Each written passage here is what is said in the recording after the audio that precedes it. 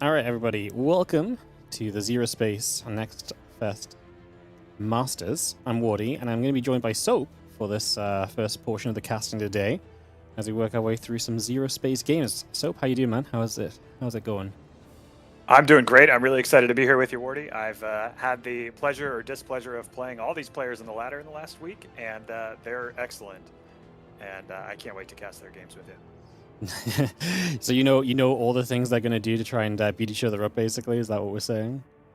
I think I know all the things they were doing a day or two ago to beat each other up, but I've seen a lot of, private practice sessions going on with the high level players in the last 24 hours, and I suspect they all have something cooking that is going to be vastly different from one another. So hopefully it'll be some fun series.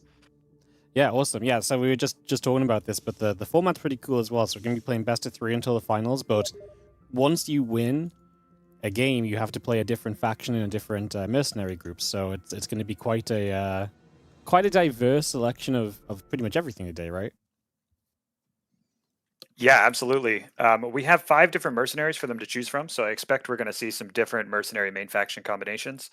But everyone's going to have to win with at least 2 factions in the best of 3s up until the final, when they're going to have to win with all 3 main factions and different mercenaries each time they win. Yeah, no, that's really cool. It's something that obviously I'm gonna refer to StarCraft a lot, obviously as a StarCraft person, but it's something that's like obviously so unheard of in the world of StarCraft. I mean, maybe recently we've had some people starting to play different races and stuff, but I think it's really cool to like just be like, hey, this game's deep and there's loads of different combos, and we want to see basically everyone actually come out and use these combos and actually play with that and stuff, you know. Um, so yeah, I'm a big fan of it. I think it's a cool way to mix it all up and to get to see a whole bunch of different things. And yeah, excited for us to dive in and see what's going on. What's your if you had to pick a favorite race, faction, and mercenary combo? What would you be picking? For me personally, in this build, it keeps changing depending on the build. Right now, I think I really enjoy the Legion and the Valkaru mercenaries. The Legion is just endless, thralls that you can sacrifice at any moment, and that you don't really mind. They say choose me, and they want to be sent to their deaths, so they're fun. And multiple heroes, and the Valkaru you can make with only the Hexite resource, sort of like the minerals only in the beginning. So you can do some fun rushes with that mercenary faction right now. I think we'll see both of them probably together some today as well. Is the Valkyrie the mercenary faction that has the heroes who throw the hammer? Yes, yeah, Yeah, the 2 heroes, Torque and Mondar. yeah. I was just playing around a little bit against AI earlier, just getting some feels for it and stuff. And I picked these guys. I just selected it because it looked cool, and then I had so much fun throwing this hammer around between units and just killing stuff. It was very satisfying watching it fly through the air and deal damage. So it was definitely one of my more favorite moments I've had just in the build up and stuff. It was very cool. Oh yeah, I'm so glad. Torque and Mondar are great. If one of them dies and respawns and you throw the hammer, it Oh, goes all it, the way it just across goes the the map. whole crap. Yeah. Oh, that's actually kind of funny. I actually have the bracket I can bring up for a quick second or two. Obviously, we're going to be starting the day with Mixu versus Reaper, and then we have Yoru versus Boss, Nurtio versus Adagamis, and Blitz versus Claire. I mean, obviously they're seeded based on how the ladder rankings were last night. Do you have anyone in particular that who you have as like a favorite out of all of these players, or do you think is it really simply like the ladder ranking is very solidly who you think is going to be the favorite each time? No, I think the ranking is a little deceptive because some of it has to do with when they played their last game and what matchup they got at the Mm. end, right? I think Mixu versus Reaper is a very close game. They've played ZeroSpace in previous tournaments, and a lot of times their series goes the distance. I think it's a complete coin flip with most of these. Uh, if I had to pick a favorite for the whole day, I would watch Claire closely. Claire is incredible with her micro. Just a really strong ZeroSpace player. I would be surprised if she doesn't go uh, probably all the way to the finals. Damn. Okay, that's some strong words. No, I like it. Like it's so fun. Obviously, for me, I know a couple of these names. Like I know Mixu a lot, and I obviously know Nurtio and stuff. But like, getting to see people compete in different games. I know Mixu is a guy who like picks up all these different RTS like really well, and is usually a very fun player to watch and stuff as well. So yeah, I think this is a very cool chance for us to have a look at this. I just realized I don't have. Oh yeah, because I'm using this wrong scene. And get turn that on. I'm good. I was set up on my StarCraft scene. All right, we're good. All right, so we're gonna get into it, and we're gonna be starting off, and we're gonna do some. Whoa! And my game just crashed. Oh no! Oh, how what a terrible showing! Didn't crash at all for us yesterday, and right away. Oh no! That's Yeah, unlucky. I'm sorry to hear that. That's okay. I maybe because I know you guys just added the camera following thing, so maybe that I will get this sorted though, and we'll get back in, and we'll take a chance at getting back into it. All good. Again, obviously we're in. You guys are coming into early access in like, I guess about a month now, right? Or just like literally just less than a month. So it's gonna be kind of one of those days where sometimes things will happen. But yeah, obviously coming up to early access, still time to iron things out. It's I mean, even early access, like we're pre-early access even, so there's definitely something to say about that there as well. Yeah, unfortunately, the new observer follow interface is really new, so I wonder if that is the difference between today and yesterday's casted games. Yeah, I just clicked over and I was like, I clicked on it and then like 10 seconds later it was like, bam, or 5 seconds later. But we'll give it another go. And like I say, maybe a bit of a rocky start, but we'll get into it and have some fun. It's going to be Mixu, and again, it was Reaper as well as his opponent. And in a few moments, we'll get this sorted back out.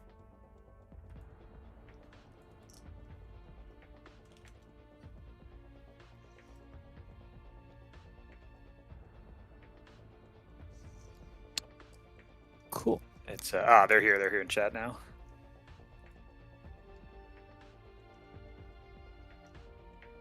It takes a moment to they were pretty locked in, so I'm glad we got a hold of them as fast as we did. Yeah. Yep, all good. We'll get this sorted. If it crashes again, we can also try the observers Discord stream and try and cast from there or something as well. It's also possible. We can play around with it, but obviously, ideally we get in game. But we'll just figure out what works and try and get this going again. Like I say, shaky start, but we're just getting the shakiness out early, and then we're gonna be gaming from here on out after. That's the way we do it. Absolutely.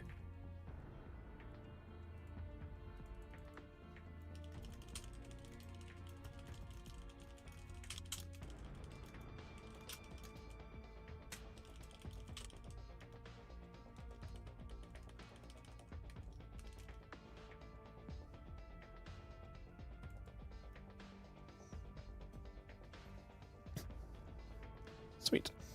Alright, just obviously typing through again, reorganize, letting everyone know what the deal is, and we can get this rehosted up and get into this first game. How many, is there like a set map pool for like the ladder and like what we're using in this tournament? Yeah, there's 5 different maps. They all have some unique aspects. The one we were just on was Canyon, which has a very small main base and kind of forces players to start building out a little more in a little more dangerous situations as they expand and grow. A pretty small map, three experience towers, which players really want to get early so they can start racking up those levels.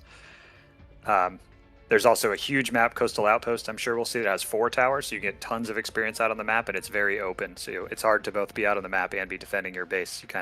Players will probably split their armies and try to be everywhere on that one.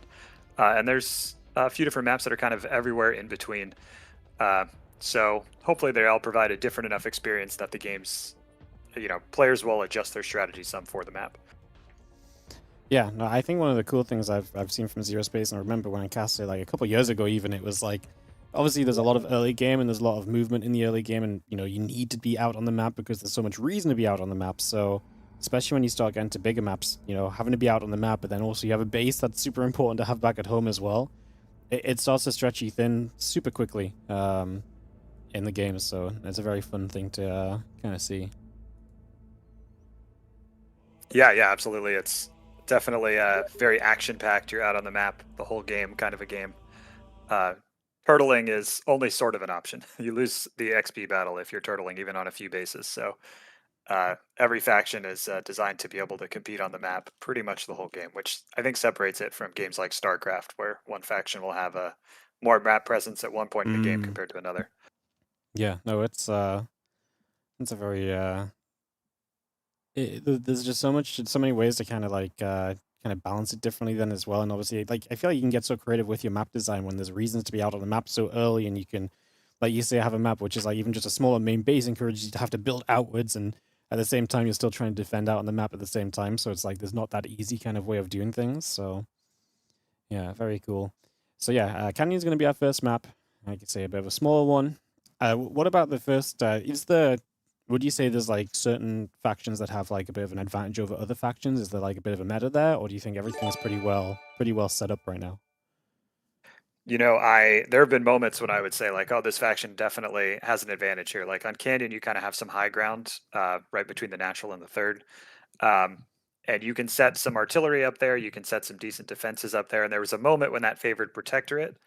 But we've had, quick and frequent patches, it's hard to say right now. But I would look for some artillery units on this map in particular.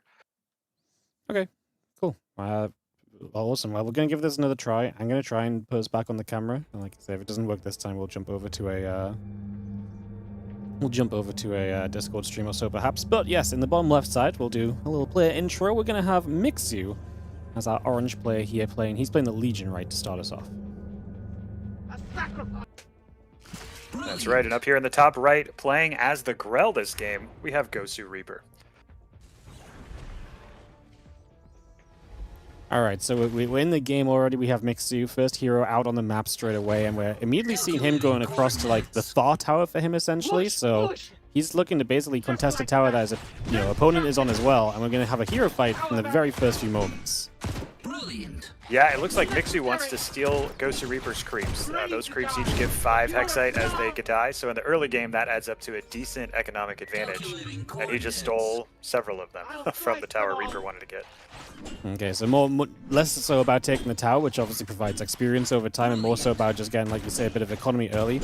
Is it like a last hit system, so the person who gets the last hit gets the XP? Gets the Hexite, sorry? Exactly, yep. So some players will favor that early Hexite, while others will favor actually getting that XP. So Reaper might be happy with this trade too. Yeah, because right now, obviously, Mixu is, not actually taking any XP on the map at all. He's still over here. You can see a little swap of the units right there, and Mixu is going to start stepping back, and he's going to start running to over here, but, I mean, Reaper's going to chase him down as well, so now we're going to have another fight over some of these creeps, and we're going to have a fight over this middle tower for the next few moments, as Mixu does grab a bunch of them right there, and again, trying to get himself a bunch of money, a bunch of that Hexite built up at the moment while he sets it back at home. Yeah, Mixu's so far pretty happy to trade the energy and hit points on that Inquisitress for all that creep Hexite. You can see him coming back in. Reaper's going to take the second tower here, so he's going to be able to get some work going there. But is the bottom right tower taken back by Mixu already? He is. He's got something over there, so he's going to get a little grab on that tower, take that down. So he is making sure to try and keep the towers at least somewhat equal. Obviously, he was down one for a little bit early. And continues to fight. Again, going to try and get some Hexite top left. But actually, Reaper's going to take the position of Mixu, and he's going to abuse it. He's going to run at Mixu's main base and try and fight over here and force Mixu out of position. Yeah, I don't think Mixu saw Reaper come through the middle of the map with all that stuff. Reaper kind of hid back with some of his Valkaru Hounds. Those are some of the mercenary units and those Brood Guards. It's necessary. Mixu diving in, trying to get a little bit of a jump on the hero here. He is going to be able to push this back and defend it in the end. Again, he did take the bottom right tower, and he's negated the middle tower as well. So a constant fight over these towers. Obviously, again, we're talking about experience. Do you want to talk quickly a little bit about maybe kind of obviously what experience means? Because there's a lot of different things going on in the game. There's the resource and the hex type, and then we're talking about towers and experience as well. So why are these towers so important? Yeah, absolutely. So in the bottom, you can see these talents here. We have them both at level 1, you can see, and they have talents. Experience and talents go together because as you level up, you get a new talent that affects your entire faction. It's sort of faction-wide upgrades, and the higher level you get, the stronger those upgrades are. When you get level 5, you have a whole new top bar ability that can be game-changing, and level 6 even more so, affecting your whole army. So those experience levels rack up and kind of can snowball the game in your favor if you get a big XP lead.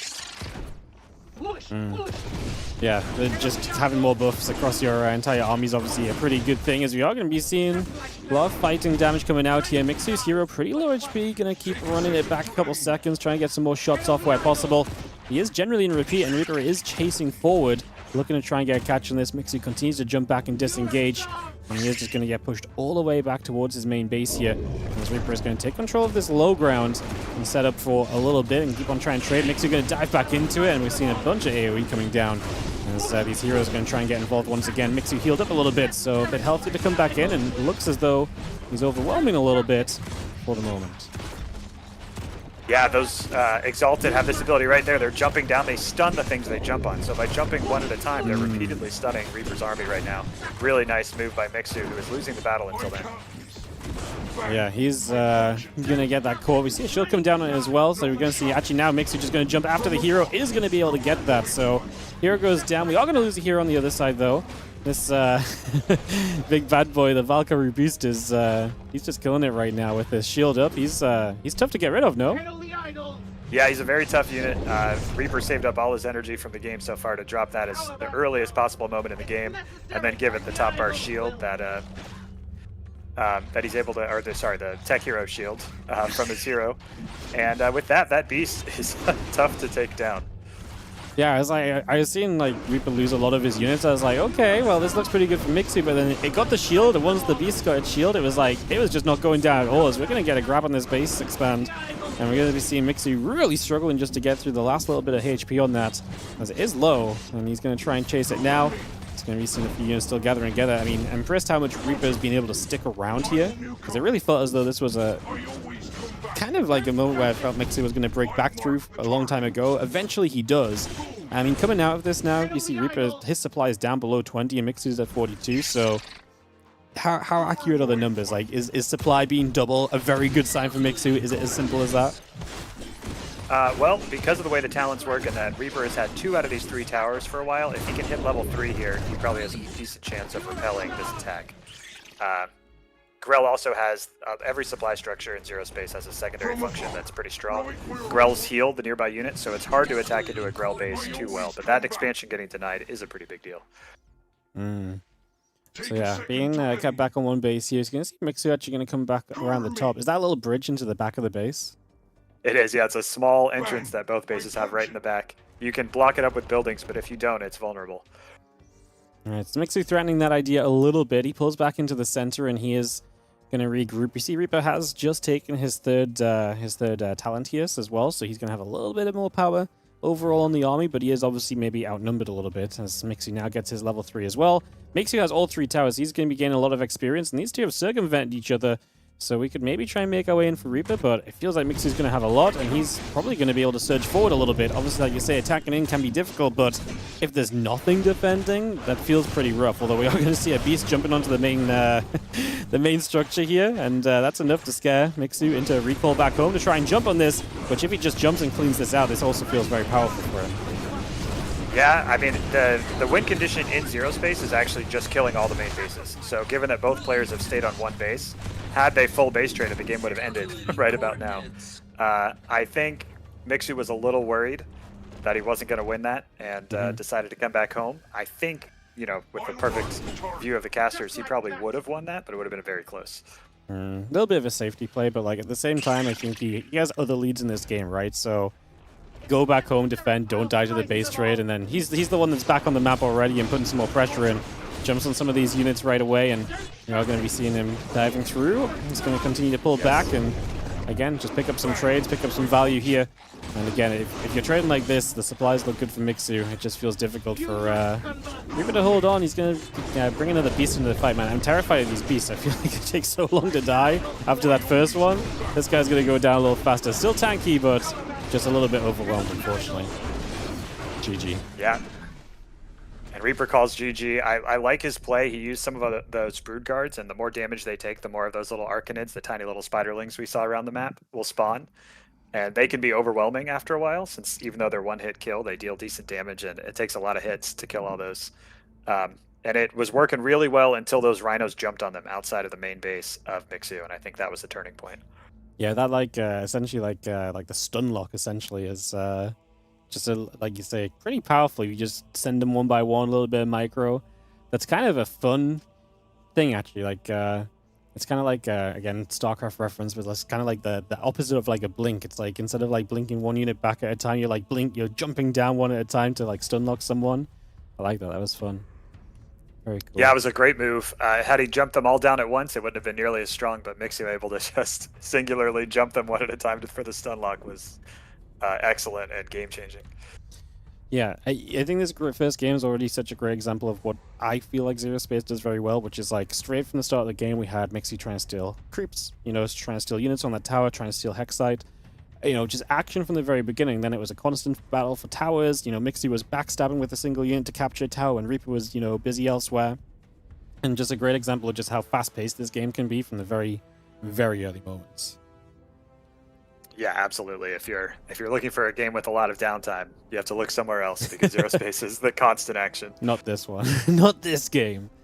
No, that's Right. that's yeah, like I say, that's what I experienced a lot of as well when I've watched it and played it in the past. But yeah, cool to see it's still there because I think that's one of the coolest things. Like, there's something about like speed and action quickly, you know, especially in this day and age of gaming. This is going to be a little bit of a like a widespread comment, but like in this day and age of gaming, like people want to get in and get going quickly, you know. And I think there's definitely something pretty nice about just being able to dive in, and from the very first moments of the game, you're playing, you're getting interactive, you're, you know, doing stuff against your opponent and already trying to win the game. I think that's very fun. Yeah, I'm glad. I hope so. I've been enjoying it a lot, and I think it's also nice that you can get into sort of a late game, mid game scenario with the towers, especially on the maps with more towers on them. By, you know, the 10 and 11 minute mark, which of course StarCraft pros can do, but the average player has a harder time doing. So getting into that mid and late game for the average gamer is a little bit easier in ZeroSpace. Yeah, that's very cool. All right, we're waiting for invite into our game number 2. How do the maps work? Is there like, are we like vetoing down and they're then preset, or is it like a loser's pick system? The loser gets to choose to either host and pick the map, I believe, or counter pick their faction. So Reaper got to, I think he chose, it looks like he chose to host and chose Ascension as the map. Ascension is one that has a very high ground main base and also a secondary high ground natural and third base down below it. And then the towers are on low ground. So you have a little bit of a safer expansion. And it's a map where if we're going to see fast expands, this is probably the most likely map to see them on. But one base openings have been pretty popular this demo. I was gonna say, like, based on what we just saw in game 1, I know of smaller map and whatever, but like the concept of fast expanding currently feels foreign to me. I know it's a very small sample size, but yeah, I feel as though that's going to be an interesting one to see. I'd love to see some fast expands and seeing how that works out. With so much happening early on the map, it feels like because if you fast expand, how much like pressure on the map do you give up? Obviously, you still have an early hero, but how viable is it to like expand quickly and still have a few units to have enough presence on the map to be meaningful to like hold an extra tower or so? Yeah, I mean that's the big question of ZeroSpace, and it honestly it's a balance that is being tweaked all the time. But in some patches, people have decided 3 base openings are good, and in other ones, it's been a matter of you know, 1 base, take the map, and then expand. And I think we're in that second state right now. Awesome. All right, well, let's have a look and see what happens as we dive on in. So Mixu is once again going to be the orange player, and this time he is playing the Protectorate. So again, obviously, like we say, we have to win with a different faction and mercenary combo when we get into the next games. Yes, and in the bottom right, we have Reaper again playing as Inquisitress and as the Orange Legion.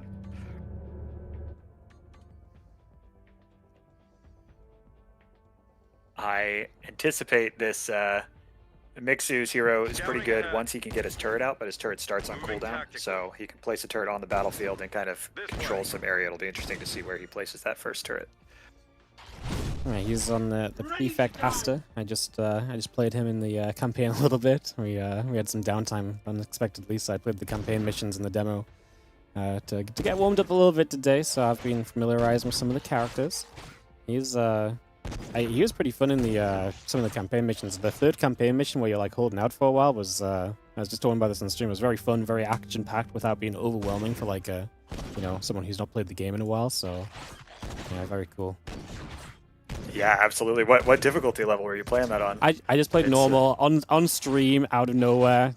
I'm not messing around. Yeah, no, I totally understand. The brutal is very brutal on it. We cranked it up a little and it kills people. Yeah, so. I can imagine because honestly, like I felt like normal was like a as an experienced RTS player, like I talk about it a lot more than I play it, but like I have experience in it, but like it felt like I was like busy, I felt like I was doing things, I was splitting units, I wasn't bored. Like at every point I pretty much was doing something at least, so I can imagine cranking up the difficulty would be interesting as Mixu.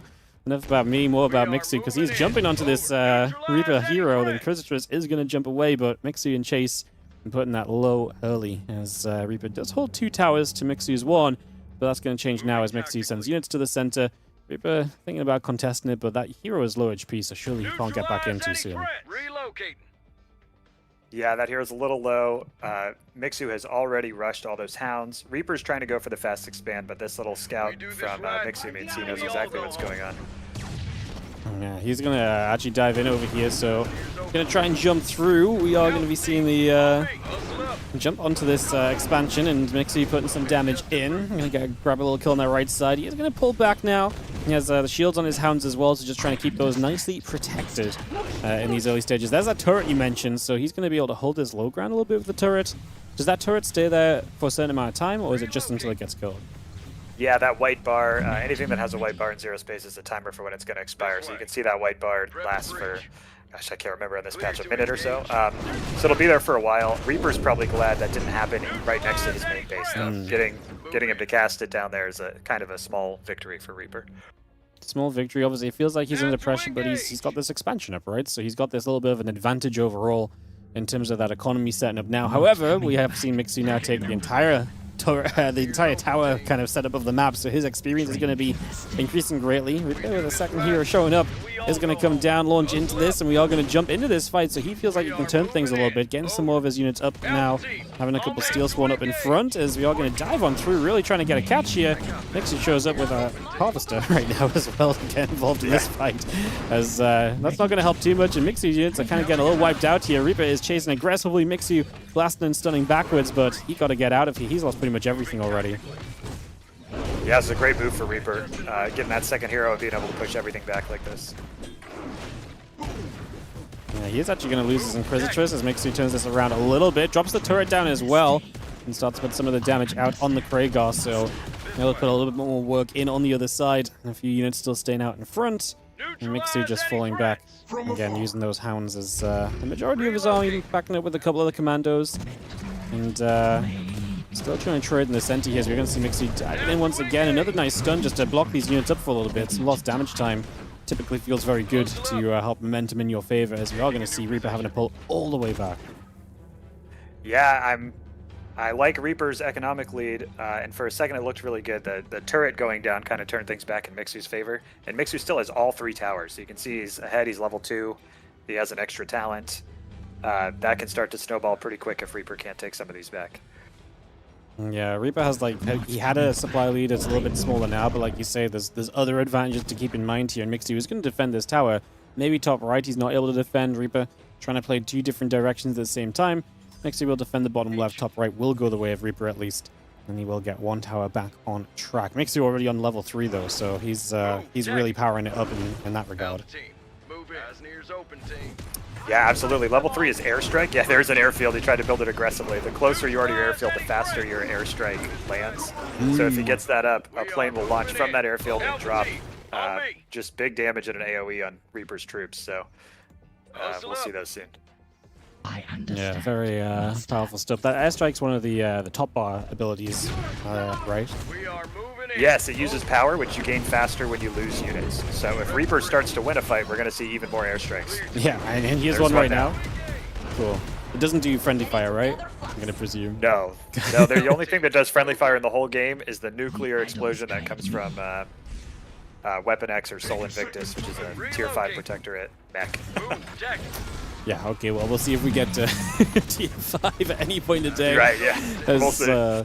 Yeah, Mixu coming forward again. All these little shields there also. Are they off the hero, or are they off the top bar as well? I understand. They're off the top bar this time. The tech hero, or Marv, as he's named now, after our tech hero and CEO, is the only one that has a shield like that. Okay.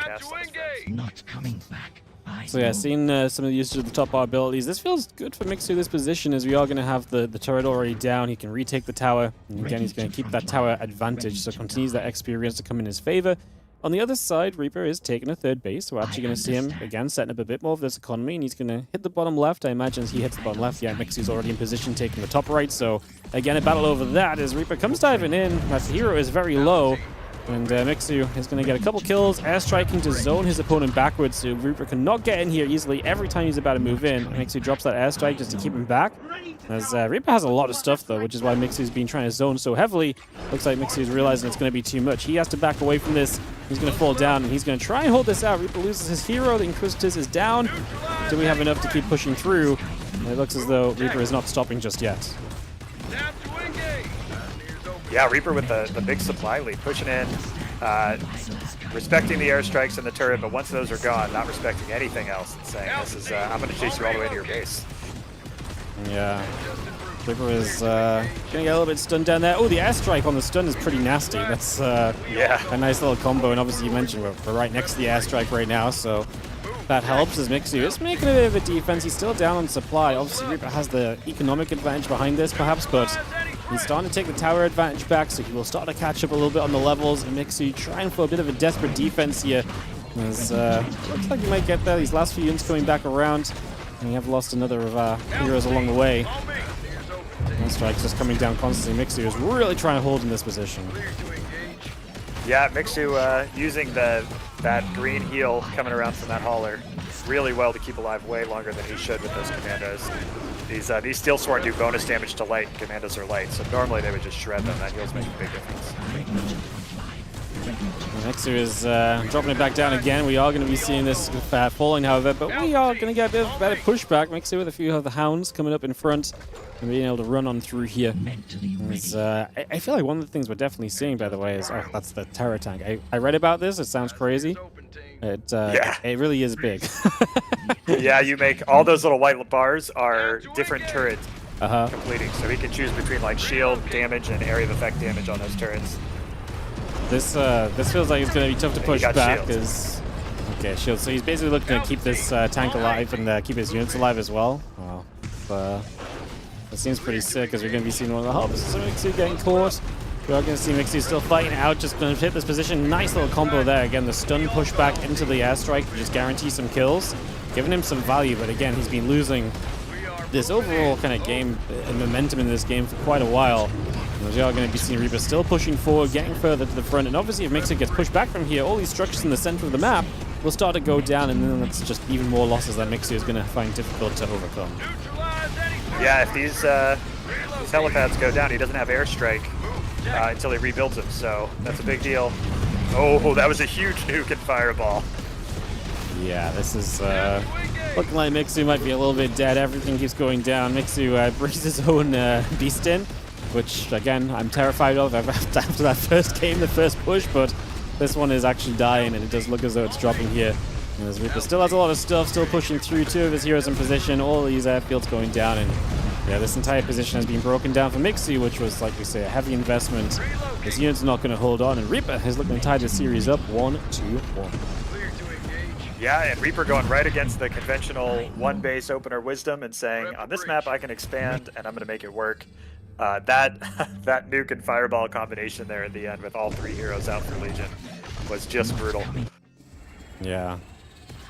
This is first time of the day, obviously going to get to see all three heroes up and running, and it must get kind of hectic as well, right? When you've got three heroes and they all have their abilities and stuff, and you try and keep track of all of these, there's going to be a lot going on, so impressive from Reaper pulling it off and bringing it back to 1-1.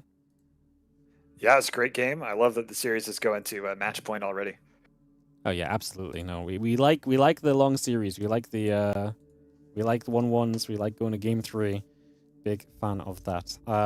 Obviously now both players have won with Legion, right? So going into a third map now, do we expect to see like Protectorate on Protectorate, or do you think we see some Grell from one of the guys again?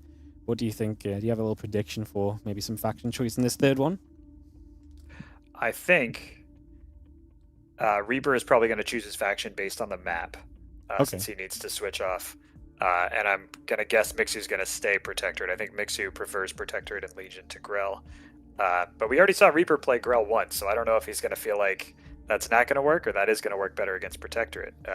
It's nice that we never get a repeat matchup here. Yeah, that's very true. Like it is very cool. The only way we get a repeat is if like they both like hard swap, I guess, and play what the other just played. But then you get to see it from the other guy's point of view, so that's very cool. as we'll be heading our way into this game number 3, starting this off.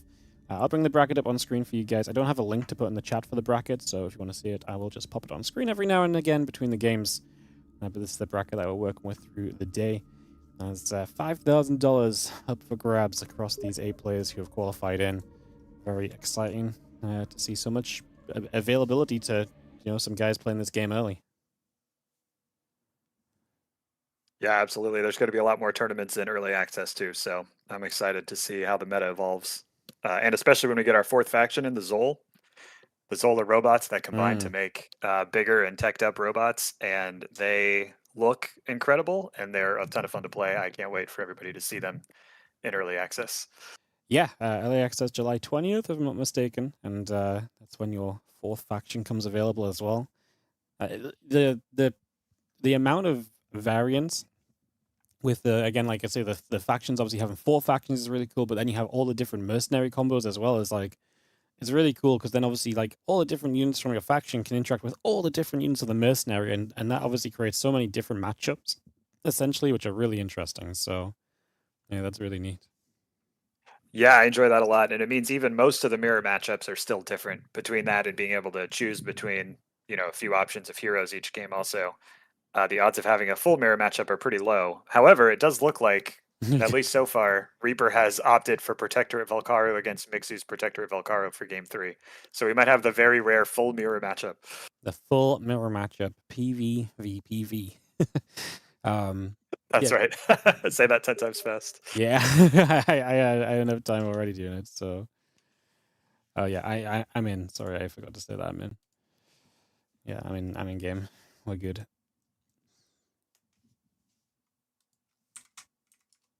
Cool. All right, yeah, no, Protectorate Valkaru versus Protectorate Valkaru, so this is going to be, like you say, that little bit of a mirror for this game number 3. Playing on Tenebris, so again, tell us a little bit about the map, because obviously we're seeing each of these for the first time at the moment. No repeats, at least for this first series, obviously. So, yeah, what were you thinking about on Tenebris? Tenebris is kind of a smaller map. You have a pretty direct line to the opponent's base right through the middle tower, but the top and bottom towers are way in the corners to the point that sometimes they never get taken if the game is action-packed enough, actually. So we'll see if it's like that. Yeah, I see it. Like, the previous games that we've had really have had the towers feel reachable, but even from the mini-map, this tower feels a little bit, or these 2 towers in the corner feel really far out in the corners. So I'm going to see both heroes early heading toward the center. Mixu playing that Prefect Aster. Prefect Aster from Reaper, I presume he's just the best starting hero. That turret seems pretty powerful if you get it up and running. Yeah, he's popular this week with the turret, for sure. That was a good start from Reaper, I believe, getting the second kind of stun AoE off, so able to hit the last hit on all of those units. As Mixu going to lose this fight in the center to start us off here, so running back gets one more kill there, but that is going to be a bit of a win for Reaper early as he takes this tower, and that is going to be Mixu not going to be able to do much. Reaper jumps forward aggressively, has the HP advantage on the hero, so just trying to capitalize on that as best as possible, forcing Mixu right back early to give him a bunch of map control. Advancing. Yeah, the heroes get a little speed boost when they get low on health, just for a few seconds, and then that wears off. But Mixu able to use that to escape that time. Team, on me. Prep for breach. Steps back to the center, now does have a couple units coming through. We already shield up one of them just to keep protecting. And these are going to be our commandos in the center, just very basic kind of range units. I have range infantry here on the Prefectorate. As we do have the turret coming down on the high ground, so kind of somewhere to fall back to and stop Mixu pushing forward into as well. Mixu now at least able to hold the power a little bit. He's going to dive on toward the turret, so he's going to try and take this fight. Stuns the hero on the other side again, wants to knock the turret down. Looks like he will do that successfully, and forcing this back. And this is Mixu just having units where Reaper doesn't, because Reaper set up this expansion. Now we'll see Reaper having to pull back and defend a little bit, but I presume with his expansion up, he's going to be able to start bringing a lot more units in. Here comes some hounds, shields them up to initially set up, but he's having to fight into this turret already as Mixu takes position right out the front of this natural. Yeah, you can see the turrets for both players being a focal point of their opponent. They're stationary, but they're strong. Yeah, the turrets Moving tactically. give you a big positional advantages. You do see a little bit of these healing beams, right? So all the production structures have like little healing beams. So if you want to fall back and get healed up, you can do. And that's one of the Protectorate's little kind of faction things. As we see, you really were not wrong. There's absolutely been zero touching of the top left or bottom right. Mixu's ran to the top of the map though, so he's going to be able to backstab a little bit perhaps here. He's going to run through in towards this base on the back entrance, and that's going to be an issue. So he's going to be able to kickstart this into something of a base trade already. And he's going to come straight in, knock down some of the mining, and at the same time, Reaper's on the other side of the map. He's going after some of the production. But Mixu is right on top of this main base much sooner. Obviously, he would have to go through the main and natural to knock this down, right? So even still, he's doing some good damage. I presume he's going to do as much as he can and maybe recall back to protect his own base. Let's see what he wants to Yeah, I would think push. so. Protectorate, he does not have any power, actually. So Mixu can't recall anymore. I think you recall to 0 only. With that 0 power level, Protectorate recall costs kind of a lot of power. So he's kind of stuck. He's committed to this sort of a quasi-base trade where they're both killing all the workers of their opponent, which are these stationary extractors in ZeroSpace. Yeah, he's going to drop the turret down. A couple units coming from the other side. Some hounds showing up, so it looks like he will defend his main. And he has shut down pretty much all the mining on the other side out of Reaper. So Reaper's mining is going to be really hurting. And Mixu, we're going to continue to chase back. And obviously he's got a lot of units on the other side. They're starting to get caught now as well. He's just going to go for another of, like you say, the miners. Stop the income a little bit. You can see on the bottom scoreboard, you can see just how much Mixu is mining in comparison to Reaper. So despite the lack of the extra base on Mixu, this attack has been very effective. He's going to try and evacuate these units now. We'll see how much Reaper can kill. If he can kill everything, that's at least a small victory on the back of this. But his supply is hurting. Mixu has a lot of units still in the center. And of course, if you lost all your, essentially your workers and your mining, you're not going to have a lot of production despite the 2 bases. Yeah, I'm nervous for Reaper. You can see the income is half of Mixu's, even though Mixu only has 1 base. And Mixu's just relentless. Says, you know, I think I have a little more supply. I'm going to come in and trade out the unit to make sure you have no money at all. Yeah, I'm just going to be seeing Mixu just same vibe, right? Just trying to do more of the same here in terms of just attacking through. Make sure your opponent is basically not getting any building at all. He's actually targeting the actual base right now. This time around, once again, hero at home for Mixu with the turret and the stun to just try and hold this off and try and trade effectively on the defense as best as he can. He's going to call in another round of hounds as well, and that looks like plenty to deal with this. So he's going to handle that well, and he continues on the other side of the map to just again put Reaper into a worse and worse position. As this setup for Mixu seems to have done more than enough. Yeah, it's been an action-packed game, but Reaper with 196 income to 504 of Mixu, and Mixu's still dealing damage over here. It's going to be a real uphill climb for Reaper. Yeah, I mean that's the thing, right? It's not like this was stopped and Reaper stabilized behind it. He's constantly been under consistent pressure. It's just kept on, growing and growing. Every time he starts to stabilize a teeny bit, Mixu is back there. He denies the mining again. And yeah, Reaper is going to have so little to work with right now as Mixu's going to go work his way. These back entrances are really fun because it means that Mixu doesn't have to fight through everything in the front. He can kind of stab around the back. Another little access point for him to take advantage of is now he's going to actually maybe just catch Reaper's army in the middle of the map, gets a big stun off, jumps into this, and he's going to bring the beast in as well. As that's going to be the hero of Reaper dead. And a lot of these units are going to go down as well, if not everything. Reaper looking as though he may be out of this round of 8. Yeah, I think it's just a matter of processing it and seeing if there's anything else he can do before he calls GG. He does recall the beast, so he still has that. But he also, both of these players went so aggressive. They went a 0 harvester opening. Mixu just got one. Reaper still has no flux and no tech units either. So it's all commandos and hounds and beasts for Reaper. Just basic stuff. As Mixu jumping onto the main base now. He's going to start clicking down once again just the extractors. And this is going to be Reaper with a hero and a dream and a beast and a couple hounds. Oh, maybe a little bit more something. Mixu actually loses a lot of supply in this, so maybe this version of the attack was a little bit too far. Mixu still has a lot more mining overall, but yeah, losing a little bit of the momentum that he built up with the supply at least now. Yeah, and the nice thing for Reaper right now is that because these towers are so far in the corner and the game's been so aggressive, he's not really behind on experience yet. So even though Mixu's had the map, the advantage has been smaller than it would have been in our previous games. Asnir's open, team. Well, Reaper keeps on chasing through. As he's going to come right across, try and push in. Actually going to see a couple of units jetpacking in to try and take that beast down, guarantee it. Now we're going to be able to get that jump. And you see a few more hounds about to rally in from Reaper. He's actually taking a supply lead here as he continues to push at the front, so an opportunity maybe for him to get some more done. Obviously, Mixu will have the wall to defend with. He's pulling back, missing his hero right now. And could really do with that as Reaper gets really deep into this base again. So Mixu, in a moment of trouble, calls in another round of mercenary hounds to try and go chomping on through. Yeah, I like that Reaper's able to push back. I think when he gets to these structures, it might be a good time to go take corner towers or something, though, because it's so hard to push into them right now with the defense Mixu has. You can just capture towers with like one unit, right? Absolutely, yeah. They still have the tower creep at them because no one's visited them yet. But once you kill that, you can. So you can't just sneak one off early, you gotta commit something. That does make sense. Yes. Okay, well, yeah, I was gonna say it feels weird not to go send one unit, but yes, obviously a bit more of a commitment than that needed. Mixu is re-rallying back up. For a moment, Reaper was definitely having the momentum swing back in his favor, but seems as though Mixu is going to be able to bring this back a little bit more in his hands now, and he is going to clean up at the front. And he's going to push onto the map once again. We just see Reaper back to the center. He's going to try and take this tower. He didn't do that previously. Mixu might get here in time to deny it. He will contest it, so it will not go in favor of Reaper as Mixu comes diving in. Now the supply is really getting out of hand. Mixu is up by about 30.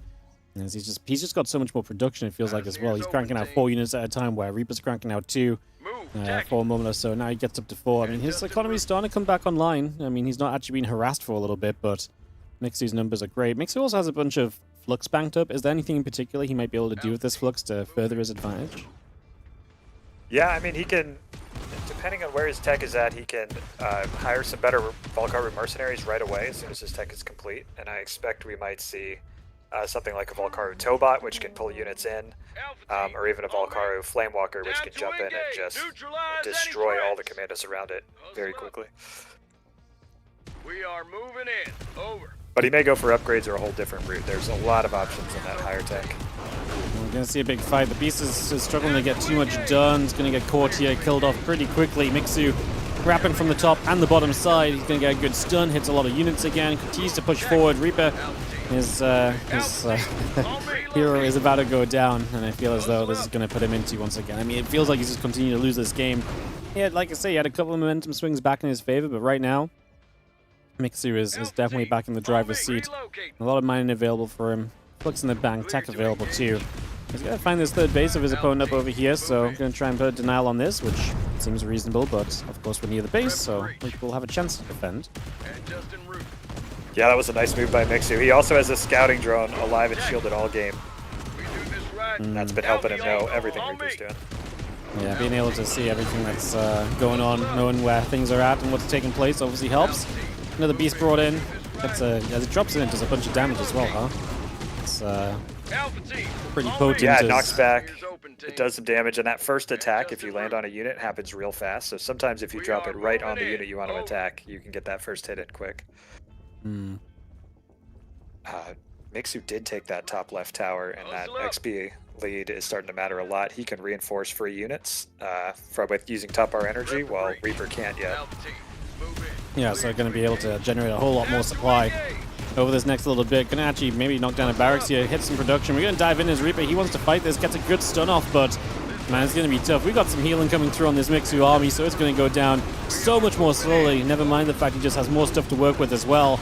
And we're going to keep on trading here. This beast is going to be the next target. Super tanky, but if there's nothing else going on, it's going to take a lot of damage. We have to fall back as Reaper, but that means giving up some of these structures at the front. And Mixu will continue to push his way further in. And yeah, this whole edge is going to reposition a little further forward, keep healing, and just keep Mixu in a very, very strong position at the front. Yeah, absolutely. We figured out where the flux went from Mixu. He upgraded this hauler, and that healing area of effect is bigger and better, and that's what stopped Reaper from winning that fight. Reaper's angle was awesome. Beautiful. Mixu takes it down and is going to advance to the semifinals here. As, I mean, a really awesome first series of the day to display a little bit of what was, of what's going on and how things work, and just how, I think, again, how active this game can be. Like, every game you're seeing fights from the very start. I mean, this last game was very back and forth as well. Like, yeah, Mixu maybe constantly held the lead, but for the most part, we also saw a lot of, we saw a lot of fighting back from Reaper. He wasn't just down and out. He had some chances to get back in. He went back to the front a few times. Just wasn't able to quite swing it back, but was able to hang in there for a little bit, if nothing else. Yeah, absolutely. He got all the way back to his full income. He swung the fight back across the map again. He did a lot with a little in that. If they were on even supplies, I feel like that last fight, Reaper took a really good angle, had a good stun, and might have been able to do it, but he was too far down at that point. Too far down. All right, we're going to dive into our next series already. We got the game coming up. I'm not going to get into this in a second. And we are into our second matchup, which is going to be Yoru versus, I presume it's just Boss, or is it Bossy? Do you know? He says either one is okay whenever I ask him. So I've been calling him Boss because it's easier for me to say. That sounds good. Boss versus Yoru going to be setting up, and the way the lobby's set up right now, we might have another mirror because they're currently set up as the Legion and the Free Corsairs on both sides. So if that sticks, we'll see some. We didn't see Legion versus Legion yet because we had the Legion Growl first game, Legion Protectorate second, and obviously both had won with the Legion. So yeah, gonna get into this, and Coastal Outpost, I immediately see on the description 4 XP towers, so a bit of a bigger map than what we've seen so far. Yeah, this is the map with 4 towers, our only map with 4 XP towers. So if you control the middle and you can actually get all of those towers, they're sort of in an S formation in the middle of the map here, then you can take a humongous XP lead. And this is the map where we're most likely to see those tier 5 ultimate abilities, which are a lot of fun. So I'm excited. I kind of hope this one goes the distance. Tier 5 ultimate abilities just sounds epic, so I am with you every step of the way. I'm completely down to see how this turns out. So it is going to be some Legion on Legion. As GLHFs are called. In the top left, our orange player for this map is going to be Yoru. And in the bottom right, playing in the purple, we have Boss. Alright, so we are going to be straight out with the Inquisitress. I'm getting the feeling that Inquisitress is the opening hero we go for all the time with Legion. Yeah, Inquisitress is having a moment. She is the early game dueler among the duelists, however you say it, among the Legion. So I think expecting that early game duel, people are favoring her right now. Makes a whole lot of sense as Yoru will fight on this tower. Boss goes to fight on the right side tower. Obviously, a little bit of different directions. One guy goes middle, one guy goes to the right, so a little bit of a different idea there. But we are just setting up, and we are happily going to try and just take an expansion early. Don't doubt it. Yeah, it looks like Yoru is going for that expansion. Boss is going for the early Exalted, which we saw back in Game 1 between Reaper and Mixu, where Mixu had them, and they were stomping on the low ground. So I think we can expect some aggression out of Boss here. Yeah, you got Stompy Boys that can chain stun. I want to see you across the map and using them, so. Especially if that expansion's coming up, so. Yeah, we are getting into, there's now 3 bestiaries up already, so we've got a lot of production available here. And yeah, those Exalted are coming through. The first one is currently being chased down by an Inquisitress, but is going to be able to run out of that. I like these units, man. A, they look cool. B, they feel like dinosaurs, and that's awesome. And I kind of feel as though they're just like the idea that they can jump and stun, it just, I don't know. There's something, these units speak to me.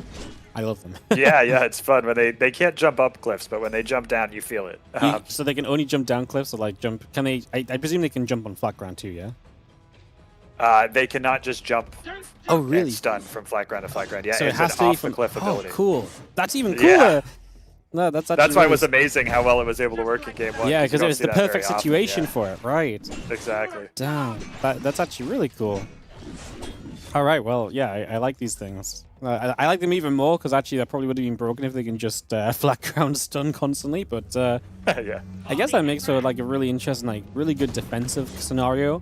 I guess then they have to be pretty good on their own anyway, because, you know, in a lot of scenarios here, we're probably not going to see them jumping and stunning anymore. So, still good enough to justify building, as they are going to try and trade against these early trials coming in from Yoru. Yeah, they're especially good against air and medium units. If you get a ton of these thralls, the rhinos don't hold up too well unless they can jump off a cliff onto them. So we'll see just how many thralls Yoru is able to muster here in these 2 bases. Boss's Inquisitors getting low, and he's going to get jumped on by the other Inquisitors. We're going to try and jump for that, and we are going to see this going to be a turnaround. The Kragar shows up from Boss as well. Going to be jumping in, and Yoru is going to get the Inquisitors killed, but he's being chased away otherwise. As we come back over, and again, more of these thralls continuing to arrive into this game, as we definitely seem to be fairly stable. I was going to say stabilizing a little bit on the 2 base. We lose our hero now, but do you think we have enough thralls just to keep this back? It looks good, no? I think so. I don't think Yoru's going to die to this, but Boss doesn't have to kill him here to get a huge lead because he has all 4 of those XP towers. So he's already ahead in talents. And he actually got Pillage, which is one of his mercenary talents. That means the more buildings he kills, or any building he kills, gives him a bounty. Oh, wow. So he starts getting money from it. And so he's happy to be aggressive and kill anything and just keep those towers for now. Yeah, it's amazing how many little things, like you say, like talents here are essentially building into the idea of like, hey, I want to keep on fighting, I want to keep on attacking, because I'm going to benefit even more from that now.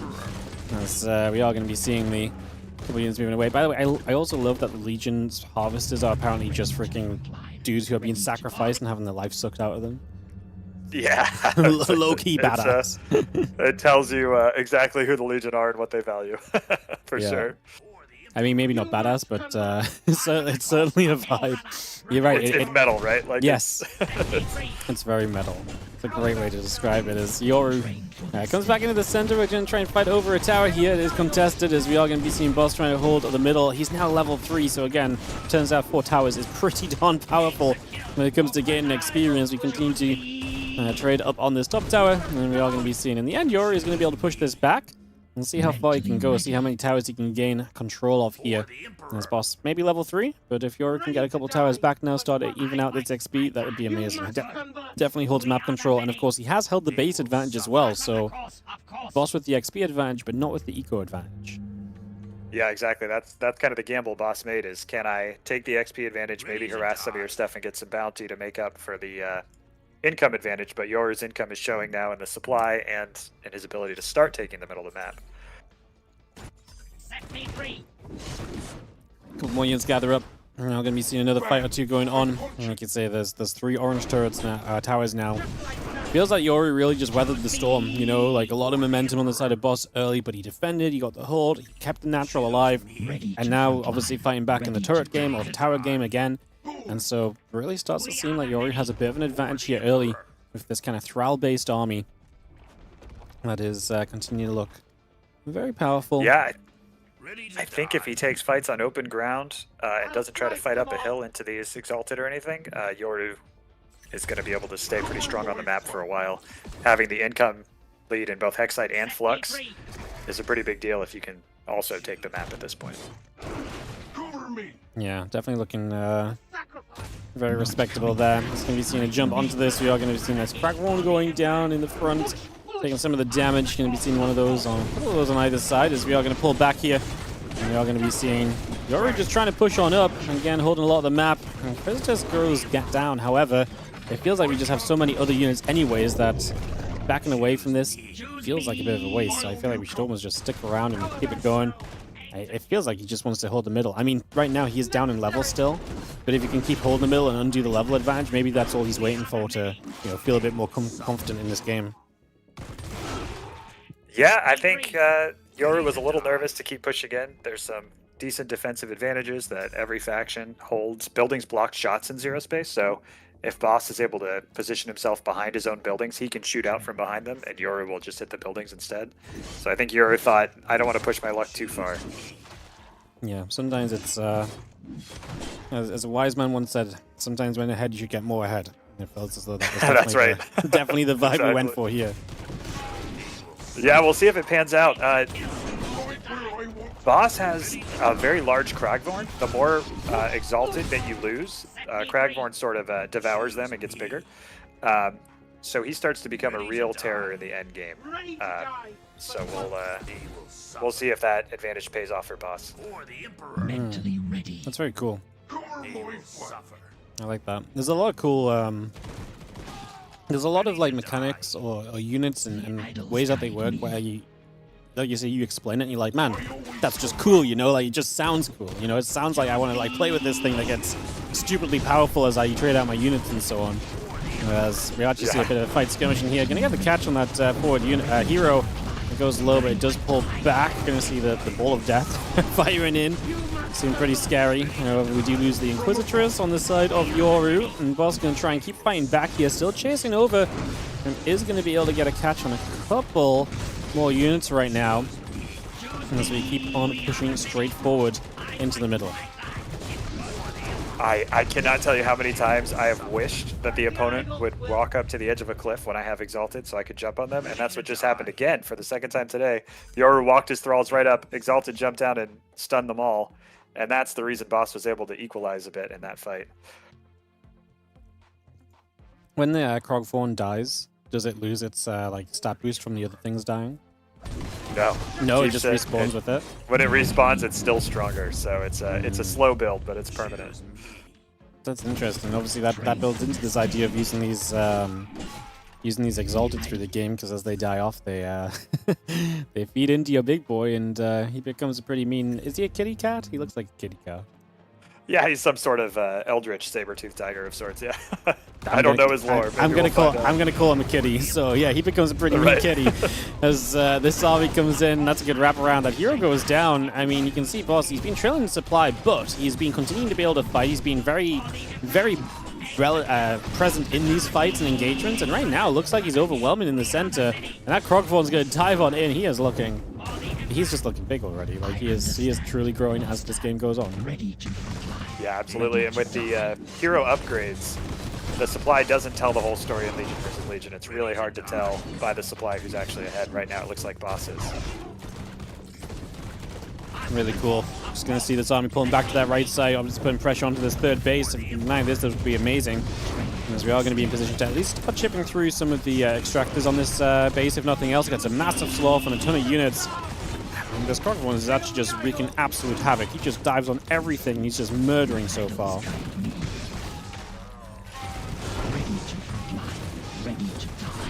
Finally goes down. That feels like it might give you some breathing room as Yoru, but Boss is very close to killing this base off, and it feels at this point you just click that, get rid of it, and then you get out of there. Yeah, and especially with that that pillage talent, Boss really benefits from killing that base. Yeah, big moment as we do see Boss pulling right back through. Yeah, like you said, the pillage is the one difference that we've seen in the game so far on that level 2 talent. Everything else has been very much so matched. But yeah, obviously kind of played into the style he was playing early. Gets a catch on the opponent Krogthorn, knocks that down, and is going to continue to push on through into everything else. Still has a lot of these Exalt that are just leading the charge into this. And as we try and fight through, a couple more shots going in, trying to dive into the back line. We trade Inquisitors a piece. And we're now going to be seeing, I think, Boss is losing a bit of momentum, probably has to pull it back. And you've really seen how Yoru's held these towers. He's now caught up in levels considering how big the level lead was early. So really going to show how much map control he's held throughout this. Yeah, if either one of these players saves up some power too, they have the ability to call down a monolith, which is a giant stationary structure that just deals tons of damage, and the more units you lose near it, the more damage it deals. So it's it only lasts a little while, but it's real strong if they ever save up their power. Right now they keep using it non-stop to reanimate their units, which gives them attack and move speed. There's one. Boss calls down his monolith first, and Yoru's going to have to run. Yeah, that looks pretty terrifying, as we are going to be dropping a little cheeky nuke as well. Is that Krogthorn healing up? Because he was pretty low before, but he's getting some health back on him. So, yeah, obviously going to be looking to have him carry through a little bit and deeper this game goes. And he's in it. Yeah, he's about to be the tankiest unit in the game. Just a little more hit points and he'll be there. Ready to die. He already looks freaking tanky, honestly, as we're going to see the fight over the right side, just recapture our tower. And again, Yoru has done a good job of keeping the towers up. He now has a level lead, getting up to level 6. And that seems like a pretty good talent. Producing a unit spawns an additional Thrall. Seems like the kind of massy swarminess that we've been going for is going to expedite here a little bit. And we might need it if we're going to have to spend a lot of time damaging this Krogthorn, who is absolutely tanking like a beast right now. We'll see if it lasts long enough. He's still up in the front, knocking down Inquisitors. We are going to see Boss getting his own Inquisitors back out the right side, but now it goes down as well. The Krogthorns trade out, and we are going to see Yoru looking to re-engage back into the front here still, as it feels like Boss, without the Krogthorn, loses so much of his sticking power in these engagements. That was a huge nuke and a huge fireball from Boss. Yoru was way up and looked like he might be able to push through, and then that nuke and fireball hit so many Thralls, and they're so squishy. Squishy en masse units, AoE is not their best friend. And we are going to be seeing this trade coming through again. The Thrall's still pushing up. Fireball and just being launched on in. And you have a little bit of an attack down on the bottom side as haven't really noticed that boss has just casually been up on 4 bases. But his bottom left base is going to be in trouble, so counterattack here. And it feels like he's fully focused in the center of the map, on the upper right side of the map, so it's very difficult for him to be down in this bottom left. Yeah, that base defends itself pretty well with its turret, but I think those thralls are going to take it down. You're going to escape off to the side. It's just going to be taking another fight. Trying to use the defenses of our base to try and help us out a little bit here to hold, as Yoru has started to take fights just closer and closer to the base of boss. He's the Crookthorn, he's back again. Dangerous Kitty is going to make some moves. That bottom base actually lives as well. Wow. Didn't expect that one. 5% of its hit points are still left on it. Unbelievable. Yoru chasing up again. A lot of speed on his units right now, as we're actually going to take some time to jump on this. A Corsair Flamer. That seems like it might be pretty good against the Thralls with what I presume is some AoE fire damage. Yeah, absolutely. It's going to be hard for it to catch these units. Both players opting for the Corsairs get this advanced sensors where they get 20% move speed. And then the Legion top bar ability, that these little purple dots make everything faster too. So these are the fastest possible units, like, pretty much in the game right now, and they're both running around at warp speed to dodge all these AoEs. Gonna dive, finish off this bottom base. I think that was not long for this world. However, we do put ourselves up a ramp and maybe a bit into the corner, so as boss dives into this, he actually has a chance to jump on a lot of these units. The Thralls are absolutely getting decimated, and Yoru trying to escape away, stops to drop a fireball, but he's probably going to lose a hero because of that move, and he's just going to lose a lot of momentum in this game. Do we get out of here? No, we do not. The Galavax has fallen. We are going to be seeing the Monolith called down, and that is going to maybe hold this ramp right now, which felt necessary. We go diving in, just trying to nuke into these Thralls. Like you say, they're squishy, they're AoEable, and that's exactly what Boss is trying to take advantage of. He's got the supply leaf, I think, the first time in the game. And as he continues to hold out and fight in this position, we're going to set up a bunker wall? What is that? Yeah, sandbags. It's the Dread Raider's equivalent to the Valkyrie Beasts. Wow. Blocks shots, maybe stops the push, but not enough. What a game. That was, yeah, what a game. It did go the distance. That was fun. Yeah, that was Boss just like... my boy just like set up for the Sabertooth Kitty, and he made it work. Yeah, I mean, it was kind of cool to see his game plan start to finish. Like, I'm going to build these Exalted, right? And I'm going to, get very aggressive on the map and stay very active. And obviously, like, we saw the talent tech into that to help him out and to make that even more viable. Took a huge level lead, and while Yoru was able to fight that back and take that level lead away, eventually that later game army then really kicked in for Boss. There was a time where it felt like he wasn't really winning fights, but eventually he was just able to say, okay, we're good. Like, now my fights keep going my way once he got a little bit more of his AoE online. Yeah, definitely. The Kragvorn stacking is really strong. He has to be near the, like, Exalted that, get killed and stuff to, like, make full advantage of it. Yeah. And I think Yoru on the back door on the 4th base was a good idea. The Thralls are really good at kind of being everywhere because they're so small, and you can get so many of them. And I think if he'd done a little more of that kind of a play, it might have beaten him. It was very close. All right, well, we'll head into a game number 2 in a couple of moments, as I think we're going to be playing on Canyon from what I can see. I see them hosting the custom screen, so... Yeah, back to maybe a smaller map. Obviously, this was our first time seeing a 4-tower map, and it definitely felt bigger. It felt bigger. There was a lot of a lot of space to cover, a lot of places to be. We saw a lot of use of counterattacks towards the end as well, trying to knock down that bottom left base as well. Very, very cool stuff. So, getting into a game number 2 very shortly, as Boss takes the 1-0 lead here in the quarterfinals of this ZeroSpace Next Fest Masters bracket. Yeah, it's been a fun one. I'm excited to see what these two do in game 2 and what faction Boss is going to switch to. He plays a little bit of everything. It's hard to predict. Yeah, that's the cool part as well. We don't really know exactly what the idea is right now or what the plan is going to be. So, yeah, we don't know what the matchup is going to be specifically. So a lot can change going into this game too. We'll get that, like I say, on the screen very shortly. The winner of this is on the same side of the bracket as Mixu, who already advanced, so that would be our semi-final later today, just to keep everyone up to date with how the bracket moves along. And then, yeah, we'll see who is able to take that situation. And it's fun. Honestly, I knew ZeroSpace was fun already, from past experiences, but it's so fun just to actually get it and watch some games. Like, they're so fast-paced, there's just so much happening. I love how much back and forth there is, where it's like, one guy's pushing, but the other guy can push back, but it's not the end of the world that one guy got pushed back. Like, we really do continue to go back and forth in that scenario as well. So, yeah, it was, we're seeing this in so many of the games so far. It's just super fun and exciting. Yeah, I've really enjoyed these games. I love that the Exalted have actually been able to use their stomp off a cliff ability so much today. I've never seen it so much, actually. Swing fights. And it's been fun to see the back and forth. Players choosing to expand versus take the towers early is looking pretty viable from both sides, so I love to see that.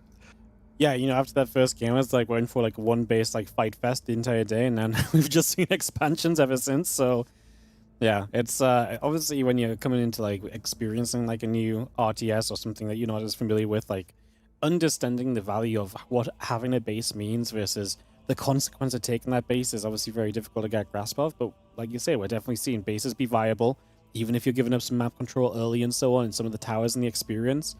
And like you say, ZeroSpace really creates this big question of what actually is important. And like there's so many things that can be important. You can really prioritize in different ways, which is very, very cool. So yeah, definitely. I think this is one of those things where like every player was favoring like a one base or late expansion. Mm-hmm. And then they all, you know, went into their study and worked with, you know, their secret ideas and friends and came out with, we can expand. And we're seeing it kind of a new metaphor in real time right now. Yeah, completely different, completely different sort of setup is. We're just having some issues. I think people getting into the lobby, so a couple moments extra, but that's all good. As we will be back in it as soon as possible here and getting into a game 2. And yeah, what do you know much about what the players might prefer to pick in terms of races right now, or factions? Sorry, like if you're Yoru, do you stick with the Legion and try and get your win with this now? Is that your most confident, or is again just so map dependent? I think Yoru is probably going to stick with Legion. There's a chance he wants to go with the Valkaru, but as his mercenary instead of the free Corsairs. But he may stick with exactly what he had. And I suspect Boss may go Grell. He is on Grell. So he's on Grell with the Chakru Kingdom, and then Yoru's playing Protectorate with Valkyrie if they are set correctly. So he's going to switch to Protectorate here for Canyon. And obviously could still go back to Legion to win Game 3. At the end of the day, you've got to try and pick up this game no matter what. But if you got to win with like a non-Legion race and you feel like this is your best chance to do it, you may as well do it now instead of letting it go to a Game 3 and you maybe don't think the map's as good. So, yeah. Yeah, definitely. I like that Yoru said, hey, this is a different map. Oh, no, he is changing the Legion. Bummer. I was going to say, I love that he switched based on the map. Beta. Okay. Sticks to his guns after all, yeah. There is a lot of like theorizing we can do, right? Where it's like, oh, well, you know, is it better to kind of play whatever's strong on this map? Or is it better like mentally to be like, get to the 1-1 and let it go to the, you know, guarantee we get to a Game 3 as well? And just play, you know, what you're strongest with as well. I mean, that's one of the really cool things about, like, again, call them like conquest formats, where you've got to win with multiple different types of faction or race combos and so on. So, yeah, I really love it. Like, having an RTS where this is a thing is genuinely really cool. I know when Battle Lasers was a thing, it was one of the formats I thought would be really cool in Battle Lasers, for example, this idea of having to win with, like, all the different things. So, yeah, that's good for that game for sure. Hopefully when they come back someday it's strong. Yeah, fingers crossed. Now we got ZeroSpace giving us this Conquest kind of vibe. As I'll just say, Boss is in the top right, Yoru's in the bottom left. We don't need to dwell on that. We've got ourselves a hero coming over, the Chakru hero. We have not seen the Chakru hero yet, right? No, or the Chakru mercenaries at all. He comes with that mercenary faction. They have 2 different temples, an Earth Temple and Water Temple, so they have the most different mercenary units. And similarly, he has an Earth form that he's in right now, where he has an Earth shield we just saw explode and turns into a boulder and carries his friends with him into the enemy to stun them and damage them. And he's got a water form where he can heal and push back enemies. So he's a fun hero. He's a transforming hero. He's definitely a hero that requires a decent amount of attention to use well. And he's our newest hero, so I'm thrilled to see him here. I already love just Earth Ball rolling my way forward into the enemy. Exactly. Great. Yeah, the Chakru are they're very I feel like when I look at that hero unit of the mercenary units, I feel like they're all very like bulky things that are like very cool to kind of watch run around the map. So Yeah, most of their units are melee. They're kind of in your face. They also have ghost crabs, which are the closest thing to banelings in this game. Oh, there he goes, rolling down. And we go for a little bit of a fight. Tons of mobility on these heroes, of course, which kind of necessary, right? If you have a hero that's not mobile, obviously maybe for later in the game, like it's going to be more usable, but for early game, we're always going to see these high mobility heroes to get on the map and to take the objectives and try and create and generate advantages as early as possible. Yeah, for sure. And speaking of advantages as early as possible, Boss is going for a fast third base. I haven't seen this in a while. I'm really excited to see what he's cooking. Yeah, just going to get really, really big eco setup. And obviously we do have a lot of production coming through. It's not like Yoru's, being super aggro. He has built an expansion himself, but 2 versus 3 base, so Boss going to try and hold that advantage as he looks to push this series further in his favor and get through to the semis. Yeah, Boss already at that level 1 talent too. It's rare to be able to take a fast third and take all the towers. I guess because of the way Yoru's expansion was set up, he doesn't quite have the forces out. He's going to try to take mid and bottom at the same time right now. Yeah, he's going to go everywhere. He's got the hero on the top left as well, so he will definitely get mid and bottom right. There's no way we have the units as Boss to do much about that. He will at least defend the top left tower, trying to keep one going for some experience income. And just going to have Boss now backing away. The units are gathering up. Boss doesn't have anything else on the map, so he's just going to try and rotate and just basically say, okay, you take that tower with everything. I'm going to take this one back, and just going to try and keep his opponent moving around. While obviously he, in theory, wants his economy to kick in and then go from there. Yeah, Boss just able to stay out of Yoru's line of sight as he snuck by him to try to take that opposite tower. Sneaky little move, gonna get that bottom right. It's a lot of units that show up onto this third base though, and it doesn't feel like we've got a lot to really fight this off right now. So this third is gonna take a bunch of damage. I mean, Boss is gonna try and run in with the hero. He actually does a lot of splash damage onto these these thralls early on. So yeah, able to see that as we are going to be stepping back over. Loses a harvester earlier as well. Yeah, Boss, the hero, the true hero moment with his hero, being able to explode that earth shield that detonates for like 50 damage. Thralls only have 70 health, almost killing all the thralls in one hit there. So they had to walk away. Choose me. How about no? It's definitely a strong AoE moment. We're actually going to get to see some of the more Grell units coming out here. A couple of Brood Guards coming in. Ooh, we're going to go. That's really cool that he captures all of his own units and takes them with him. So I love that. That's actually a really cool. Like, I keep saying it, but every time I see a hero or something new, I'm like, wow, that's cool. There's so many unique ideas going on in ZeroSpace. It's awesome. Yeah, I think ZeroSpace is basically a melting pot of cool ideas and how we can make them, hopefully work together well. They will suffer. Yeah, no, it's very fun. So yeah, we see Stingers, we see the Brood Guards coming out. What's the general idea of this army of Boss? Is this just like get a lot of stuff, have like a strong front line, and just try and let the hero kind of carry from the back line as well? Yeah, I think the way the Brood Guards work, the more damage they take, the more of the little Arcanids, the little spiderlings they spawn. And I think you kind of can just overwhelm anything except AoE damage with them once you get enough. So seeing that right now Yoru's army has almost no AoE damage, just the Inquisitress ability, you might be able to overwhelm with that. Not coming back. I know. All right, well, we see Boss is just holding up on this high ground at the moment. He's kind of letting Yoru, if he wants to, walk him to that third, maybe ready to assault from the high ground if that does happen. But as you say, may just be happy to let these numbers grow, get into that better position, and get those extra numbers up and online to really help us fight a bit further down the line.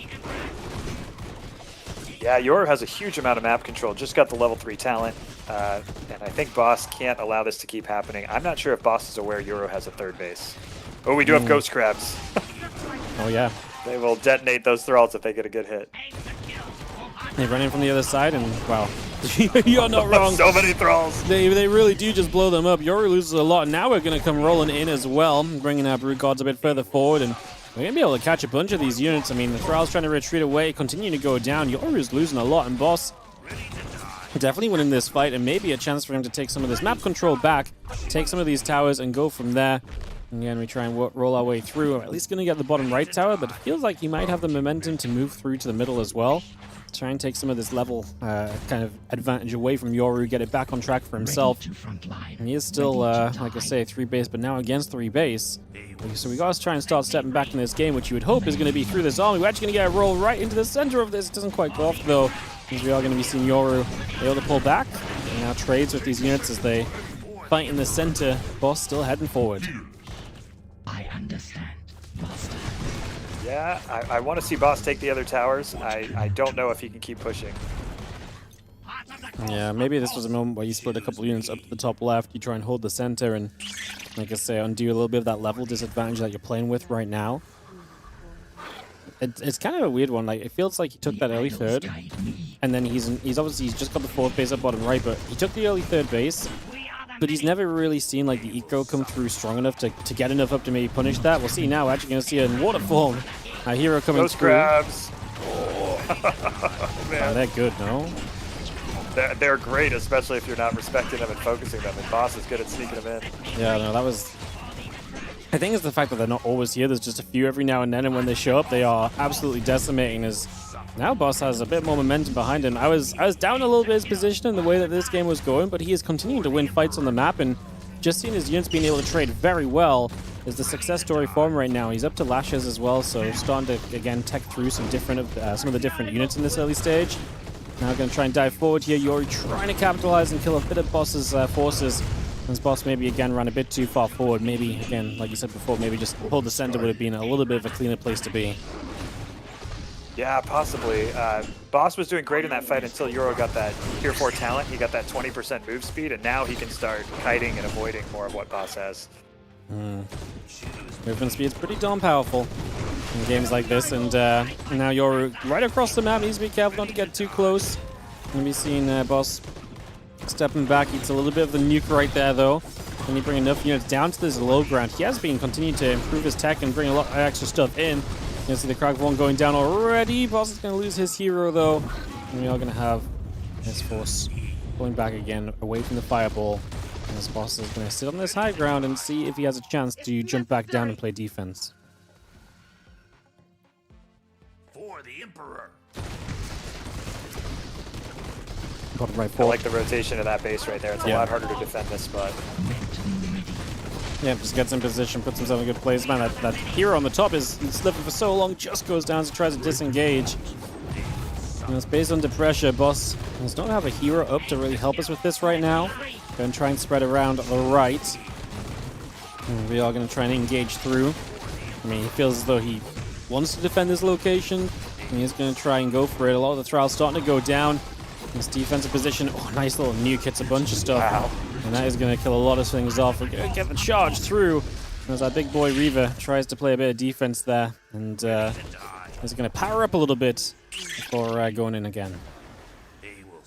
Yeah, that infused Reaver, infused being the Grell top bar ability, huge amount of hit points. That charge will kill every thrall that it hits. So if he can get a good hit with that, it's a big moment. But he's got to keep that alive, and he has to actually catch them, while Yoru is much faster with this 20% move speed. He's going to be trying to take the tower back again. It is a massive level advantage, 5-3 for Yoru, and that's not been undone at all as he continues to press into the front, hold this position.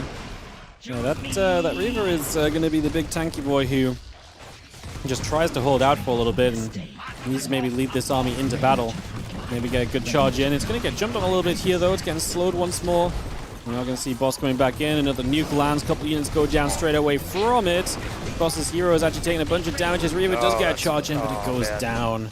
And it looks as though Boss He used Earthquake and Chakra's Sacrifice, so that Reaver was going to die anyway, but if it got a few more seconds of life, it was going to slaughter those thralls so well. Good move by Yoru to focus it quickly. Yeah, it seems at this point as though Boss is starting to get a bit of defense going, but we are, I mean, Yoru is only here because he knows he's got a bit of momentum in his game. Going to get a nuke off onto the Reaver. It's going to take a bunch of damage. Makes it easier to target down, of course, if it's already low on HP. And you just have Yeah, this, Yoru actually just sniped Boss's base up in the top left also. Oh wow, so he's so everywhere. really splitting his thralls like we were talking about. Maybe he should have done more last game. And I think the writing's on the wall for Boss at this point. Yeah, it seems like he's been down this amount of supply before, but at this point it just seems as though it's too far in his base. He's not getting any pushback at all. And especially if he's going to have to send some reinforcements to the top, you know, then you're not fully pushing back this army in the center as well. And things really do start to just kind of spiral at that stage. Definitely. He just found the sneaky harvesters Boss had down here too. It's just, situation's getting worse and worse. Unending army, so he gets free thralls now. Came up for Yoru at that tier 6. Yeah. So much tower control. Levels definitely seem to be a factor here. And we're just going to see, I mean, now at 140 supply, which I think is the highest we've seen all day. Yoru just had a ton of stuff, and it just seems to be massing so quickly. Yeah, it's hard to get a lot of supply in ZeroSpace in high-level games because you're constantly skirmishing. So when you do, you know you're probably in a very good spot. The Threshers that we see one right here are the Grell artillery, and they're kind of holding back the Horde. That's the only thing stopping Boss from getting overrun right now. Yeah, some big AoE shots, but I feel like they're going to be struggling to do enough. Going to get a hero kill, but we're going to lose a base in the process. There's a massive attack into the main of Boss as well, which I don't think he is set up to deal with at all. And this base is going down. Everything continues to work against Boss as Yoru improves his position time after time. Yeah, definitely. One of the things that I've only seen Mixu do so far is kind of wall up the back door with buildings that he had in his bases, and I think a lot of these players would maybe have a little bit of an easier time if they did that too. Yeah, holding the back door a bit, because if it's accessible, you're just giving your opponent options, right? You're just giving them an easy walk-in, even with like a low amount of units. And if nothing else, if you have it walled off, at least it's going to buy you time to get there and stop the important things from dying, right? So definitely something that, like there's a factor. We are just seeing Grell base after Grell base drop here. As Yoru really is just powered up, shoving through. This base goes down, everything nearby likely going to fall. Crashes from afar going to hold for a little bit, but it's unrealistic to expect this game to turn on a couple of sieged artillery units that can't really do much else than play defense. They can't defend forever. Yeah, exactly. I don't know if maybe Yoru is going to go directly for them, but Yoru can also just keep circumventing the siege units and kill the last few bases around, and that'll end the game directly. GG's his boss. He agrees. This one is kind of done. And Yoru is going to take game 2. So we are going to see that one going the way of Yoru, and we are hence tied up in this best of 3. Yeah, it's nice to see these go the distance. 2-for-2 matchup so far, both going to game 3. And I gotta say, Legion seems to have a good win rate. Legion is definitely having a good win rate today. Yeah, the Legion games are going well, but now we've had a win on Legion on both sides, right? So we will have to see something different for this game 3, and we'll see what exactly that game 3 looks like in a few moments. Figure out the map, figure out the races, the factions, and get this ready to go in our second quarterfinal matchup here in the ZeroSpace Next Fest Masters. Currently, ZeroSpace is available as a demo, guys, as well. You can check it out, play some of the campaign missions and some of the a bit of everything, basically. So get in. The game looks cool to you. There's an exclamation mark, a ZeroSpace command in the chat you can use. Go download, or at the very least wish list it as well. It goes into early access July 20th next month.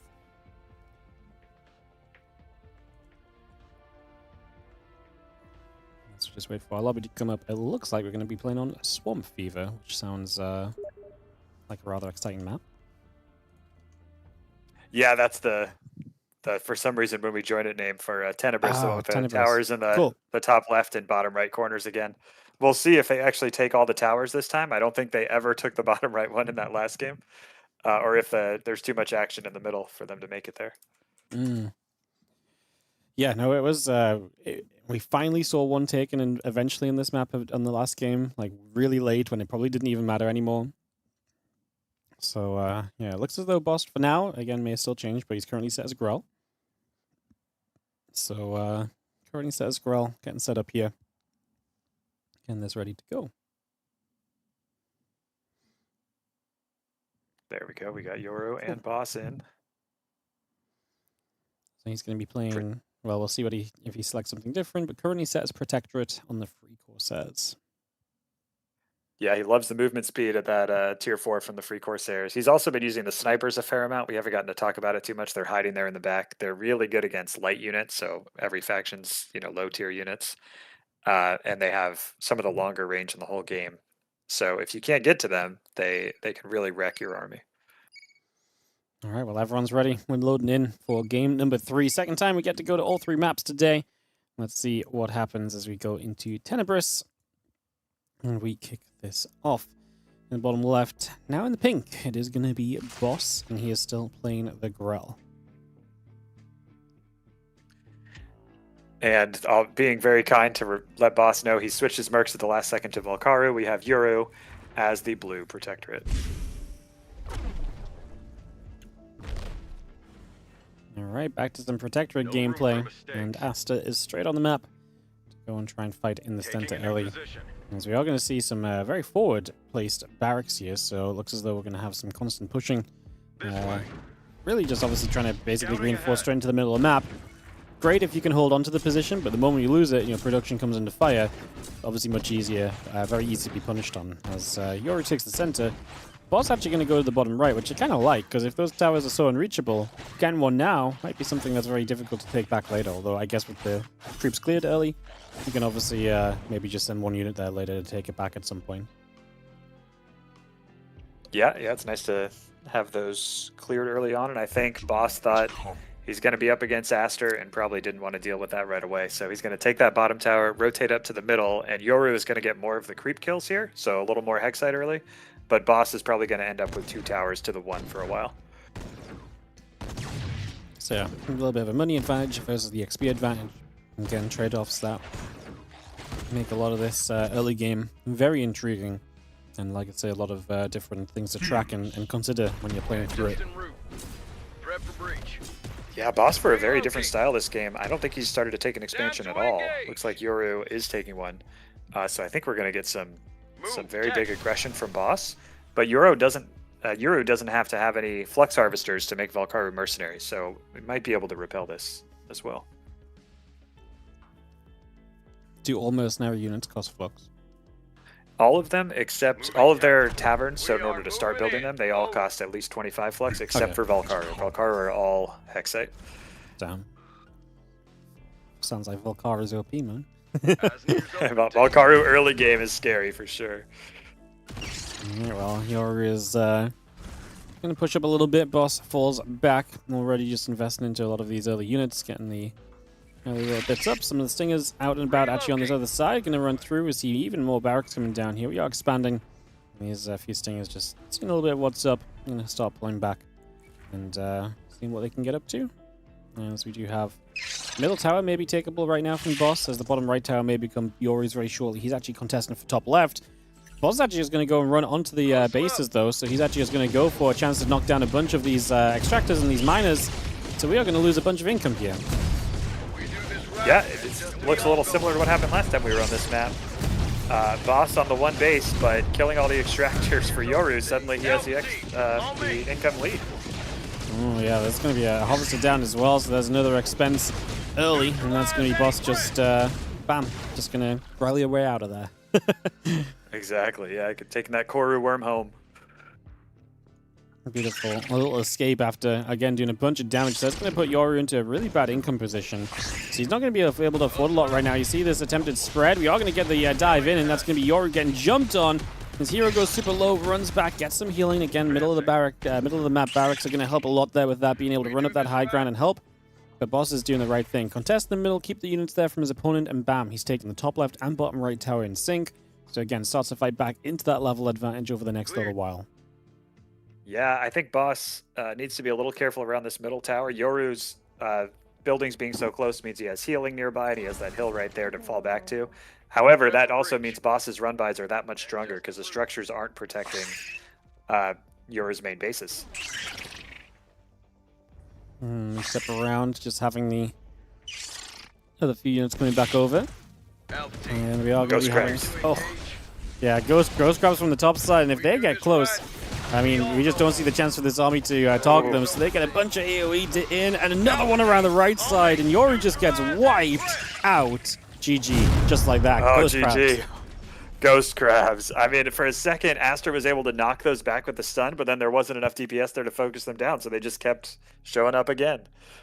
Yeah, I was going to say, it seemed like he was just a bit too busy pulling back. Like you say, he got the stun, but then he didn't have enough to, like you say, just get rid of them, basically. So, super quick game as Yoru trying to take that kind of forward position, and so just wasn't able to hold on to it, wasn't able to keep the momentum in his favor, and the game fell apart just like that.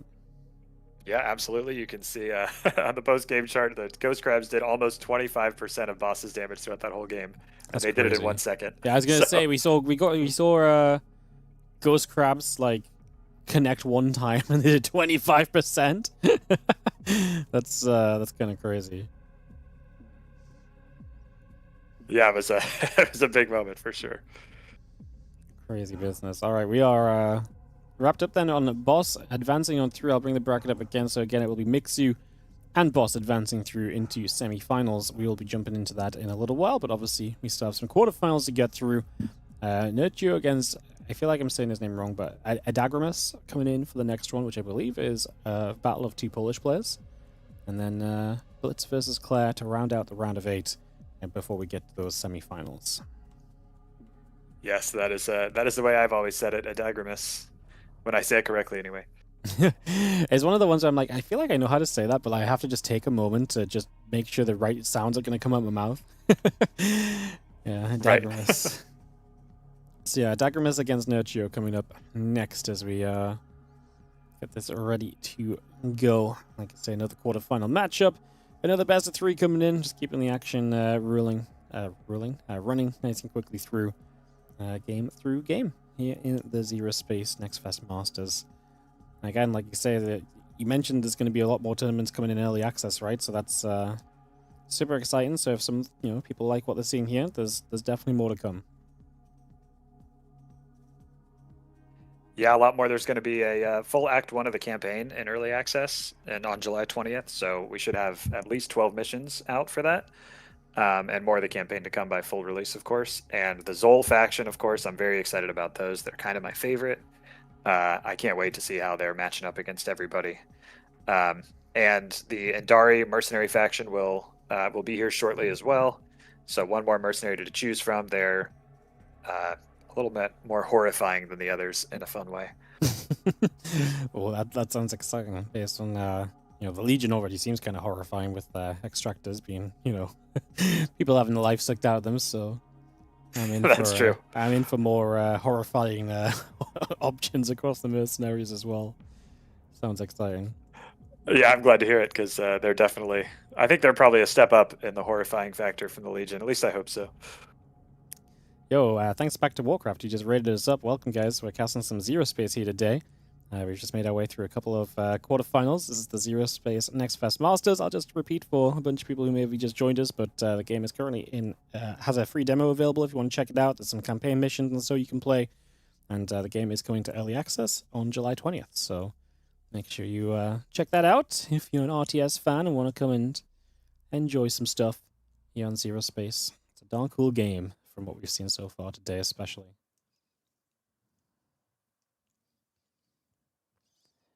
Yeah, I hope so. I did get a chance to catch up with some of the players before we started today, and Adagamis said Adagamis has a love for the heroes of Legion, so I think we can expect some fast 3-hero play, which only that faction can do. Every other faction is on 1 hero only. That's kind of Legion's thing.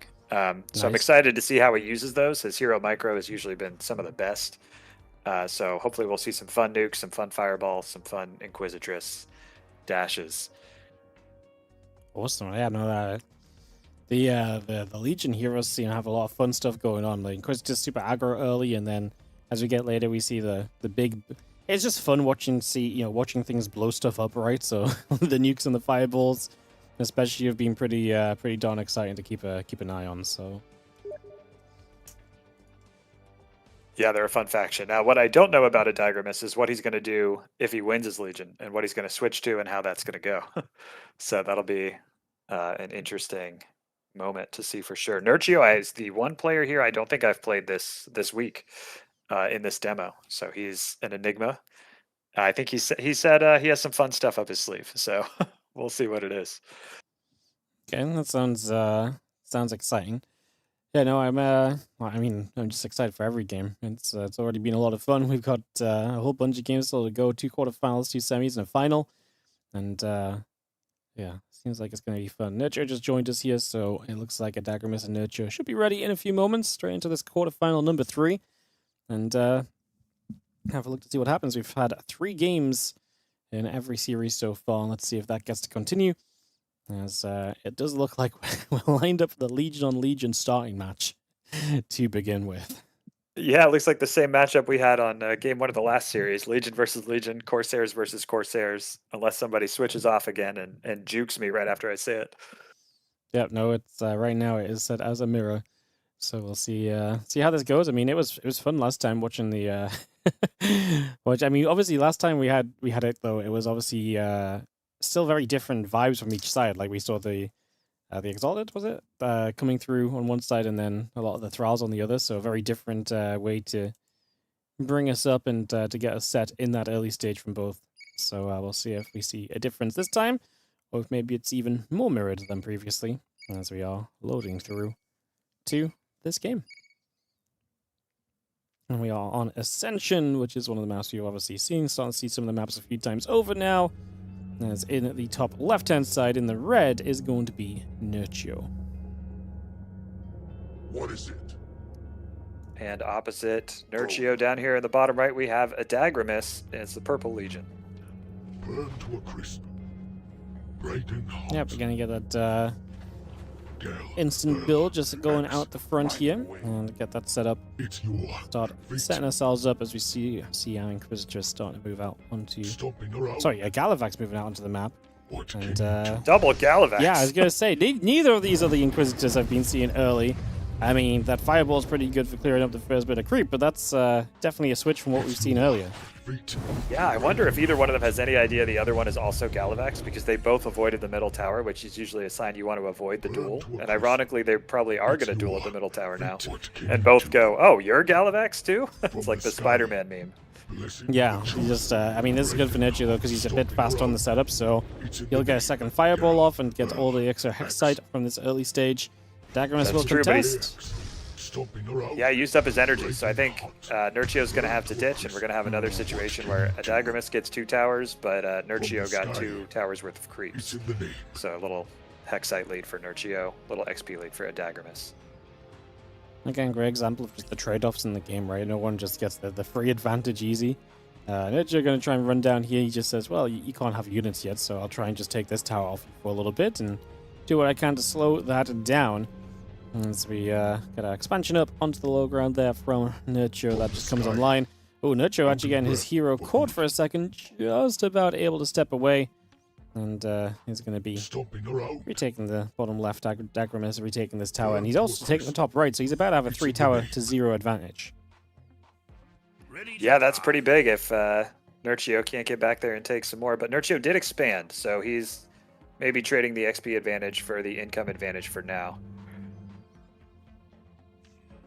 There's going to be a couple of units starting to shoot. Nurtio definitely going to get chased away, so yeah, definitely an XP disadvantage for him. And Adagamis already got that level 1. He's going to be gaining experience when he gets some kills. Now, there hasn't been much to kill on Nurtio's side so far, but maybe now we'll get some as we start to show up and we get a couple of picks, and we're going to be right up into this upper left side and starting to shoot our way through some of our production structures here. Yeah, the Inquisitress may be the duelist hero, but Galavax is great at harassing extractors and harvesters here with his abilities, so going to be obnoxious to have him right there up in your base. Yeah, I mean, being able to throw a fireball in every here and there seems pretty good. Good dodge of this fireball. We will get one in return. Nurtio does not quite dodge the same, so he is going to be taking a bunch of losses. And Adagamis continue to trade out. Now he's a little bit shy on units. Obviously, his reinforcements showing up. We are going to see him jumping in as we finally see ourselves an Inquisitress. He lost his Galavax, and now the Inquisitor's getting chased as well. Can dive back out. And he's going to try and come through the Watchtower. Shouldn't be able to take this off Nurtio, as Nurtio's taking the bottom left as well. So, again, you're seeing the swings of this game. It felt pretty good for Adagamis, was holding a couple of advantages, but now Nurtio units up. on the map. Map control is his. All 3 towers are about to be his. Getting into a much better position. We are the many. Yeah, he does have a couple of these Corsair snipers, Adagamis. And if those can stay at long range, they're going to pick off Nurtio's thralls really fast. Aim to kill. Hope to die. It's going to have the Stop sniper's the going to sit in the back. Just going to have to dive back here. And Adagamis doesn't have enough just yet. So Nurtio will maintain all 3 of these towers in the middle until the bottom left actually gets stolen by a couple of units here. So that will go the way of Adagamis. But yeah, Nurtio holding the center. Actually has a little scout over here as well, so sees the the movement to the upper right, recognizes that this tower in the top right is likely going to be in trouble in a moment. So a little bit of a heads up, we'll see if he does anything about it. He backs off the central tower right now as Adagamis comes diving in again. Inquisitor's engaging up to the top. Nurtio drops the fireball out, we return a fireball, no one really hit with those. And that will be a back away from Nurtio as he does have the defense in the top right against those harassing units trying to take that tower back. So preemptively in position to handle this. Yeah, and we had a little enemy at the gates, kind of a sniper on sniper war there. I think Adagamis came out ahead, taking out one of Nurtio's snipers. And Nurtio decided that was enough for now. He's going to back off. Just going to be seeing a couple more units. A lot of little skirmishes around the map in this game. Players very freely kind of sending a bunch of their units around. And not too afraid to kind of let them go and do their stuff. And like I say, split off, defend towers, harass towers, and all the rest. So I've seen the snipers doing some serious work. The thralls just trying to be factors where they can be. And seeing another engagement in the upper side. It's coming through, but the main fight may be down over here. Adagamis has to back away as Nurtio pushes through the center, dives in, and wants to take a chance with the Inquisitors. Gets a slow off to try and capitalize on a couple of additional unit kills. I mean, Adagamis is right back to his base. Nurtio probably is far enough forward now. Eats a big fireball as Adagamis gets into the defense position. Now diving through, but misses on the Inquisitor slow. And can't do much else. Ready to frontline. Ready to die. Yeah, absolutely. The snipers and heroes being almost all that's left for anybody. But behind all this, Nurtio has taken advantage in the form of the high-yield flux. That flux right on the low ground under the cliff. And that means he's mining double from those workers. So you can see his flux income, even with almost the same number of harvesters, is way up. So Nurtio's going to be able to tech or upgrade whatever he chooses quite a bit faster than Adagamis if he can stay on there, and Adagamis doesn't take the high-yield flux on his side of the map. burn to a crisp. Nurtio is still staying quite aggro here. Just going to come through, gets a little pick off.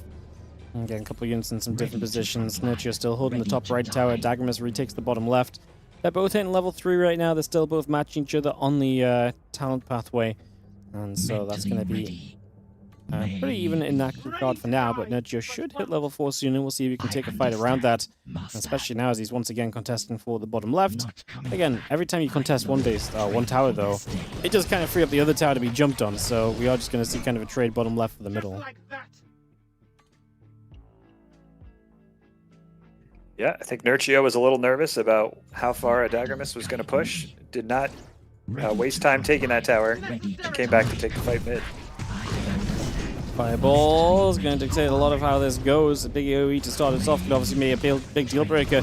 Nurtio took a bit more AoE, but he comes diving in, gets the slow off, trying to just hit in the back line with this Inquisitress. Now the defensive slow from Adagamis as we are going to keep this fight going. Big AoE fireball comes through the center. Nurtio is still committing through on this, very aggressive, pushing back, gets out with the Inquisitor, starts to defend, pulls back with everything else as well, but it's still traded very well in terms of the units killed so far.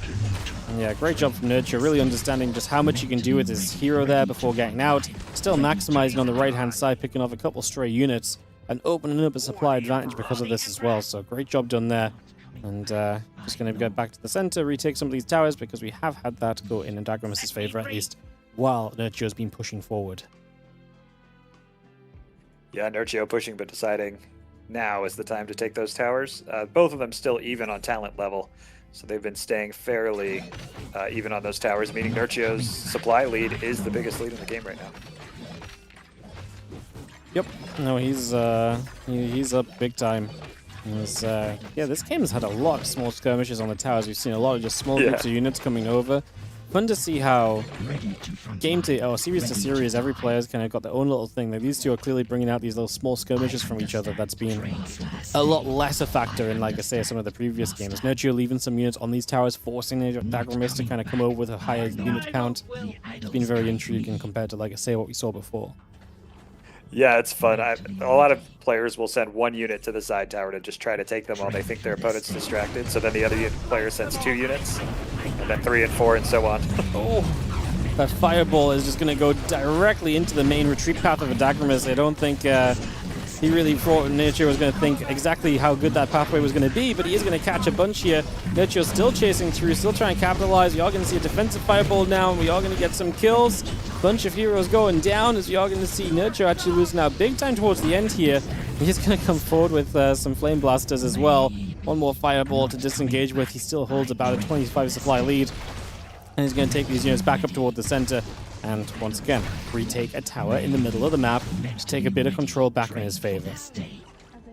Yeah, also pushing Adagamis off that high yield flux, killing those poor pickaxe harvesters there, and making sure that Adagamis isn't going to catch up in flux income. Having a few more shots going through, a few more units kind of moving around here and there. Adagamis seems to be pretty cozy because, well, this is his side of the map. He should have a little bit more available. Nurtio gets some units right up into the main though, and actually will just be an annoying little bit of harass. Just take some attention away for a few moments. There is a gathering on the left side that seems like it might be the next big point of call when it comes to an engagement. Yeah, and you see there's a skirmish on the right too. I think these players are stretching each other's attention to the limit. Definitely feels like that. I feel like everywhere we look, there's something about to happen. Is Nurtio's going to show up with a lot more stuff here. We're going to see the get out of jail free card thrown in from Adagamis, gets out of there with mostly important stuff. He's got a lot of units on the left hand side. Nurtio is already pulling back and readying to kind of run over to this direction instead. He has a bunch of Steel Sworn up now as well. I guess once you hit that level 4 movement speed, these Steel Sworn become amazing. If they're big melee, chunky kind of frontline units, being able to run around the map super fast feels good.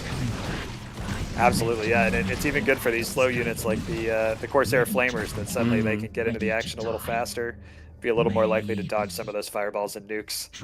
It's funny to see all the Legion players today in these mirrors get movement speed at the same time. Yeah. Well, yeah, I mean, it's so powerful once you get it, as we are going to engage through. Just going to be having a couple of flamers in the front. Going to be trying to tank it out. Massive fight. Nurtio has a major supply advantage going into it, though. He captures the tower during this engagement as well. And continues to trade on through, has a Synchronicitors, I believe, right in the center of everything as well, causing chaos. There are fireballs everywhere. However, we also now have the arrival of the Terror Tank coming in from the backside, hits a nuke as well as we continue to push on through. Nurtio now doubling up on the supply and looks as though he is not stopping anytime soon. Adagamis is losing control all over this engagement, and Nurtio is going to eat a bit of a nuke right there, but otherwise I think is right to be chasing forward. He has so much stuff, and Adagamis is not dealing with this well, so we're even going to throw down a very aggressive forward monolith here. Yeah, that monolith is sort of just a get out of my game card. Yeah. Because that killed the last few remaining things that Adagamis had there. And Nurtio with the map with the first level 5 is in a pretty good position. Yeah, Adagamis is not far behind on the level 5, but obviously it's a Terror Tank up in the front. As he tries to run up here, I just feel like there's... I mean, I'm looking at this Terror Tank and I'm like, I've got no idea how this dies right now with what Adagamis is playing with. It's just sitting there. Finally, some damage comes onto it. It's going to be a measly amount. As Nurtio just holds this high ground, working his way through. Obviously, this is an interjection between 2 bases of Adagamis, so if you lose this position, you're going to lose bottom left base. Maybe then Nurtio still pushes into the bottom base as well, the 6 o'clock. So I think kind of back-to-back locations that can be broken onto here is a pretty big factor as the Terror Tank retreats back towards the center of the map, pulling away for the moment. Yeah, trying to hold that third base down at the 6 o'clock once this high ground is lost above it is almost impossible. So Adagamis trying to hold that high ground above that base, even though while he lets his 4th go. But Nurtio on 5 bases, double supply and then some. I think Adagamis doesn't know how bad his position is, but once he sees it, I think that'll be the end. Yeah, I mean, Nurtio's gonna bring it to him as well. He's going to keep on chasing and fighting. Catches another couple of miners over here as well. It's just going to grab those, deny that flux. And get a little cast from the high ground. It's a nice nuke, lands on the Terror Tank. I mean, it's a start to maybe removing this from the game, but you're going to need a lot more than that. Nurtio with a nuke up to the high ground himself. And he's going to start jumping onto this, and Adagamis says, GG, he cannot overcome this overwhelming force that Nurtio has gotten here. As Nurtio take great control of this game. Again, just a lot of small skirmishes, a lot of smaller fights happening here, there, and everywhere. A lot of battle over the towers. But I do think Nurtio put himself in better positions to take a lot of these fights as the game progressed.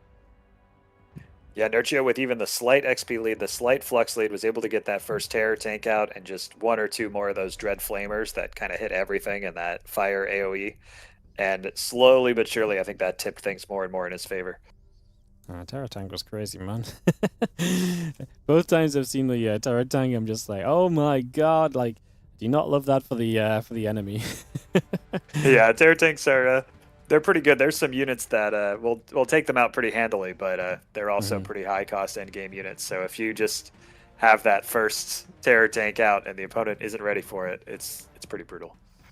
Yeah, I presume if you get some, I presume the Terror Tanks are armored. I presume if you can get some kind of anti-armor units, and so that's nice, but that's also very against a lot of what else is going on in the game, because we're still running around with a lot of these smaller units, both the mobility and running around everywhere trying to take control of the map, so makes a lot of sense. Yeah, exactly. Countering the Terror Tank is sort of the opposite unit that counters all the rest of the small units, so when it shows up, sometimes your opponent's just not ready. Alright, well, we are going to take a second before we jump in. It is going to be a game 2 coming up in a moment. Nurtio will have to move off of his faction, and it looks as though he is going to be doing that by jumping on over to the Protectorate.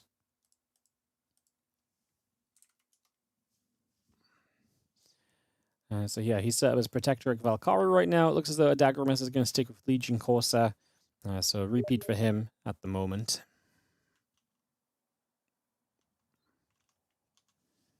Yeah, I think Adagamis feels most comfortable on the Legion. I think he's going to go for a fast 3 hero again. But on this map, taking all those towers early is really important. So he may do some more of that mass exalted style that we've seen too, being able to run around quickly, jump off cliffs to stun, and maybe work up the Kragvorn into an absolute monster throughout this game. I love the Kragvorn getting to be big kitty cat. I think that might be my favorite part of the day so far. There's just something so satisfying about it as players are ready. Yeah. And I think we will be good to go. Countdown is on, and it is going to be a game number 2 here. Every game so far has gone to game 3. We'll see if that gets to stay true, or if we see something a little different happen. GLHF thrown out from Adagamis. If we kick this off in the top left, Nurtio will be the green player playing the Protectorate. What is it? And here in the bottom right, playing in the red as the Legion again, we have Adagamis. Blessed be the And chosen. yeah, just to say it again, if you win with a faction and mercenary, you cannot use them for the rest of the series. So once you know, in the previous game, Nurtio won with the Legion faction and the Corsair mercenaries, he cannot use them for the rest of this series. He has to win with Protectorate of Grell and one of the other mercenary camps. Advancing. That's right. So it's possible that even though Nurtio did great in game 1, he may not be as prepared to face the Legion as the Protectorate in game 2. We might have a very, very different game. Yeah, no, that's very true. As we see, Adagamis is straight on a Harvester, getting some flux income very early. Nurtio takes the first tower back on Coastal Outpost, where we see these 4 towers. So we mentioned this idea of a big map. It's a pretty big deal, as once again, Adagamis has shown us this early Galavax. So a little bit less of the dueler, but he's actually going to be able to push Nurtio off. Nurtio's going to try and essentially trade towers here.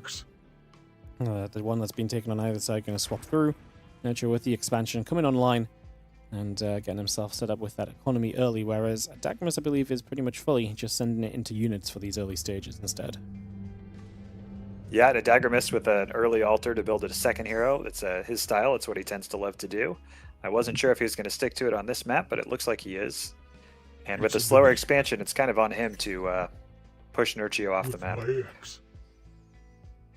Yeah, the pressure on him on that side. He's going to retake a tower. So Nurtio not actually fighting tower right now. He's, I was going to say, looking as though he wanted to dive through and maybe try and get a couple of unit pickoffs early.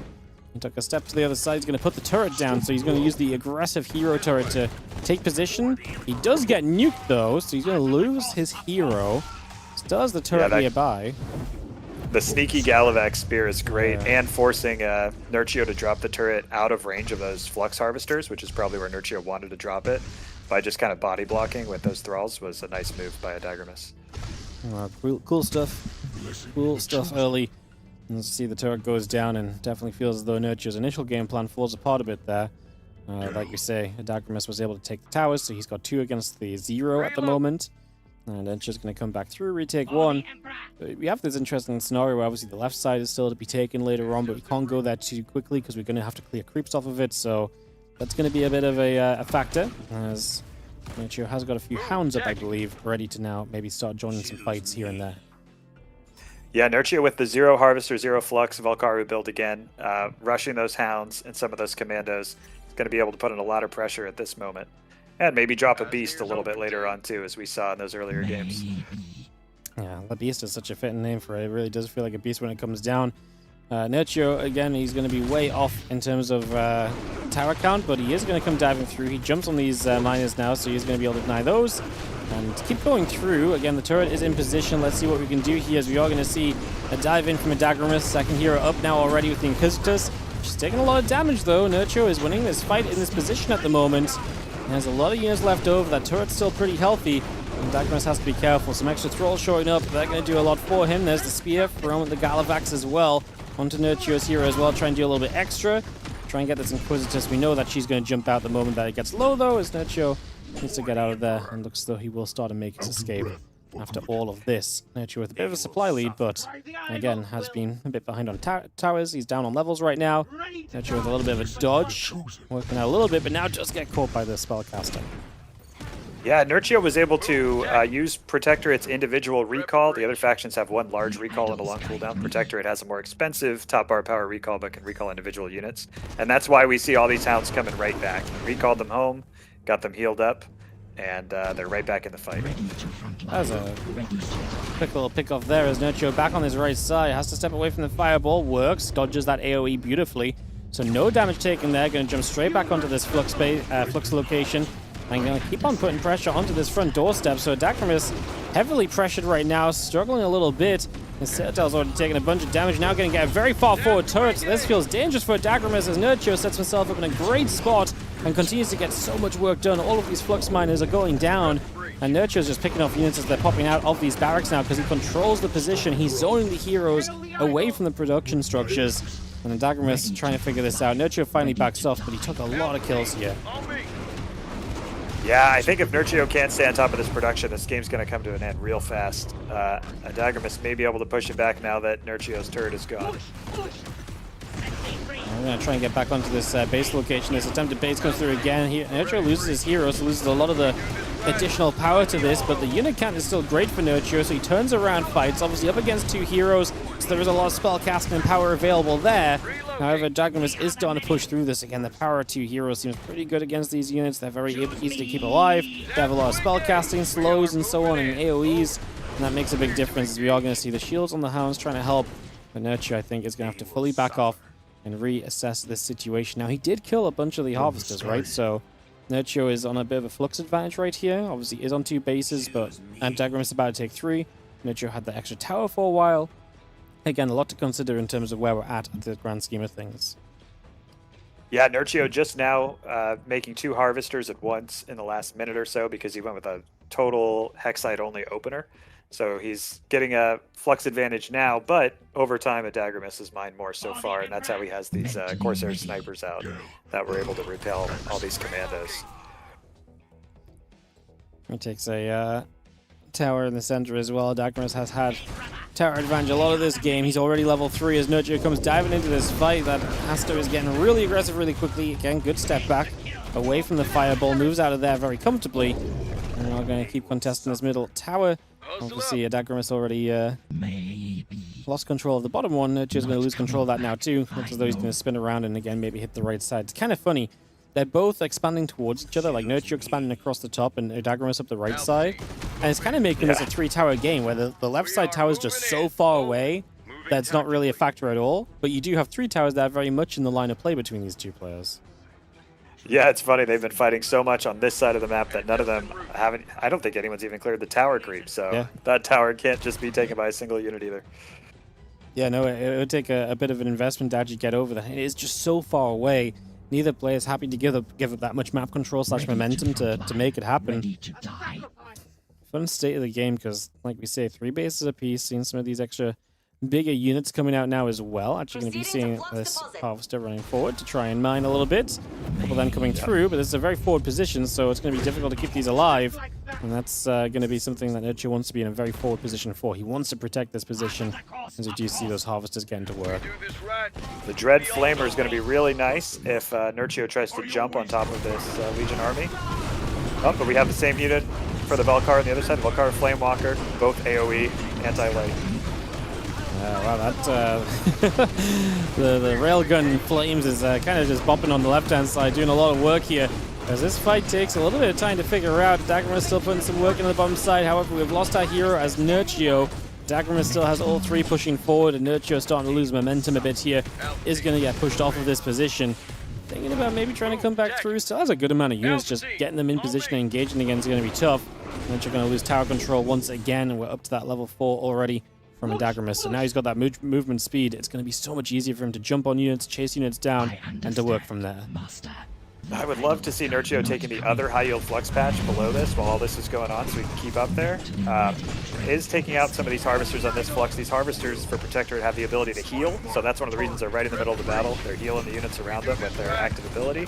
But Nurtio has to back off the flux. Yeah, he's having a bit of a rough time. The beast is not quite being as beastly. It's actually just going to fall. Tanked for a while, sure, but didn't really do much else. And now Nurtio in full retreat mode. Adagamis comes diving forward. We have ourselves a group of commandos up on this high ground that are going to try and hold their own, but that's about it. And we now have a much more forward position from Adagamis being set up himself as he'll knock down this barracks, and he retakes the towers again. Not coming. The experience difference is going to be huge soon. I mean, Adagamis has got to be getting close to level 5 because he's holding 3 towers once again, and Nurtio 0. And it's going to be rough once we get up to another tower here, I feel like, from Adagamis and another level. Nurtio's going to be in a rough spot. He does steal the tower on the bottom, but that's about it for him in terms of his favor at the moment. He's using his harvesters instead of mining flux to heal, to repair up those vehicles that are hurt. Those very expensive Dread Flamers. So that's a nice secondary function that the Legion harvesters can do, but you're losing flux during that time because you're not mining it. Interesting position Adagamis is in. He's got that move speed advantage. He even has spawn monolith. So Nurtio definitely on the back foot is going to have to survive another couple of minutes to catch up. Yep, we will see Nurtio has amassed another army. We'll try and push through. Same idea as before. Going to try and drop the barracks down towards this flux mining so you can have a little bit of an extra bit of reinforcement to work with. Try and take this forward position. But yeah, nice hold from Adagamis right now on the towers.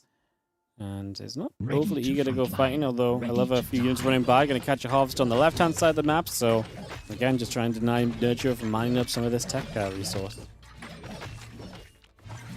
Yeah, I love the run-bys. Legion is great at it. Can send thralls or steel sworn like this all over the map. And especially on such a big map, the run-bys are a lot harder to deal with.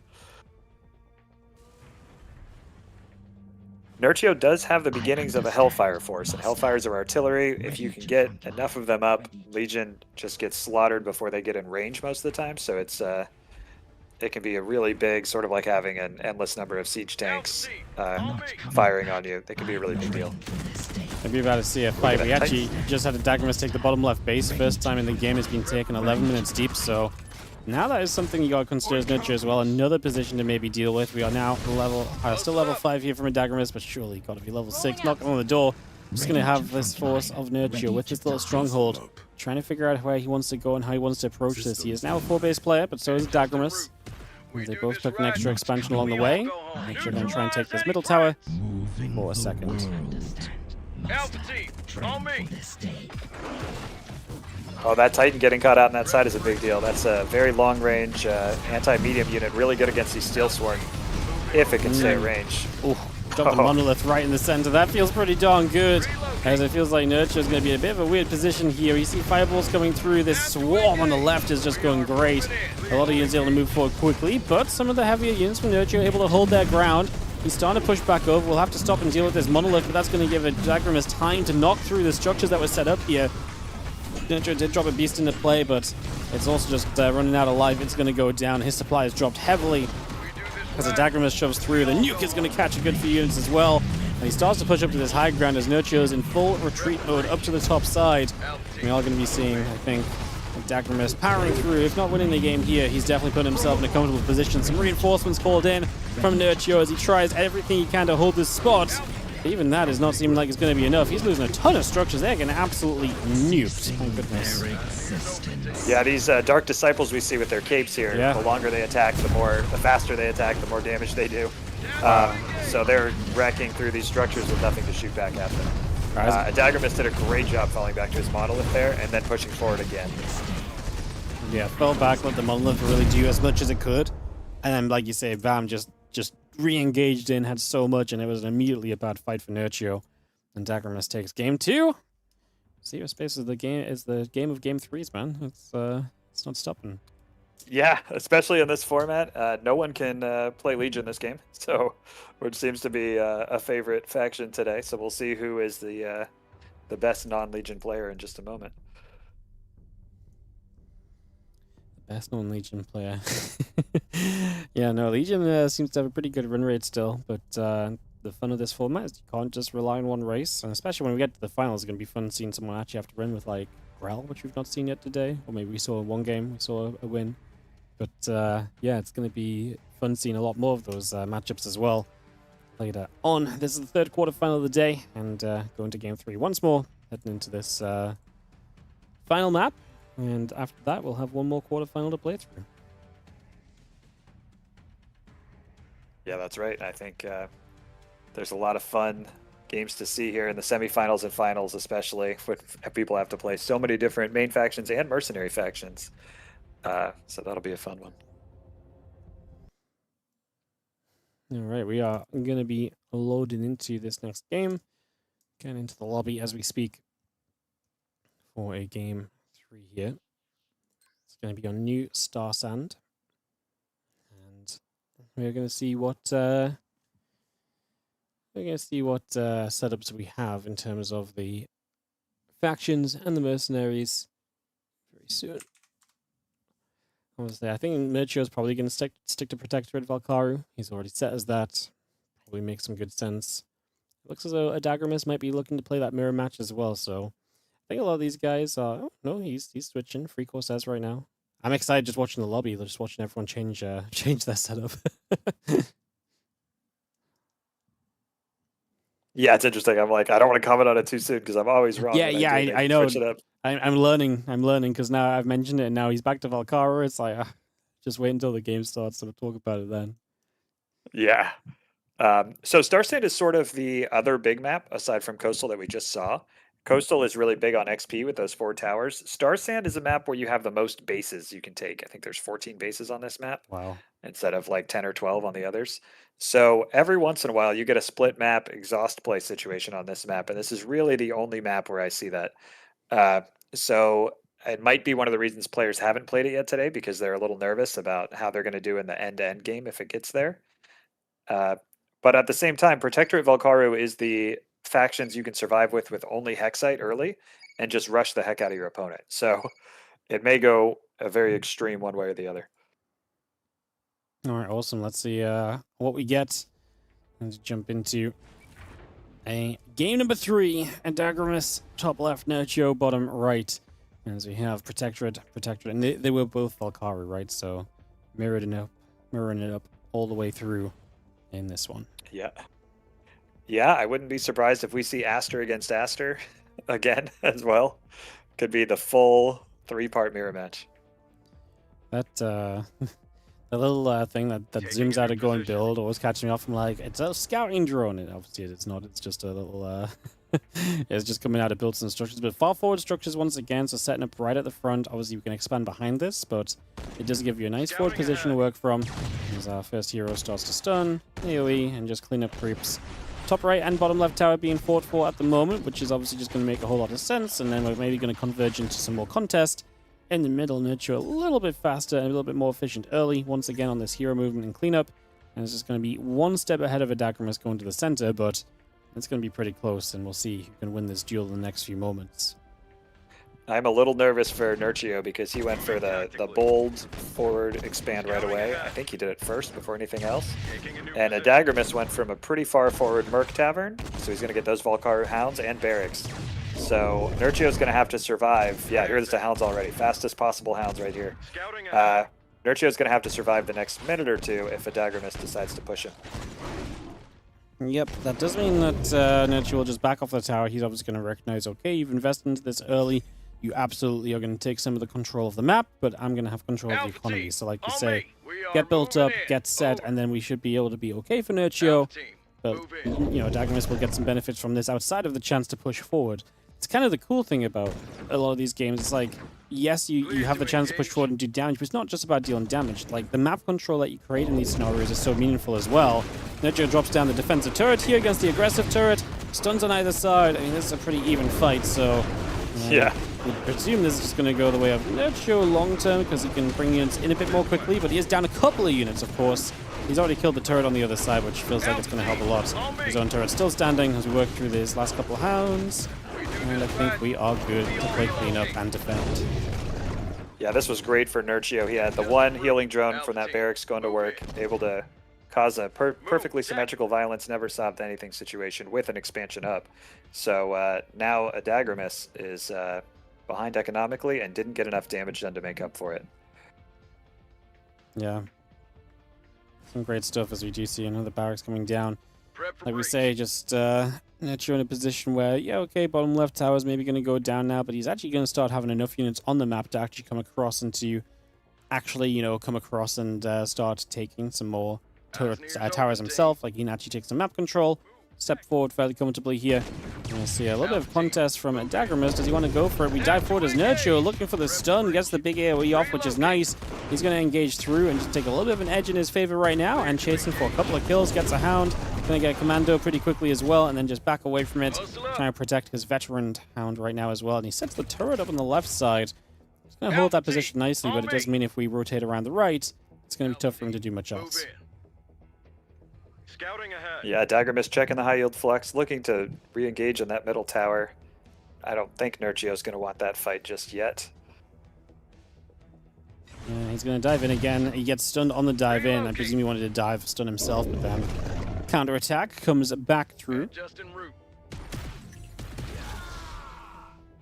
Nice little capture on the top right as well as Adagamis is going to take that. Nurtio actually holding two towers then, center and bottom left. Adagamis has a lot of units into the middle right now. Nurtio looking to engage through himself. Actually going to wrap around on this. Adagamis' escape path is up to the top, but then he gets stunned backwards into this corner. He restuns to open the pathway out, and Nurtio is just about able to hold on and get a few more of these units. I mean, he obviously has a lot more, but being able to actually get some kills here feels really nice. He's going to get his way through these couple of hounds that are shielded up in the front. And now Adagamis has shields on the on some of the commandos. How effective is that versus shielding the hounds? Because I feel like having the hounds who are like tanky being shielded feels a lot better. Yeah, I think shielding the hounds is usually a way to go, but sometimes when you can shield, the shield is instant, unlike most of the other top bar abilities in the game. So when you see a commando getting low, sometimes it's I can save this commando and keep him in the fight moment. Nice little reactionary, quick move. Nice. Very cool. Yeah, Protectorate's the reactionary faction. You can individually shield and individually recall in the fight. So they're saving a lot of these units that look like they might be about to go down. So a lot of little micro things going on. We're going to see the aggressive turret coming down here from Nurtio. He is up against some of the healing from those barracks, remember, so there's going to be a little bit of defender's advantage for Adagamis, who is also trying to get a turret up on top of his depot over to the left-hand side there. So I think Nurtio is right to back away. This was about to become a whole lot worse for him. There's now going to be that defensive turret, like we say, so it's going to be tough to get back up in that same position. Nurtio just going to fall back. Still be happy with the tower scenario. Still happy with the supply scenario. Actually are seeing a difference in how they're approaching the setup, by the way. So Nurtio is going for very different talents to what Adagamis is going for. And that's kind of interesting to see. Yeah, Nurtio, Adagamis is able to take advantage of the building shields talent because it also affects Aster's turret. You can see it has that blue line, which is a shield on it. So that light turret is able to repel a lot more, especially near these structures that can heal it and also have shields, than Nurtio's now. Alpha team, on me. That's very cool, whereas Nurtio is going to be a little bit more hound heavy. He's getting an extra hound whenever he calls in mercenary camp, so again, a trade-off here. One of the first, we've seen a little difference earlier, but this is the first time I think I've seen two talents in a mirror matchup actually go different ways, so very different styles being set up at the moment. Nurtio has a ton of supply in his favor, still holding that tower advantage, currently 2-0, and now already hits level 3 as well and continues to power through, gets his airstrike available now also, and we'll see if he wants to start hitting some of those. When we saw airstrikes earlier from Mixu, they were pretty darn good when they landed. Yeah, it's nice to get that tier 3 talent first. That's a big deal. Those airstrikes, once he has the infrastructure set up for them, could absolutely be game-changing. We all go home. Clear to engage. Capture in the center, so Adagamis actually finally getting some tower control back, but Nurtio has so many units. He dives in, the hounds of Adagamis and Fortune are a little bit too far forward. They're getting caught retreating away. The commando's not really near enough to protect them. Nurtio just has so many tanks right now. He swarms through. There's going to be this turret going down, but the amount of time this lasts kind of tells you where we're at right now. It goes down instantly, and if that's something you felt like you had to commit to, it's a bit of a sign of desperation maybe from Adagamis in that moment. Up on the high ground, he's probably fine, because obviously he's got these turreted, I forgot what it's called, the supply platform, yes, the turreted platform, which is nice, and he can defend his sort of setup into the 3 bases. But there's a lot of control otherwise from Nurtio on this map. And if, yeah, I was going to say, if Nurtio has a third on the way, kind of like where this is at for him. He's not going to engage through to the center just yet, though. Adagamis will still contest for some more of this tower control.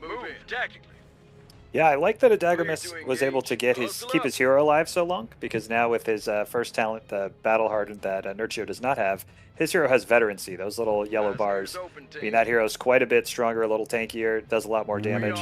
If it gets more veterancy, if it can get a few more kills, it's going to get a star, which means he's going to do double damage from where that hero started. So his hero is going to become a complete terror if he can just keep it alive and keep killing units with it. That is so crazy that the hero can have veterancy.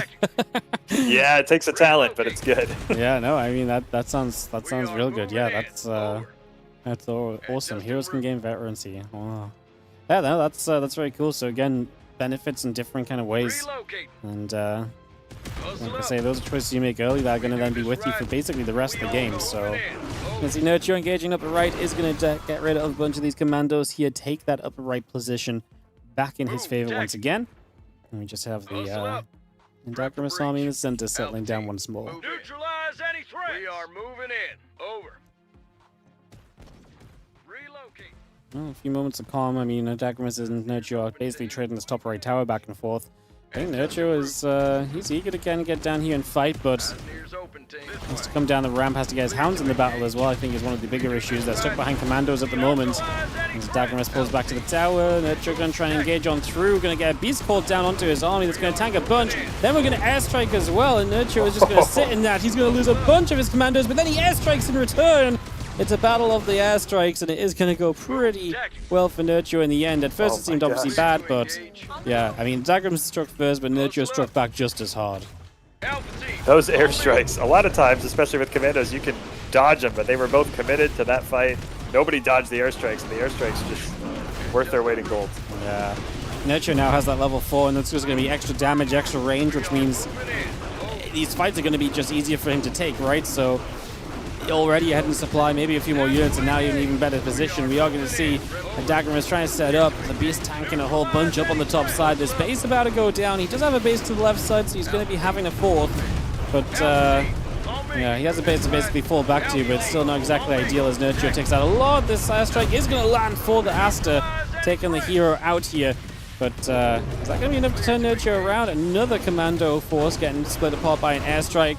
These units are just diving through and just not stopping still, though. As you see a beast on both sides being very tanky, but Nurtio is still just picking up so much more damage. Yeah, I would have loved to see Adagamis drop that beast on that Hellfire, that artillery. It's doing so much damage in the back there. Yeah. But as it stands right now, Nurtio took out the third base. Even if he backs off right now, he's way ahead. Yeah, no, he's achieved so much here, and he's held 3 bases throughout this. Oh, sorry, 3 towers behind this the whole time. He's already level 5. He's taking the cooldown reduction for airstrikes. And bigger airstrikes as well. That seems pretty darn good. As, Nurtio is going to have a Juggernaut as well. I haven't seen one of them yet today. He's got some beastie units right now, basically. He's got some big boys, and I get the feeling they're going to start doing some work. Yeah, for sure. If Adagamis wants to get back in this game, he's got to figure out how to take care of that Hellfire and that Juggernaut and the Shielded Beast. A little bit more being done. We turn back around, still having some feistiness up to the top. This army of Nurtio is still going to push its way through, getting rid of these supply platforms as well. Adagamis actually supply blocked at the moment as well because he's just losing his structures. Cannot keep this all alive. Start losing production very shortly. And this is not exactly looking well. Every unit that steps into position is going down, and the airstrike is going to be dodged with the jump away, so something that goes well for Adagamis, but these are, I mean, he has to protect these units because he has actually nothing else. Anything he's trying to build is supply block from him, and he's losing the production structures as we go as well. Yeah, he has a Hellfire of his own in the back, but I think it's too little too late. And Nurtio doesn't really have anything to make him turn around. You can just keep on pushing. There it is.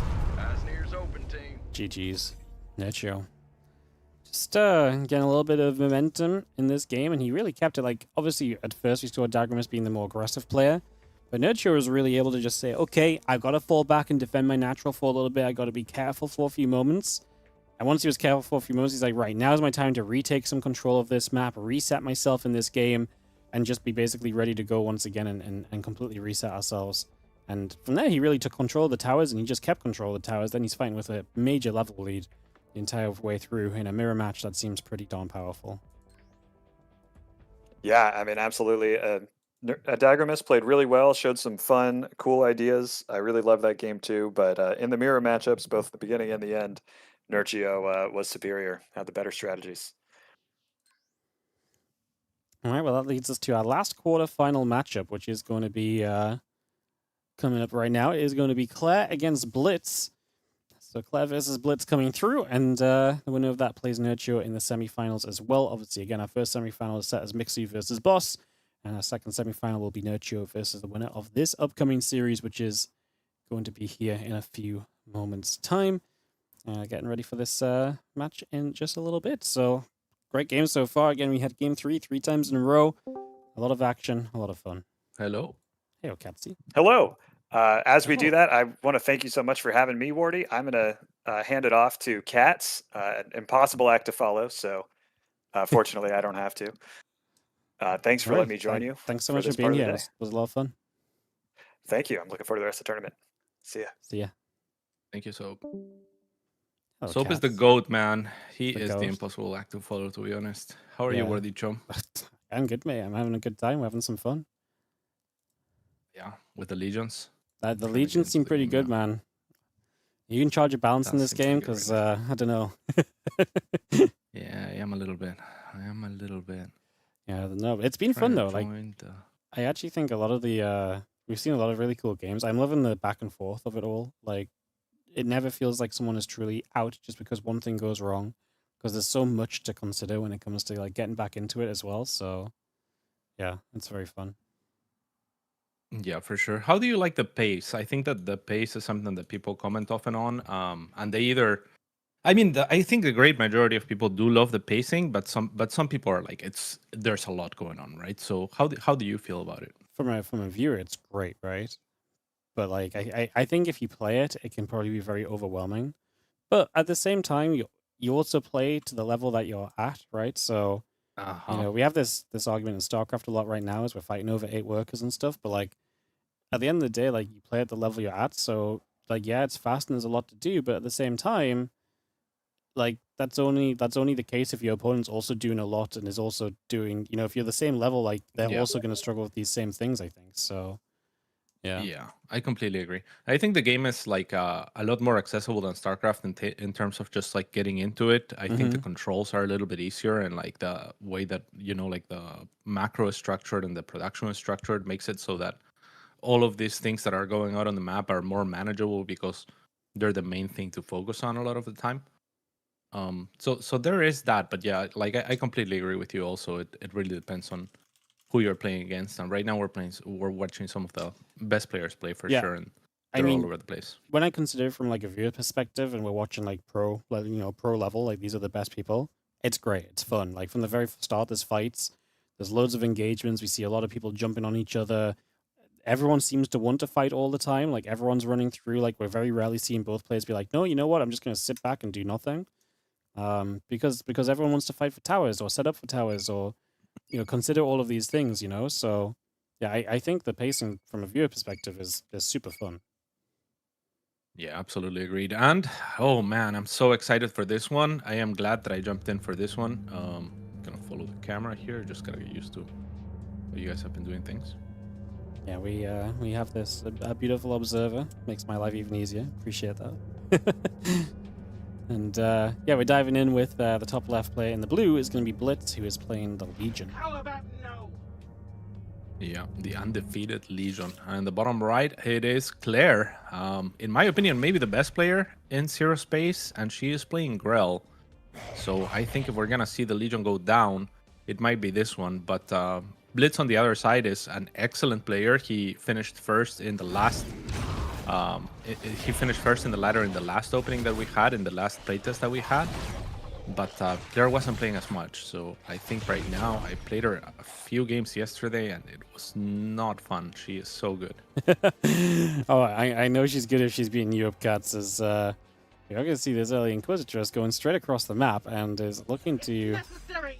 jump on a couple of initial units, jump on the initial Harvester. That's a really nice little catch early. I'll slice them all. Yeah, that's great intel from Blitz, also known as the Renton here, because Claire does rely on this very early Harvester opening with Grell. She wants to get the speed for her units up. That's when she feels like Grell is really competent and can get out on the map. And it's good for Blitz to identify, hey, there's Harvesters early on, and just kind of go poke at them, because he can definitely, if he presses the issue there, that's kind of how you contain Claire right now, how you slow her down. Doubt it. He's going for the towers now. Yeah, sets up, forces Claire back off the map. Claire took that first tower. He now contests it and takes it for himself. And actually going to try and dive onto this this hero of the Grell, the Vinthra, who It's is necessary. going to dive underground. Is that just a recall home? It's a recall home. Beautiful. Yeah. Yeah, and it was very well done by Blitz as well, because he didn't use the extra energy that Claire was trying to bait there from the cleave. So Claire did end up using her recall, and now she has to be a lot more careful out on the map. Blitz did take an expansion during all this, which is fun to see. I think we've seen a pretty decent mix in that regard, right? Like of expanding, one basing, and what have you. Yeah, no, I mean, there's been loads of expansions today. I mean, the first game was like very one-basey, and since then, like, everyone's been expanding. We've seen a few people like expand later and be a bit more aggressive straight away. You can see Blitz diving through, wants to try and take this fight a little bit. Claire is winning the HP war on this hero very comfortably at the moment, with a few units gathering up. This Brood Guard spawning the extra little units when they get hit, right? So easy to overwhelm. And Claire actually going to start shoving forward a little bit in response to this. Yeah, this unit is so obnoxious. We recently had to nerf it a little bit by adding a flux cost. It used to only cost Hexite. It is so very powerful, mainly because it causes you to micro around it so much, while the Grell player can just kind of attack move it. So it's a chunky unit that just provides a lot of meat shield. And Vinthra has an ability to heal units around her, so you might see that going on. But great job here by Blitz, going for the fast for the fast Steel Sworns and catching some of these Lashers in the back. Yeah, Lash is getting jumped on, but the Steel Swan's getting caught now. That little AoE helping as well, and the Steel Swans are going to go down. Does not get that Lasher that's low. We had the Brood Guard at the front is still just kind of holding on and spawning again a bunch of the little guys. What are they called again? The Arachnids. Yeah. Wait, Arcanids. Yeah, The Arcanids, we yes. just changed their name as well. So. You just changed their name. Yeah, spawning the little Arcanid dudes and using that as a way to kind of overwhelm and hold the center. As Blitz going to fight for a tower, but Claire is right up in the front and on top of this base right now, so keeping the pressure up on the front line. Going to get another nice catch with the AoE just to help things out, making more pickoffs. Tons of units just going down. Blitz going to dive in with the hero. As Claire pulls back, that hero takes a bunch of damage as well. Claire's just winning this all straight up, no? Yeah. I mean, at this point, it's going to be impossible, I think, for Blitz to kind of break through this army. He needed to really kill a couple of those Lashers when he dove in with the Steel Sworns. because he used, you see that purple thing around the steel sword that makes it faster and it revives it as a zombie after it dies. So with that ability on them, which costs power, they can actually catch up to the lashers, and they actually deal well with the lashers. But the moment that Claire kited well enough to survive that, the moment that Blitz didn't have like a cleave to really slow those units down and take them down, was the moment I think that Claire's strategy here, which is pretty all-in, comes into fruition, and I don't know how to beat this. I mean, this is what she did to me yesterday. So, well, yeah, now she just feels like she has like tons of range units that are going to tread extremely well into these steel spawns, and it's going to be really tough for them to do enough, especially as we're just kind of poking and chipping, right? And you already have a ton of stuff. You're holding 2 towers. You're already up a level as well, so you're getting extra benefit every single moment here. And yeah, it's just, it's already feeling great. A little bit of harass around the other side, going to distract Clara and maybe take some of her attention away, but the reality is you've still got main army in the top left, which is fighting at the moment as well. Blitz dove through, and we are going to see Claire's hero low, but Blitz is going to lose first, and yeah, those lashes are doing way too much damage. yeah, this looks very, very rough. Of course, it is a very important tournament. No one wants to give up early, but this looks very, very dire for Blitz now, who doesn't have any map control either. He doesn't have XP or anything like that. And Claire, such an interesting build, such an interesting strat that I feel like she has been saving for the tournament to a good degree. At least I hadn't run into this before yesterday. And yeah, it's pretty cool because she opens so heavy. Like, we've seen a lot of expansion or a lot of like one basing, but we haven't seen a ton of harvester openers. And that is what she does here, right? Like, she opens like very fast 3 harvester, very fast investment into those, because she knows once she can get the upgrades for these units, they can start kind of kiting forever and trading really well. So foregoing a lot of advantages early on in favor of just this very powerful mid game. And we'll see if Blitz can find an answer in the next game, because this one's looking rough. Well, at least the answer will be not having to play against Grell, which is clearly now broken because it's the most recent race to win. So no, it's true. This looked sick though. I mean, we saw a few Grell games, but none of them looked like this, where we just get super active on the map, we get super aggressive. These things are super fast and just dealing mega damage from far away. And yeah. At this point, like you say, it's feeling pretty rough for Blitz. He's going to try and engage through. As the Thrall army is going to push forward and try and jump onto some of these units. They're so fast, cats. What the hell? They're yeeting themselves out of here. They're so fast. I know. They are terribly fast right now. What does a Mandragora do? The Mandragora is good against medium units, so it's going to be good at taking down those steel swords, and it does AoE damage as well. So it's particularly good against stingers in the Grell versus Grell matchup. In this matchup, it's good against any mass of units if it can get on top of them. My saber-tooth kitty just died. He's my favorite unit so far, but he ain't doing much here. Blitz is not doing much here, realistically. The AoE's been big. The army is just going to swarm on forward. Blitz is going to lose his 3rd hero, and the tower, and all the units, and pretty much the game. Like you say, no one wants to give up early, but the writing has been on the wall for this one for a while. Blitz is not giving up easy, but yeah, I mean, Claire's not making any mistakes. She continues to take great fights. GG Grell play is a good one, and Claire takes game number 1. It's the classic. Yeah. I think that Blitz was the one who coined that saying. GG Grell played, and it's been widespread since. Nice. You got a real thing going, Cats. You got you got memes and, like, you know, little game in jokes and stuff. For sure. There's a lot of those. It's very encouraging, right? It's a good sign. It's a good sign. This was awesome. This was really fun to see. Just someone playing Grell so different, like I said, to what we saw Grell play earlier. I feel like the Grell games earlier felt they relied a lot more on the mercenary units that we had paired up with them. So yeah, that's pretty sick. Yeah, it is for sure kind of like really good for the Grell with certain mercenary units, because the Grell has Infuse, which can give them HP effectively, and then the Grell also has Heal. So, you know, there's that kind of like double combo for the Grell with some of the chunkier mercenary units. Let's see. Join. Get an invite. Beautiful. All right, I'm gonna play Canyon next. I was told that this is a nice aggressive map, which we just had a nice aggressive game, so let's see what it looks like. Obviously, we do see different races coming in there as well, so Let's see what the choice is going to be. Claire with the 1-0 lead. We've had 3 games every series so far, Cats. But I saw a lot of people in chat thinking that this is probably going to be the one that goes 2-0 because Claire's just that good. Yeah, and that's unfortunate for Blitz because again, last playtest he was number 1 on the ladder, but it wasn't as sweaty because the tournament wasn't as big either, right? So so he's been a staple of ZeroSpace. He's good with every faction, but Claire is just a beast.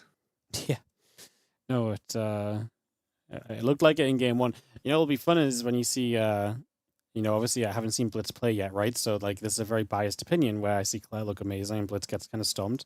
But then, like, you know, say we get to the semis and Claire's playing, like, Nurtio, it's going to be really fun to see how that looks because, obviously, I watched Nurtio play the previous match, so I have a bit of a better idea of, you know, how he looked and so on. So, yeah, it's going to be fun to see that develop. But, yeah, the hype has been on Claire. I've heard it a few times already today. I've seen it in the chat, so, yeah, very fun as we are picking... If anyone is going to beat Claire, it will be one of Nurtio or Mixu, or at least take games from her. So talking to her a little bit, that those are the people that can actually, like, you know, put up a good match at this point in time. So we'll see if that happens in the matchup against Nurtio. It would be very exciting. All right, well, we're right on into a game number 2. As Claire has kind of went past the rent on their past Blitz. Yeah, we'll see. The winner of this plays Nurtio, not Claire. Yes, the winner of this. I'm sorry about that. Yeah. No, you're good. You're good. So Claire switches to Legion, has to switch because of the rule. You know, you won with Grell, you have to play something else now. She goes to Legion, but actually Blitz is going to move on over to playing a little bit of Protectorate, right? So he also chooses to take this opportunity to switch it up, and we're going to start seeing Claire playing on the bottom right side. And she is going to open with a Kragar and a Kraken. Yeah, it's Kragar and his Dogo, and they're very powerful. I don't think we've seen very many people opening this hero today. Blitz, though, Blitz is dragging on the creeps to try to harass Claire like extra with some extra damage. So look at that. That is very, very annoying. And Claire was once again going for the very fast, kind of like gas opening, the fast flux opening. So Blitz doing a great job here. I don't think is he gonna have the turret. He should have the turret relatively soon. Maybe not in time. Can he find a spot to jump? Wow, he can. That was a long jump across the water there. Fortune didn't fall short. Would have gone a bit nasty. Wet. Wow. This is nasty. I mean, I've heard of this strategy from Blitz. It's the proxy forward base on this particular map on Canyon. And he's going to try to set up a contain with this. Claire, I mean, she did open with a fast... Oh my god, nice escape from Blitz. But Claire did open with a fast flux, with fast harvesters. So she may not have enough raw power to deny this. We'll see. Yeah, she's getting some Exalted out early, so she's going to have... I presume she's going to want to try and build up the Kragvorn into a big boy, as that is going to be a ability that does not land. And yeah, like you say, you get this base up, so what can Blitz do? What is the benefit of getting this base forward? Well, the base has a ton of HP, and it can get a turret up as well, so it's very difficult to take it down, right? So if you can get this down and then start adding like siege units, such as like, for example, the Hellfire, which is very, very effective for Protectorate, then he can contain Claire. He can make it very difficult for her to get out on the map, very difficult for her to expand. And all the while you're doing this, you're also taking an economic lead, right? So it is a very, very powerful strat. It is a very powerful cheese. One of the few powerful cheeses at this stage. Claire has a lot of units, but we're getting very close to this base being a little bit more powered up and a little bit more feisty. It's going to be denying the mining from it at the very least, as the Kragvorn unfortunately falls once again. And now we're going to start building barracks here. So this aggression will set up from Blitz, and we'll get to continue through. The Exalted doing what they can. Blitz has to be careful with that hero. Can pull it back, using the stuns well, constantly getting that stun off and that AoE damage done. As Claire has, again, a good amount of Exalted, though, going to knock through that turret pretty quickly. And, very surprised about that turret actually from Blitz, right? As he's getting his setup back here, I feel like that turret in the back would have been so much more effective. and wouldn't have just died. But We do this rise up. I mean, he's still got this very annoying, very powerful position. He still has the middle tower, which is going to be difficult to contest to go for Claire. Relocate. And Claire is going to have to find an answer Health here. team, move in. Yep, We are just moving in. setting out the sides and We do this figuring right. out how we're going to fight We this. all Units go start to trail forward. I think she just wanted to send a couple forward, and then she got start getting zapped. Is going to actually dive in right now, and again, just look to stop the mining on this. Blitz dives through with his own hero, and his Asta tries to get involved. Blitz going to right-click this base. Wow, I don't know about that. Yeah, I mean, right-clicking the base is one of those do-or-die situations. If she can get it, then she'll be in a good position, but if she cannot, it might be lights out in favor of Blitz, because Claire does not have an expansion, right? She is all in on trying to break this contain. So if Blitz recognizes that, and he should, then it is all about survival for him. That's why I'm saying, like, just drop the turret of Aster near your base. Maybe even make some supply depots and morph them into more static defense. And I actually kind of love this for Claire. She's just going to ignore the base. That is where a lot of the setup for Dorenton for Blitz is. And maybe try to find some value elsewhere, but she hasn't. She'll see some of the production on the cliff with one of the rhinos. So maybe she can turn around and go get that. Yeah, kind of jump down the cliffs with our Exalted as well. I was going to say, maybe a couple of units across the map. Is there much hope if, like, you know, there's so much set up here, maybe we go across the map? Never mind that, though, because Claire's actually clicking on this again. Just making sure the extractors go down. Now we're right-clicking the base once again. Like you say, big commitment here. Gonna try and send it. Here come the units, the commandos from the other side. Claire jumping on a bunch straight away. The Asta dives straight into the middle, and it's going to get a pretty big stun off, taking a fair amount of damage, trying to pull back. Does not get a turret down before he falls. And now Claire jumps in for the stun as well, and is going to clean up so many of these units. Has been taking damage throughout, has to back away. The beast drops in. The Kraken one now gives itself up. So it looks as though Claire made a good step towards stabilizing here. It is so impressive how she's approaching this, because I don't know that she's played against it before, but it is exactly what you're saying. Like, she's going for a little bit of chip damage whenever she can, whenever the unit count is low. I don't know that this is the opportunity right now. If Blitz goes out on the map, then I think that's when she should be poking, but she's gonna commit anyway. She's gonna get the beast. The commandos are gonna be teleported away a little bit to try to be safe, but actually Inquisitress is doing too much, and she might just have done it here. Yeah, she's going to have a lot of damage output on this base right now, knocking down the mining once again. There's a few commandos left. So close. Still got Exalted. We're just going to bring these guys back through, deciding if she wants to go for it or not. Inquisitress is holding the middle of the map and is catching a couple of these reinforcements. Shock troopers are coming in. Just going to recall one of them over to the base here, but that gets then jumped on instantly, so that doesn't do much. We recall some other units through too, Claire. And is going to be jumping straight back onto the Asta as the Asta kind of joins into the fight. And Claire decides to run back down to the bottom. A lot of those Exalted Rhinos are very low as well, so if Aster can get a good stun, there's a chance that he can clear a lot of these. Blitz can, but Claire for the time being is just barreling through. Now the Shock Trooper has made its way to the front line, but that unit is very good at AoE, and these units, the Exalted, are kind of chunky, right? So they don't suffer that much against AoE. So this was compositionally really good for Claire. I also want to point out, you see the shields on the buildings that the Rental has, that Blitz has. That's really a talent that he opted into. That's very uncommon to take, but for this particular strategy, it makes a lot of sense. Not gonna pan out though, it looks like.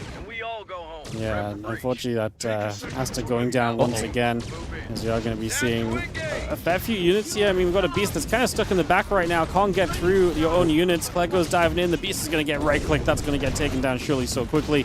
It goes down, that feels like a major loss as Claire just sits here, keeps hitting these extractors down, never letting this base find full efficiency. And it looks as though she is going to have herself away with this. It's going to step back for now, but it just keeps, I feel like it keeps getting better for Claire. Like, Blitz is just holding on to this location, but Claire now has so many units. Yeah, absolutely. And matchup-wise, this was really unfortunate as well for Blitz. I feel like with Valkaru, which is a really common opener for Protectorate right now because the mercenary camp doesn't cost any flux, you're kind of committed to going into the Hounds. And if Legion opens with this Exalted, they actually do extra damage against the type of unit that the Hound is. So I feel like if Protectorate opens Valkaru and Legion goes for Exalted, it is very, very difficult for the Protectorate to adapt their strategy. I mean, like, Commandos are really good against Exalted, but going the Valkaru Tavern is usually a little bit of a bait. Man, Claire's good. She's very that good. was sick. She's very good. Very, very like so many dangerous moments where you're like clicking towards the base to deny the extractors, but like you're just essentially trading some unit HP to make sure that the economy isn't too crazy from the expand, and you don't let the opponent get to an overwhelming force, and essentially it spends 5 minutes breaking out, but does it in such cool style. Yeah, very cool. Yeah, absolutely. Yeah. She makes it look easy, and she's problem solving on the fly, right? Like I have one of the top 8 players that's like constantly messaging me to to buff Legion. As crazy as that sounds, basically. I was saying that Dorrenton did this to them like a few times, and won like 2 or 3 in a row with this, right? So it's so impressive to see Claire just kind of adapt on the fly and figure it out as she goes, because I'm pretty sure she hadn't seen this before. No, that was cool. Very, very cool. All right, well, we are through the quarterfinals, Cats. You, I'm not saying much though, but like you join and all of a sudden we have a 2-0. Unbelievable. Yeah, here we go. So yeah, quarterfinals are all wrapped up. Mixu obviously advanced over Reaper. He plays against Boss. He took down Yoru. So we got Mixu versus Boss should be next up as our first semi-final. And then Nurtio will play Claire in the other semi-final as well here in the ZeroSpace Next Fest Masters. $5,000, Cats. Very exciting. It's big. It's big. It's big. How's the prize money split? I guess, does everyone get a little bit at least? Everyone gets a little bit at least. I believe that the bottom 4 get $250 each. And I think first is it 2,500?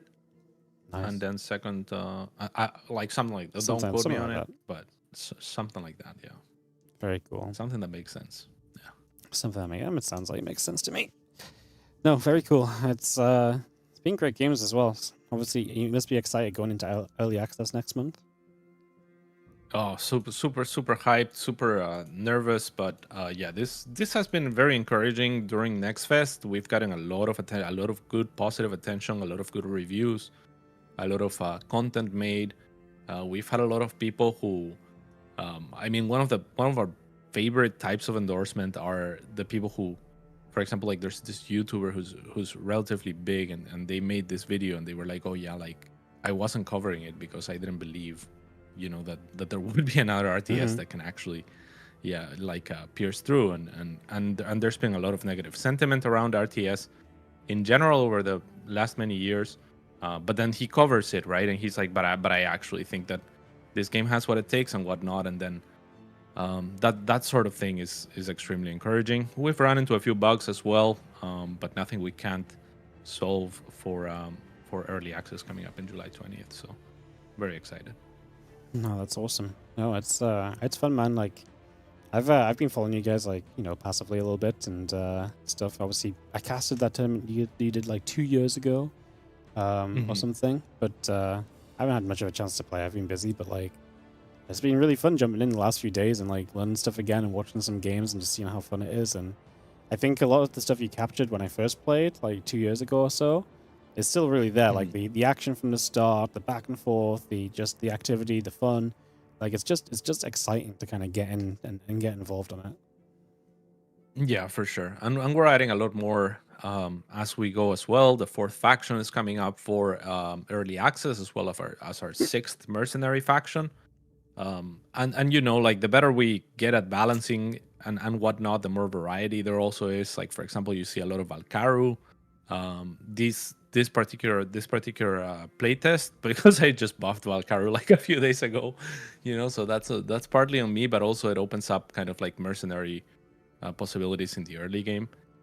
And yeah, we're always working on the game, always trying to aim for, you know, the most variety, and trying to add mechanics that we think are fun and kind of integrate them into what we think is kind of like the core thesis of the game, which is this fast-paced, micro-focused, with a lot of active decision making, right? Are you planning on keeping it as like are you planning on keeping it like with this, you know, format where you have to like win with each race and stuff, or each faction? Is that something you're trying to keep, or do you think that just works well with the people who are playing right now a lot?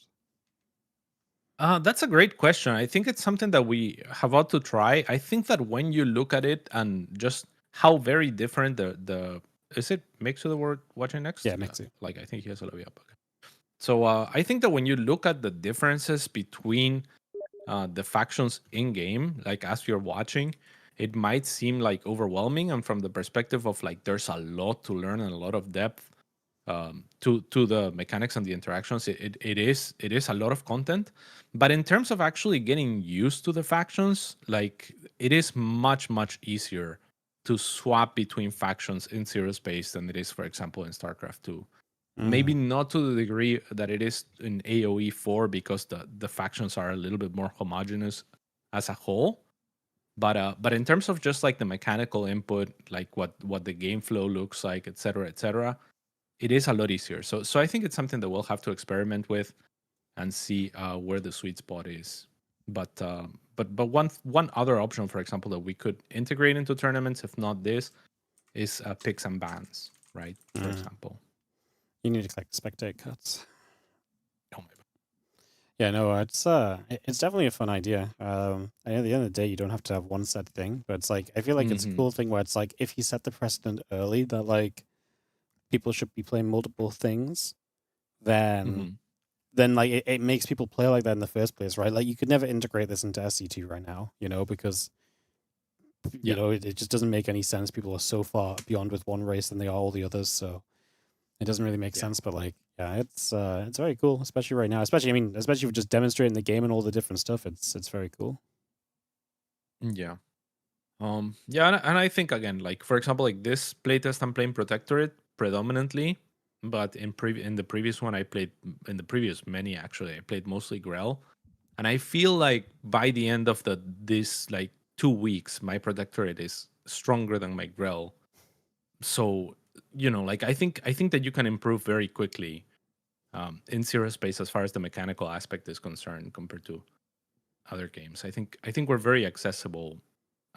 But then there's the information layer and the knowledge layer and the you know, just kind of combination and strategic layer and all that goes beyond the simplicity of the controls. Very cool. Well, we have our players in, so I think we're going to be going in just a second here on New Star Sand for an opening game of a semi-final matchup. Mixu versus Boss coming up. Obviously, got to see these guys at the start of the day. Now we get to see them a second time. And yeah, excited to dive in. Looks like we're starting with Legion on Legion, with Legion Corsairs being the choice from Mixu has been pretty popular. But I believe it was Chakru from the side of Boss. Yeah, very interesting indeed. I got a double countdown just now. And look at that. Your beautiful logo in the middle of the map. You saw that? Yeah, man. I noticed this like halfway through the games. I was like, holy, this thing's you guys are doing things that took certain other games many years and still sucks to do on certain other games. Crazy. How about no?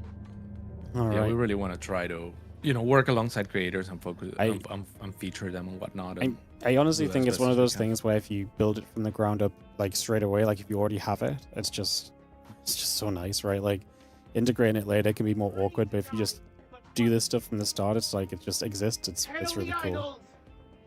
yeah, absolutely. It's necessary. We have the first fight here potentially. It's gonna be this is gonna be a weird dance because neither player will want to use their cleave unless they have a very good opportunity. Now there's an opportunity to kill 2 of those with a cleave. Boss goes for it, so kind of gets baited. Gets just one of the little creeps here for the cleave energy. So just keeping an eye on energy. Mixu has a little bit of an advantage here, but actually misses his cleave, so now he has an HP disadvantage, which means Boss should probably be very careful or be running towards Mixu. Don't want to let him heal. Not sure why he's just, you know, letting him heal in the in the corner.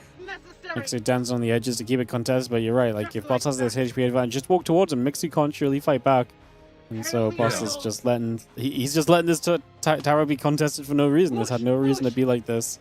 And now he's at a disadvantage actually if you look at them, right? Because Boss had the HP advantage and Mixu had the energy advantage. Now Mixu has both because Boss just didn't run towards him. It's necessary. But maybe this is why he does have a very fast Exalted. Oh, but they both do. So they're both trying to catch each other in the middle of the map and try to make something happen with that. Win the early skirmish. And Boss actually puts on enough damage that he once again has the HP advantage, but the energy disadvantage in this duel. Oh, this is fun. As we're finally going to see a tower be taken. Mixu's going to give it up. He does see a second Exalted showing up. He's going to step forward. Obviously, now he's going to try and contest this tower, but Boss still owns it. Going to engage in. We do see the cleave hit onto Boss's champ.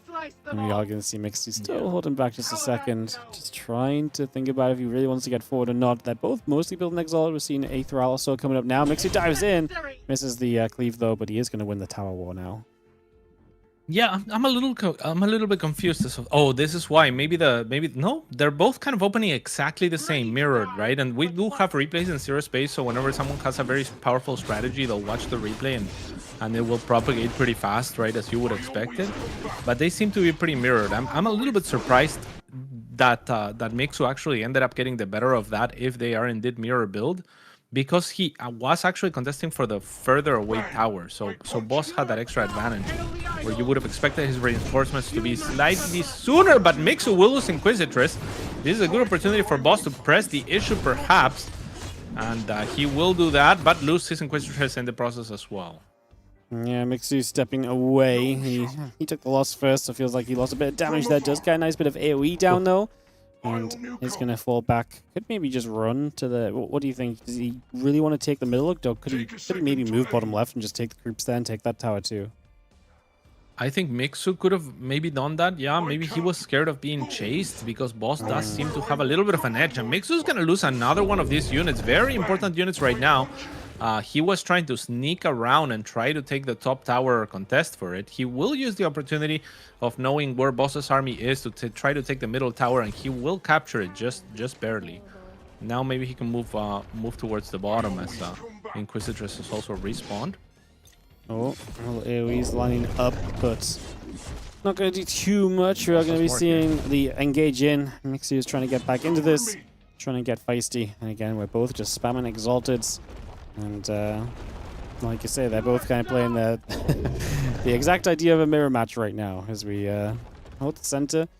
And Mixu just going to have... I think Mixu's had the tower a little bit longer than what Boss has, but it's going to hold that a bit longer. Still no top right tower taken. You must convert.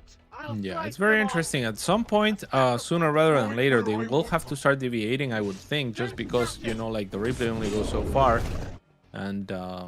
And you have to start figuring out what the best course of action is here, as now Boss is going to apply pressure. I quite like this from him. It's going to force Mixu back, but not before Boss can take at least one of those supply depot equivalents, the conduits. Yep, just going to be seeing the units coming down. Oh, going to get a catch onto the Kragar right there, so that's going to be an insta-kill from Mixu. Going to keep this engagement going, now get some AoE where it can't be responded to. Mixu going to dive in slow as well, give his Exalted a chance to catch up and grab a couple of kills. He's also going to get rid of the Krogvar at the bottom side of this as well, it would seem. And he's still just diving through, knowing if he catches more cleaves and more slows, that he has a lot of advantage he can take here. Mixu still chasing. Is going to get turned on for a moment or two. Boss going to keep running away. And Mixu just, again, trying to get as much done as possible. Yeah, this is extra nice for Mixu right now in the sense that he actually was supply blocked. So if he hadn't taken a fight to lose some units, which is relatively easy to do in ZeroSpace, if you want to take a fight, your opponent will be ready to fight you.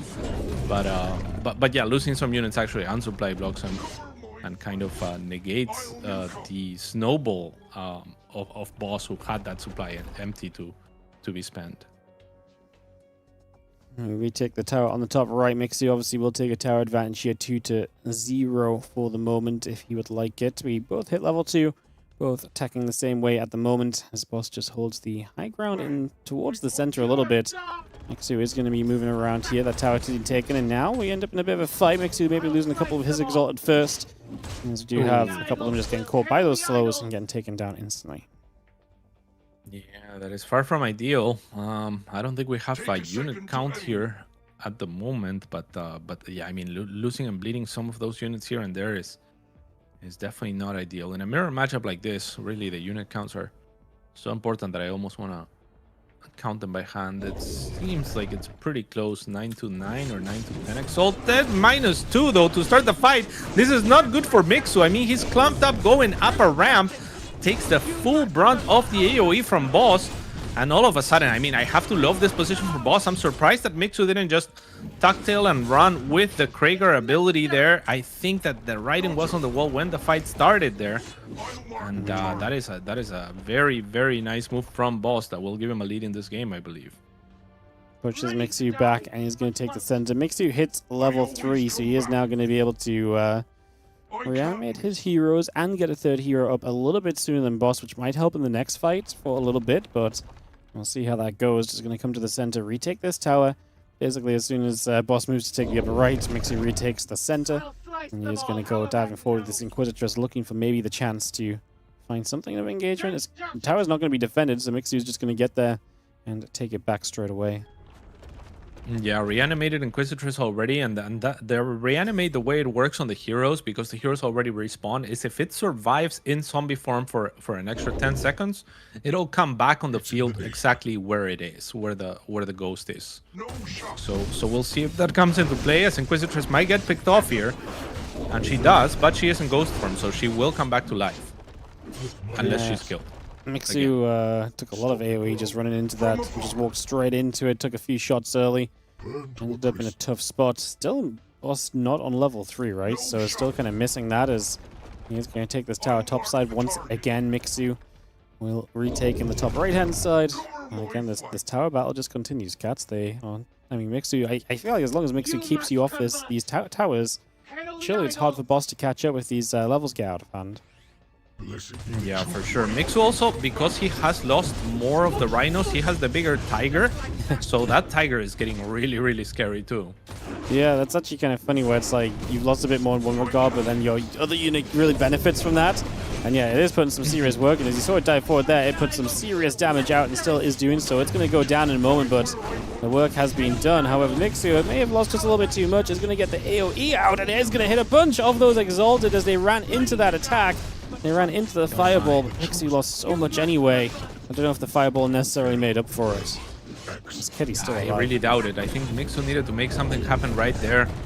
He had the XP advantage, and that level 3 talent, I mean, it's not the most impactful level 3 talent out there, but he tries to hit a timing around it. Now Boss is all caught up. Boss has the expansion as well that he took behind that very successful fight.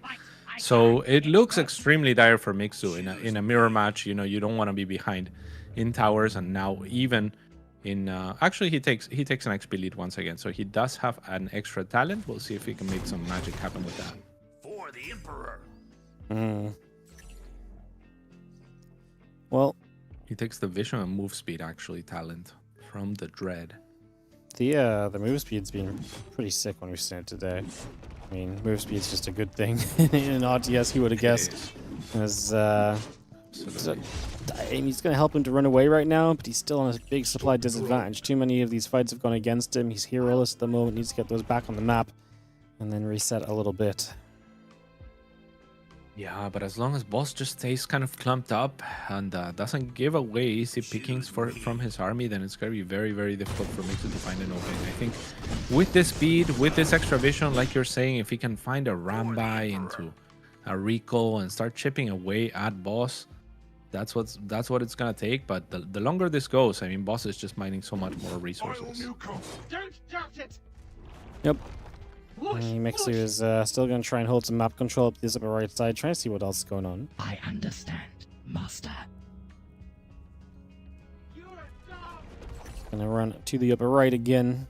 We have boss with a whole bunch of extra mining available as well. So at this point, being on that 2 base is really starting to, continuing to benefit him and really powering up into just a whole lot more production availability as well. So he is getting into a very good spot. We are going to see this engage on the right side. A lot of AoE coming straight down. There's a couple of deadly nukes. And Inquis just goes down though for Mixu, and overall it is still going to be boss chasing forward. Again, Mixu has a big kitty cat. I don't know if it's going to be big enough. Overall is he's going to get the Inquisitors in return. Another fireball coming through doesn't do too much. Mixu trying to find an engagement on this army. This is deceitful too, because three exalteds go down. But yeah, like it was a boss that was faster to those upgrades on the heroes as well. So his Inquisitress has 1 life for another, which allows her to stay alive for much longer.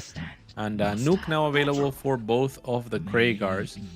So here comes, okay, Big Tiger wants to engage, baits a little bit of a nuke. The nuke doesn't hit that well though for Mixu, and you really need those to hit big time if you're gonna have any chance, but still no expansion, right, for Mixu? Nope, not that I can see. Yeah, it's It's tough. one base still, so it feels like he's running on fumes, or he should be running on fumes soon. The There's an expansion now, but yeah, starts it very late on though. A lot of units coming up in comparison with Boss. He's building so many of those tanky boys up in the front that are going to be a big deal. Steel The- Swords, yeah. Yes, the steel swans. Thank you. Master. They're So very silly. he's getting a lot of those guys up and running, and he's just going to have this kind of front line that feels like going to be difficult to deal with. And he's got the talent that gives you an extra armor as well, right? So they're going to be able to tank here too. We're going to engage into this. A couple nukes coming down. Mixu starts to run away. As we are going to see the Inquisitors of Mixu already going down. His heroes just seem to be melting. Every time a fight starts, Mixu is already like instantly losing things. Yeah, absolutely. And those, I mean, the tanky boys, and feel free to call them zealots. I mean, they're very much like Brood War zealots, more so than StarCraft 2 zealots, in the sense that we didn't give them the charge. But yeah, obviously the melee chunky boy is a very common archetype across. You know, there's only so many things that you can do really, as far as like unit design is like. but You know, melee chunky boy is one of those that is kind of essential. And yeah, we decided to go with faster legs overall than the charge. I'm not as big a fan of the instant charge. I saw these things with the speed boost level 4 talent earlier, and they were just crazy. They just run at things that was like, hey, For sure. he's gonna run at you. With the talents, yeah, if you get enough talents and you give them the top part, then they become quite ridiculous. As this game is coming to a close, I think that the writing has been on the wall for a long while here. Mixu fought valiantly, and you could really see kind of like what he was trying to go for. Like the nuke can be a huge catalyzer, right? You hit a couple of those big time, and all of a sudden you might be getting back into the game, but not to be this time around. Boss snowballs an advantage off of an early good fight or two, and yeah, we'll take that. The most mirror matchup we've seen out of all mirror matchups. What do you think Boss plays then if he has to switch faction here? What do you think he goes to try and take a game 2? Protectorate. You see, Boss and Mixu are both Protectorate mains at heart usually, Okay. so that should tell you something. The fact that they're choosing Legion first this time around. But they're both excellent. They're both excellent. Actually, Mixu's Protectorate is higher rated than his Legion. So now Alright. that Boss has to swap, I think he might be on the back foot in the sense that I think Mixu is the more complete player, and he still has Protectorate and Legion at a very, very high level. Okay. So that's, I mean, Boss is an excellent player, but yeah, I just think Mixu has the two factions kind of like the highest together. Awesome. All right. Well, we'll get into game number 2 of this in a few moments. Heading in shortly for more action here in the ZeroSpace Next Fest Masters. And again, you can wishlist it on Steam today. There's a command in the chat, !ZeroSpace, go wishlist. Make sure you give the game some love. Wishlisting is free, Yeah, and it please helps do. a lot. It really does. I think that yeah. Are we like I'm so used to whenever I cast with you, like we finish the game and we throw it to commercial, or like Yeah, there's but a producer telling us something, you know. yeah, because we always cast like proper events together instead of just like, stuff like this. So yeah, no, it's you're not wrong. You're like, usually we finish and it's like wait for like to be told, hey, we got to do the 7 minutes of messing around now before that's game 2. yeah. This is like my environment. Whenever I'm casting with you, this is like what I expect, and then you say wishlist, and I'm like, wait, should I be saying wishlist as well? I'm like, yeah, I think the conversation continues in between games. Just an easy thing to sell out with while we wait for them to host up another game here. So Yeah, no doubt. I mean, it's easier for But me yeah, as well wishlists because I do also help us tremendously. Go on. I was just gonna say easier for me too because I can also see the screen and I have it on the screen, so you know. Yeah. It's easier for me to see what's up.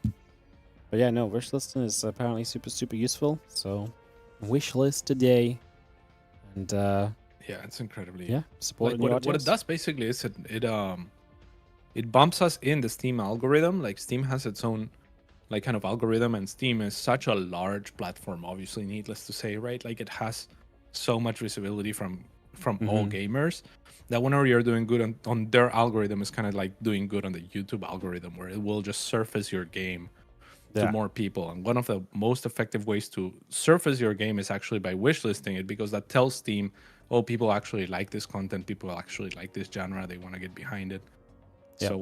So yeah, if you can spare a wish list, it's free. It takes 1 second. Just type ZeroSpace command in the chat, and it should take you to the page where you can just click the green button, and that lets Steam know that that there is a hunger for RTS, and it'll service us and help us out.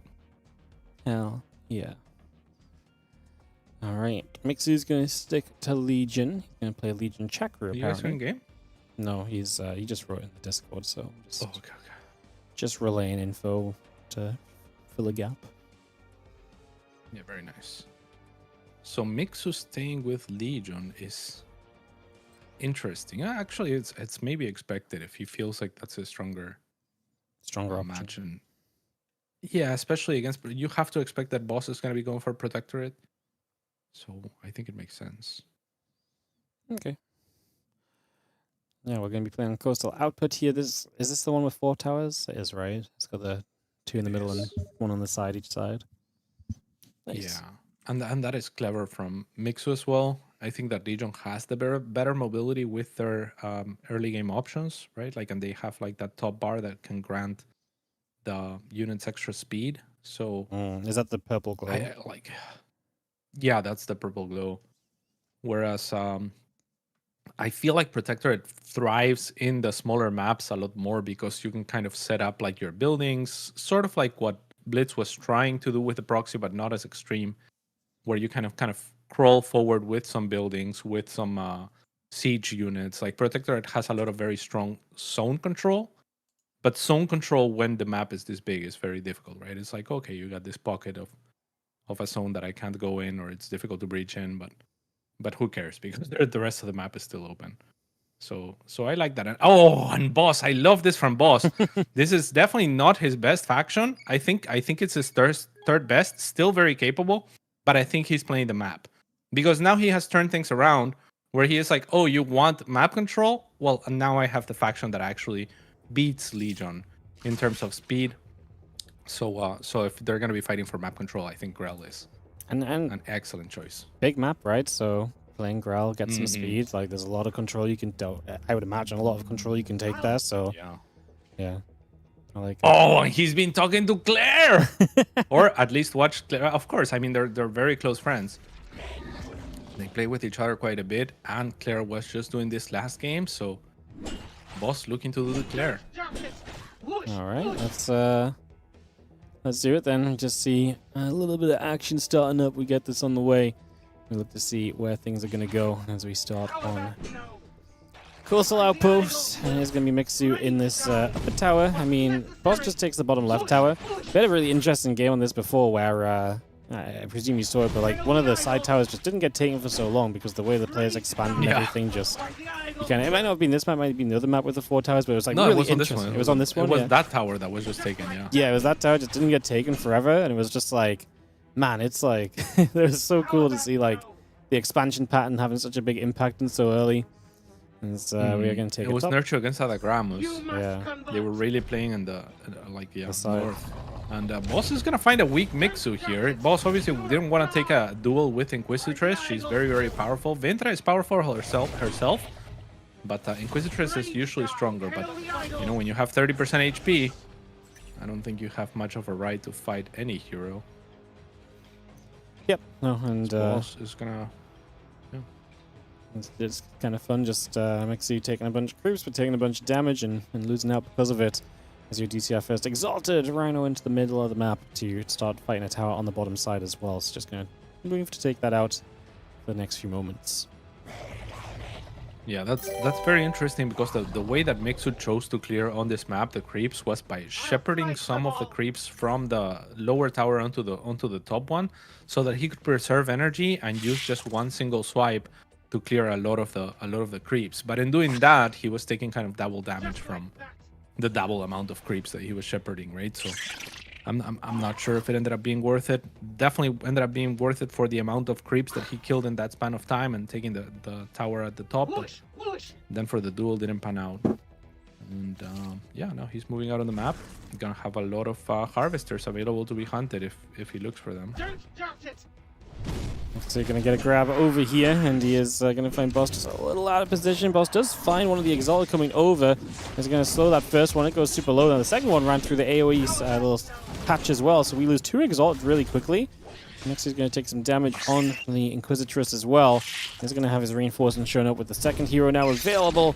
And is going to start trying to engage further forward. Boss just saving the hero for now. Yeah, the hero actually popped its ability. When it self-casts its ability, like it can consume a unit basically that gives it life. But if it self-consumes, it actually consumes its own life to give allies nearby HP. So he saved one of the lashers with that. And now he's looking to push out forward. Yep, it's making some moves. Going to see a lot of this unit spam obviously growing because you got the Brood Gods that are spawning these Arachnids in. Arcanids in, so they're going to be in pretty big numbers coming around this bottom side, looking to try and dive through. You see Mixu going back and forth, and he's going to let Boss kind of take the map control for the moment. Now we're going to take a jump onto this, again Exalted in the center. Going to be taking some damage initially, and Inquisitor dives in, looking to duel into this and trying to make this happen. This is a lot of units from Mixu as he dives straight through. Absolutely, and GG, that's wow. gonna be just GG. Like we saw kind of the opposite of what Claire did. I think that what Claire does is basically mass up enough units in her base, which seems so counterintuitive to everything that ZeroSpace is, and then get the map control when you have enough to actually dominate. But Boss maybe moving out a little bit too soon. I really like the idea of the Brood Guards with the Arcanids because the Exalted, the Rhino people, shoot so slow that the Arcanids should be a real pain for them to deal with compared to, for example, like Thralls who shoot a lot faster. But yeah, I think maybe he tried to execute a little bit too fast. But I mean, Claire would be the one that would be actually knowledgeable enough to correct that, if anyone. Yeah, that was... We also saw the Exalted being able to jump down and throw some stuns on potential and retreating a couple units. That's such a cool ability, by the way. The fact they can jump down and stun if they jump down, like, I love that. Mm-hmm. I think that's really Yeah, fun. absolutely. It's pretty cool. I think we have to be careful with map design around abilities like that. But, but it's worth it for sure. It's just fun though. I think the thing I love so much is like every unit. I mean, maybe not every unit because there's some of them have to be just basic, right? But One so of them is the sellout, yeah. yeah, sure, but like even him with like speed was freaking terrifying. But like so many units make me go like, wait, it does that? That's so freaking cool. Like the Sabertooth Kitty who's just like, I get bigger because I watch my friendly beast die. And, like that pisses me off. Like I love that. You know, like this is it's so cool though. Like there's so many units which are like, you know, and something that gets hit spawns like a teeny tiny thing, which like, you know, sometimes like a teeny tiny thing's not going to do anything, but sometimes if you have enough of them, it just swarms, right? Like these things are like really fun. Like having units that are so interactive and interesting from like the ground up is like, I don't know, it's just super fun to see. Like every unit is like fun to watch basically.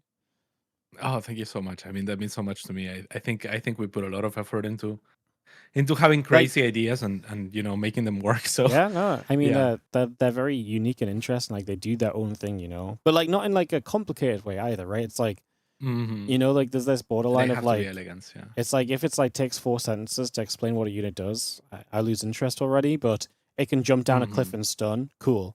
Something dies, it gets better, cool. You know, like these things, or it gets hit, it spawns a unit, cool. You know, like being able to explain it in like a few, like 6 words or less, and it's like it's interesting. I think it makes it very fun. Oh, I love that you're saying all this because like when we started on this project, we had like either too much simplicity or too much complexity in some areas, and some of the tooltips were just like long, man. And it's like I don't understand that. I'm not gonna parse it, you know. Yeah. So we definitely try to hit a middle ground of like what we think is deep and interesting by virtue of the interactions. Which StarCraft is probably like the cleanest game at doing that out of all RTSs ever, right? It just says like, okay, just clean interactions and let the complexity emerge from that. We're a little bit between StarCraft and Dota, not leaning like, you know, as heavily on the as Dota does on their complexity, but but kind of somewhere in between because I think RTS does have a little bit more that it can explore, and you know, in our case we have 80 units and each one of them is different. So Yeah. Very yeah, cool. that's Very cool. All right, we are into a game number 3 here, and it is looking to be Protectorate on Protectorate, with maybe a little bit of a difference between the mercenaries of choice between the two. So let's see. It looks as though, yeah, it's going to be Protectorate Corsairs from Boss, and the Valkaru on the Protectorate with Mixu. very interesting.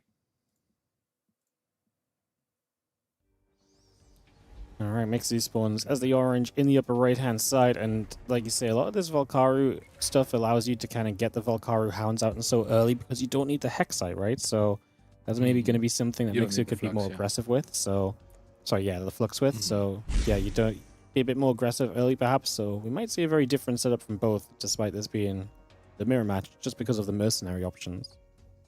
Absolutely, and we already see that. We already see that Boss is saying, I'm playing to my mercenaries, I'm going to open Harvester. If he makes a second Harvester, then that's a clear indicator that he's going to be going into the Dread Snipers. And the Dread Snipers are the hardest counter, or one of the hardest counters to Commandos in the game, and he actually does start his second Harvester, so this is exactly what I like to do. The problem for Boss is that on the other side, Mixu will have the Hounds, right? And the Hounds do not take extra damage, so... Yeah, so convoluted. I think of an explanation. I wish Soap were here because he would just like two-sentence it. But the TLDR is the Dread Sniper that Boss is going to be getting out has excellent damage against light units, which Commandos are, but not so much against medium units, which the Doggos are, the Hounds are. So that is going to be the dance that he's going to be. So yeah, he can threaten the range units a bit more, but the Hounds we're expecting to see maybe a bit better off here, as we are going to have. Yeah. I was trying to get a catch. Good save from Mixu, pulling units back while that little grenade nearly got him, but we're good. Stays alive, a little bit of healing coming through, and here's Mixu coming in for the engagement, is going to get the stun, and is going to, that's a massive stun, and we are recalling out of huge. that as Boss. Okay, so he recalls out, realizes he's maybe a little bit overwhelmed, but it's going to give map control on the first couple of towers to Mixu, so he starts to take a little bit of an edge here. Third tower bottom right could become Mixu's very easily as well. He's heading over there now, and Boss is just hanging back, not making a move on this yet, so looks likely to just go 3 towers to Mixu for the moment, again 0 on the other side. We are moving in. Yeah, and that is a little bit concerning, but at the same time, Boss has only added Commandos, and I don't see the Valkaru Tavern anywhere. So if he doesn't have that front line to at least force the snipers, which we see out now, to... Oh, we don't see them out yet. They'll be out in a second, any second. Go to the Mercenary Tavern. They're about to pop out. They just popped out. Okay. Did they just pop out? They must have popped out. There they are. No? Prep for breach. They're somewhere. Oh my god. Okay, it's not snipers. He's going straight into the Strider, which is wild. We are moving Wow. in. Okay, so something, There is a Strider there. yeah, that's that's a big boy. So he takes a little while to That's a come big- online. And what's this Strider going to give us overall here as Boss? Is this the one you can put the units inside We of? are moving in. Oh, Yeah, it's effectively a moving bunker, one of our we all most go beautiful home. units in the game, I think, Jack. from just a visual standpoint. Just en route. But it is very, very tanky, and when it sieges, it gives bonuses to army around it and inside it, and extra armor. So you want to catch the Strider while it's on the move, because that's when it's a little bit weaker. But once it sieges, tactically. it's tough. It is a very slow and Relocate. clunky unit, though.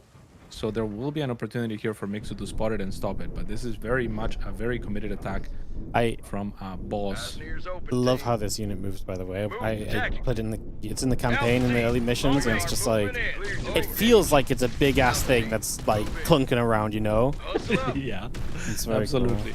And just en route. And look at this. This is so unique as well from Boss, because he has a moving bunker, but he hasn't loaded it yet.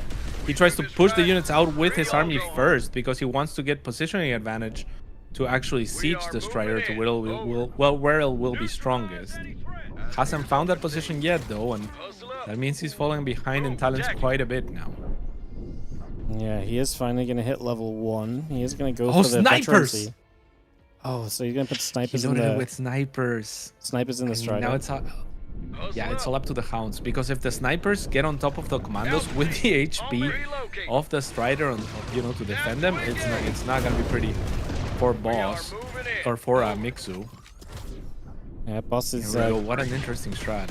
Boss is going to keep moving up. Mixu does get an extra hound per mercenary choice with his talents, so he's going to have a lot of hounds to help him out, which feels like is necessary. As they're going to start taking this fight, that hound needs to get out of there before it explodes. It does. Good control there. Going to throw the sandbags down. Mixu going to dive in. We're going after the Strider. This has been happening. Wow, we're just going to dive onto this. Does Mixu have the damage output, though? Lots of shields in play. We are going to try and keep this going. Mixu's still so committing through. I think Mixu's losing too much, no? Drops a beast down. Yeah. I'm not sure if the Strider is there or not. Can you see the Strider? No, it just disappeared. Yeah, I think it just died now. Okay, so there. You see where the snipers appeared? That's Yeah. where the Strider probably died. Right. So I think that was either an observer glitch or a glitch even to the player, because I've seen this happen a couple of times. When Striders get displaced from their position, that can happen. It's a new bug. The beast came down on it and it got shoved and disappeared. So, but that makes sense. I mean, the beast was still whacking it though, and it does take it down. So now that's gone. Feels like Mixu breaks through one of the bigger parts of this. Obviously, still has to work through. Now we've got this kind of fight in the front. He's got another beast coming up though. More of these sandbags coming in to tank a bunch of the damage from Boss, but This is so cool. yeah, I mean, we're going to dive in. This beast has some veterancy on it as well. It's a little bit stuck though behind the other units. He just recalled it back out though. Mixu making sure to preserve the big important units right now as we try and send a little AoE forward, and we do successfully hit. Mixu, if he can take down these barracks, would be huge to get rid of some of the healing from his opponent. But for now, Boss fights back. Yeah, it's one base versus one base, just all about positioning. The snipers are gonna outrange the turrets, but they don't do a ton of damage to the turrets. If they can get some shots on the commandos, that is definitely what Boss is looking for. On the other side, it's this beast that is kind of the key for Boss.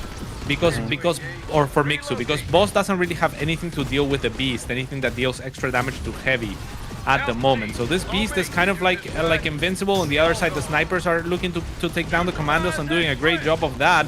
But most of the snipers have now fallen. The beast also close to falling, but will get recalled last second. And I think that will be it, where Boss is going to be able to breach through this contain. And yeah, if Mixu doesn't find some magic here, it's gonna be game ending. I think if this production gets taken down. Mixu is hanging about. We are going to be seeing the beast is coming back, and again, I love the beast attack as well. Just like it really feels like he's a massive metal thing that's just actually smashing people into the ground. Because like when they get hit, like they just die, or you see the hit points drop off. It makes so much sense. Mixu is going to get rid of this final forward barracks. So this will go down. GG, well played. That Boss knows that was not it. He didn't do enough, and Mixu takes game number 3 to go to the finals. Yeah, and yeah, to your point, the beast, I mean, in terms of like the design of it, it's so difficult to allot enough power to have a unit that feels that strong without breaking the game a lot of the time, right? So it's a lot of like, okay, what is the maximum amount of time that we can give it between attacks without feeling super janky, right? Because also if it's just like moving around without attacking, it can sometimes look super goofy. So it's like, okay, like what is the greatest distance between attacks that we can give it so that it can hit the hardest when it does hit? And then you have to price it accordingly and limit it in some ways. So we put it in the Valkaru top bar so that you can't have a lot of those, because imagine a lot of those. Yeah, right? no. But if you have one, then you can find kind of like the design space to make a unit like it that's really fun. Even if you get the tier 6 talent, WardiTV, it gives it an ability to taunt on top of everything that it does already, and pulverize, which does 1000 damage per shot or every few shots.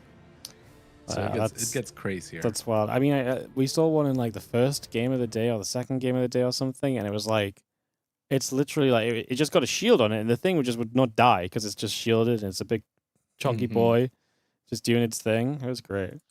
But yeah, for sure. Yeah. I think we might have overbuffed it a little bit.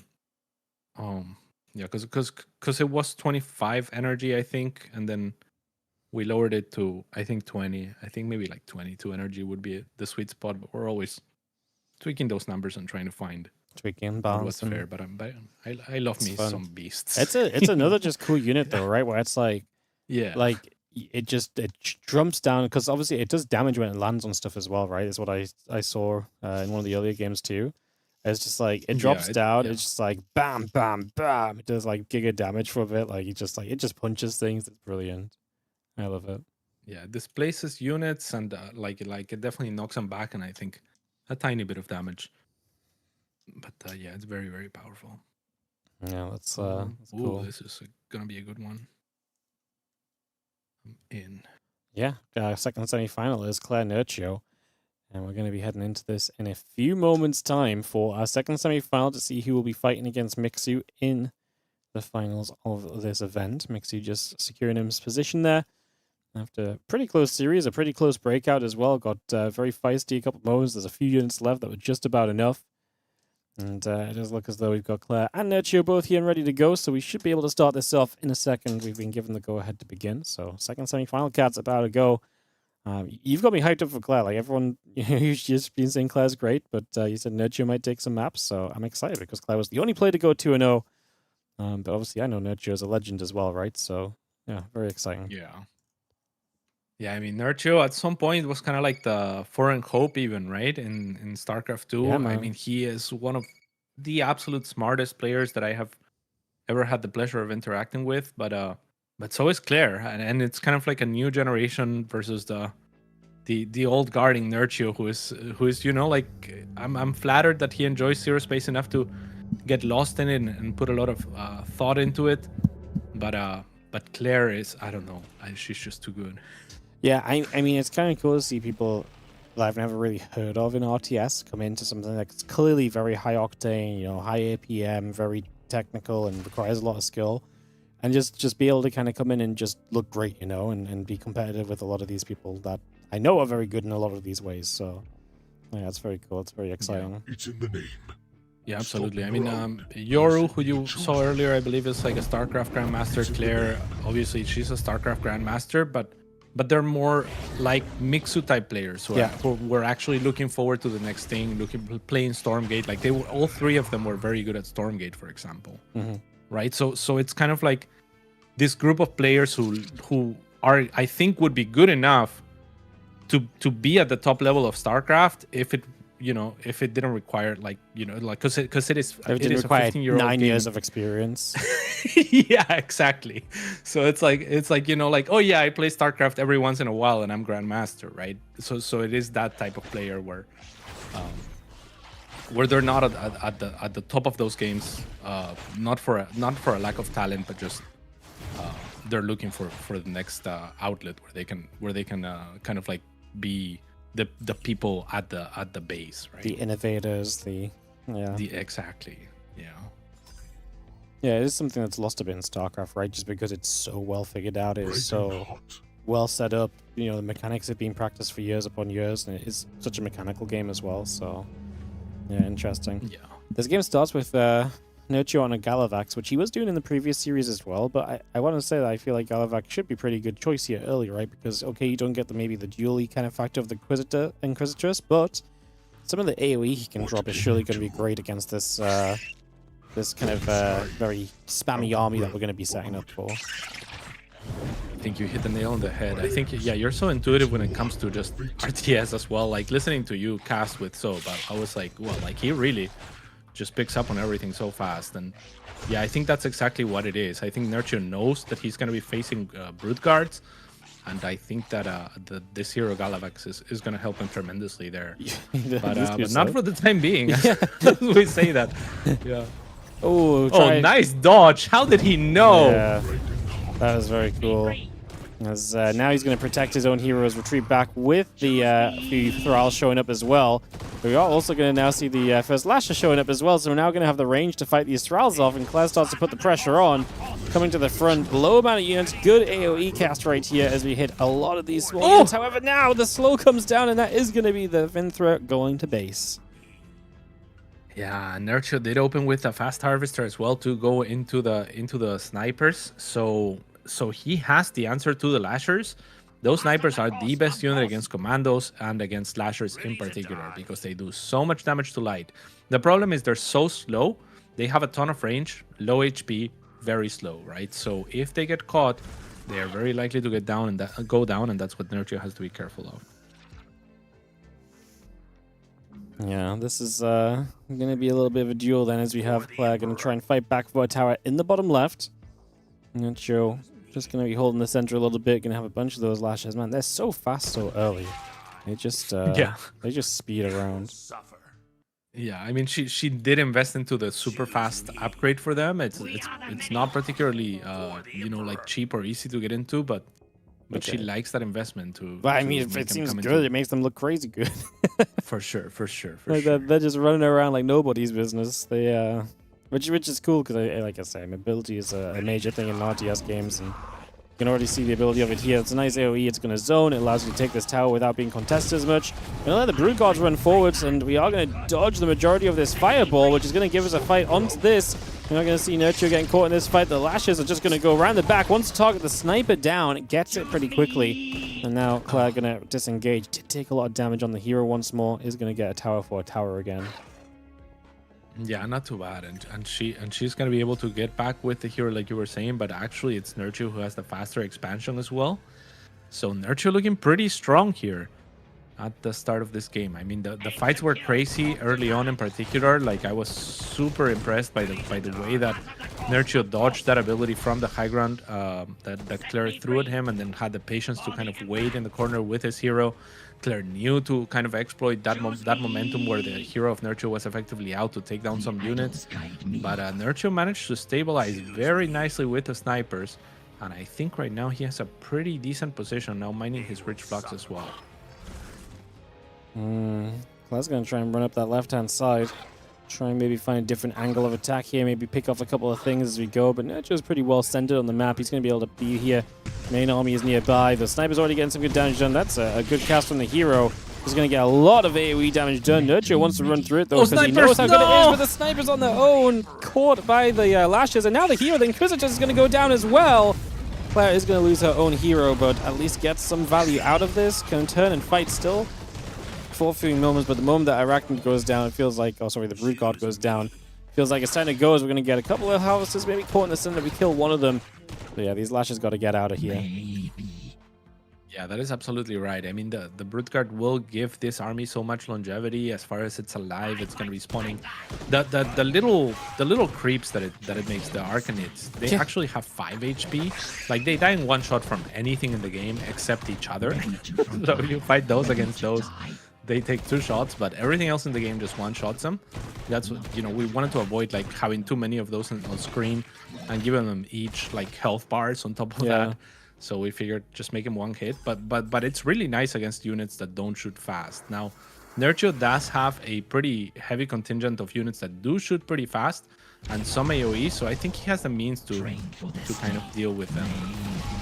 Yeah, we are going to be seeing this fight. Looks pretty good for Clash. He's going to come into a good spread. The Fireball doesn't do too much, and the Concave definitely helping. A lot of the melee units from Nurtio not really able to get far enough forward. They're just taking too much damage. We are going to see them continue to get picked off. Claire taking on, honestly, a very good fight. Inquisitors dies through. Wants to try and get it. Oh my goodness, we dive around the side. Inquisitors is down. The Fireball landed. Claire is still surrounding this army, though, and these lashes are putting in work. My goodness.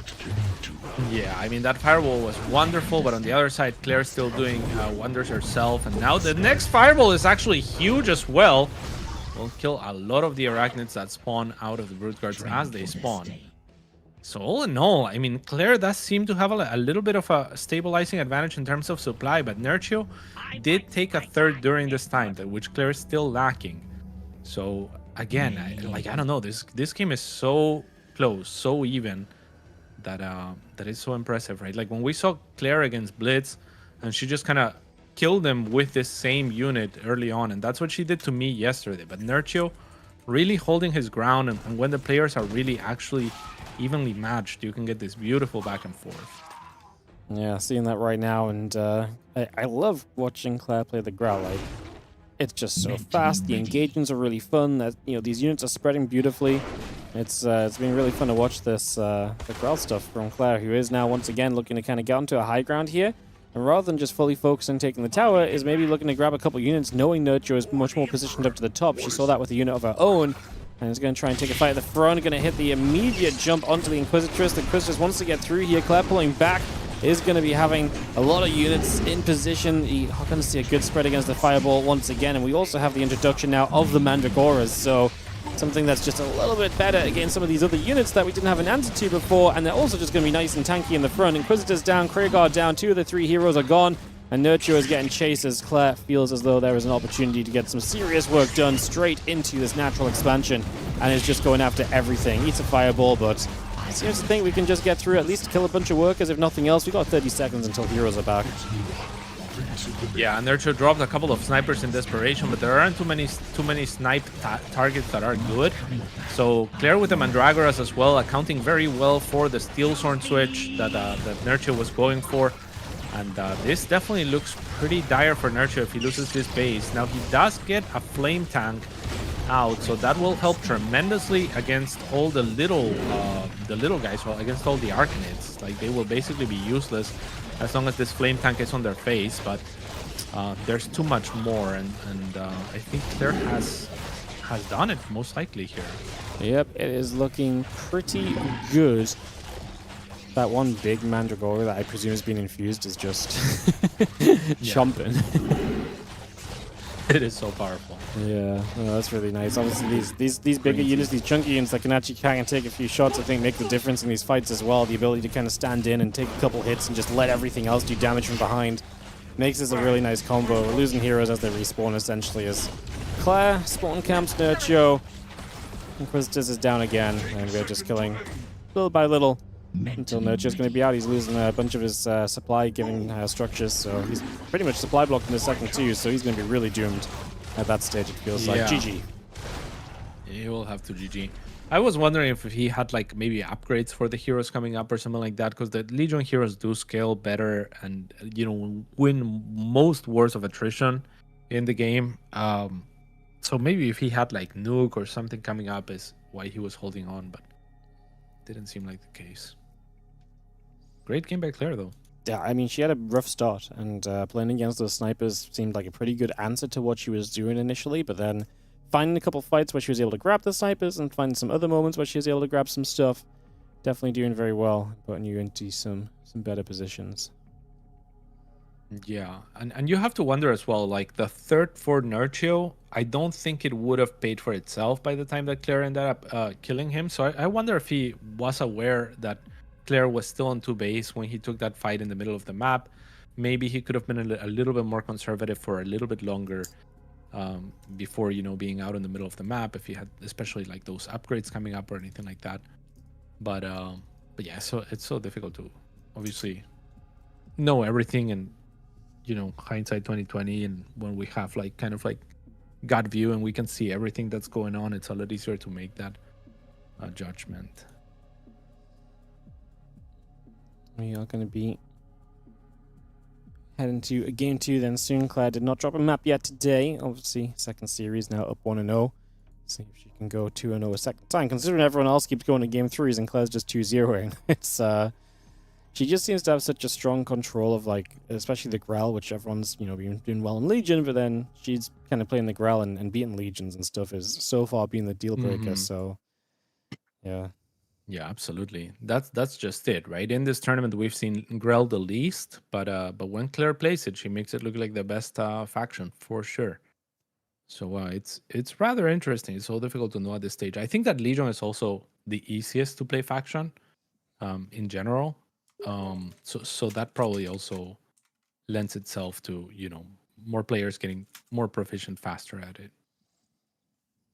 Am I in the wrong game? I'm in a game with Nurtio, but I don't see nobody else, and I just got invited to another one. I'm in with Nurtio as well. I also got invited, but I also joined, so you're probably good. We joined that. The important thing to mention also is there is ping advantage, and it's based off of seeding, right? And that can be pretty big, and that's probably a big part also of like this back and forth. This back and forth like 3-game series that we've seen so much of, because for example Nurtio versus Claire, in this case I think it's Poland versus Spain, so there's still a little bit of ping, right? So the host advantage is actually important. And now Claire doesn't have Grill, so I don't know. I kind of expect Nurtio to equalize here. Yeah. We'll see. Apparently Claire's Legion's insane. It was insane earlier too. That is true. That is true. It's probably a Legion versus Legion. Mm. That is very true. Yeah, we'll see. See what happens. Claire's just BRB a minute, and then we'll be back into game number 2 of this semi-final number 2 here today. Again, make sure you're wish listing everybody. !ZS or ZeroSpace in the Twitch chat will get you the link through to the wish list, the Steam page. Again, comes into early access next month, so get excited. Yeah, very exciting indeed. And yeah, if you haven't checked out the game, we have this demo on for today, and I believe until tomorrow at the very least. So if you want to download the game and try it out and let us know what you think, then you can do that as well. But wish listing goes a long way for ZeroSpace. So please, yeah, type the command in chat, !ZeroSpace, and wish list us. It helps a great deal. Beautiful stuff. We are on our lobby, so I think we are good to go. Just waiting for the players to ready up. It does look like, again, Legion on each side. Nurtio going to stick with those Corsairs, and Claire going to go for the Chakru Kingdom on the mercenary side of things. Very interesting. Very interesting. I don't think we've seen a lot of Legion Chakru. Have we? We've seen a little bit of it, but I don't think I've seen as many of the Chakru units come out as, say, when Corsairs or Valkyrie have been used, so... Yeah, I wonder what they were looking maybe for the Legion, maybe for the Chakra Hero, which is quite good. But we saw the Chakra Hero ones as well, that's true. In the top left-hand side of your screen, it is going for Fast Harvesters Lair. Yeah, queued up 3 right off the bat. And the bottom right is going to be Nurtio. Yeah, and queuing up Harvesters is interesting. It makes me feel like maybe there is an opportunity here to go into the tavern, or very fast tech otherwise. I mean, Claire is definitely playing her own brand of ZeroSpace compared to everyone else, it feels like, which is awesome. Opening with the Kragar as well, something that she did in an earlier game too, which is very offbeat from what everyone else has done, so yeah. Kind of wild to see the completely like no Inquisitress starting point. Yeah. Inquisitor is definitely the most common, but when you go Kragar, at least like there is the tell that there is a high chance that you will be consistent and go for the Rhinos for the Exalted, because as you know that yeah, the Tiger gets a little bit fatter as Exalteds die. Yeah. It's my favorite thing, man. I think if I ended up playing some games, I'm instantly gonna play Tiger Rhino. Just seems fun. Yeah, it's cool. It's fun. I just have no doubt in my mind, like, this is just straight up wild build. I don't care how good it is. I don't care how realistic it is. I mean, it seems pretty good, but... it's absurd. Yeah. It's absurd. Late game, it scales insanely well, basically. Early on, it's all right. Late game, that Tiger is like the strongest unit. You know, it's a beast. It's like a Valkyrie beast for free. Pretty nutty. All right, well, Claire leading 1-0 as we just have the engagement through. Some harassment, obviously push those Harvesters off the Flux, so doing our best to deny that a little bit early. We are going to see our first Exalted showing up, so we're just going to harass the Harvester here. This is rough for Nurtio, because Nurtio is already down a tower, and is also now having his Harvesters harassed. Great little snipe coming in. We do get a Harvester, which is a major delay. Now we're going to jump onto the hero. And we are going to see ourselves a kill on the Cragborn. Yeah. Cragborn, what do you think of that name? The Cragborn? Yeah. It's all right. I think it's all right at best. I'm never going to say it over calling it the Kitty or the Sabertooth Kitty or something, like, you know. It's the kind of name... I mean, the original name was the Sabertooth, but obviously... Yeah, that's kind of, it's kind of lame for it to be called that, though. Like, I think it's fine being called this, but no one's ever going to call it this, you know. They're going to call it, like, the Killer Kitty or something. For sure. Like, it's going to get a like Rhinos. Yeah. Oh my, big fireballs. By showing up and just diving in, Nurtio in some trouble. Yeah, I mean, the hero Inquisitress I thought was going to go for the hero of Nurtio here, who is very well tucked in between buildings, and ZeroSpace for anyone just joining us, buildings do block shots. So there's a lot of strategy around like just using them for cover, but it's Claire who's gonna get the snipe from downtown onto Nurtio's hero, who is forced to drop some snipers. Snipers not the best here because the rhinos are actually not light units, right? Yeah. So yeah. Has to build a little bit Desperation of snipers, desperation. Yeah, that's what I was about to say. Desperation snipers. Eyes on the target. Yeah, this is feels like a very good start for Claire because she's also holding the towers during this, right? She's got a level advantage. She's got all the pressure going on. Okay, Nurtio's got an expansion, but from what I've seen so far, I really feel like the expansion takes a little while to kick in.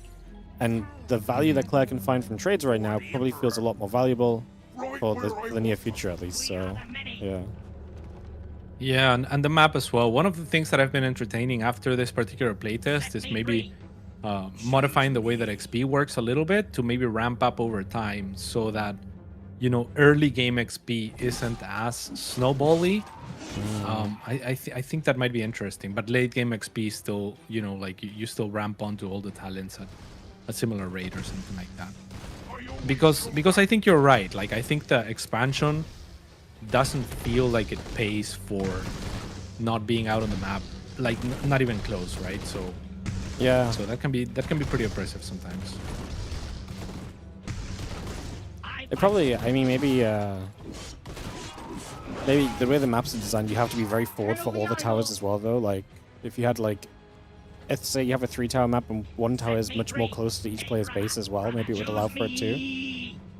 Yeah. But it's, Yeah, I mean, there's lots of things. You got a game that's cool enough you can change loads of things and play with it, so, yeah. absolutely. We've considered that as well in terms of like new designs with you know 2 tucked in towers effectively that are safer and then one that is more actively contested. I think that's a way to do it as well.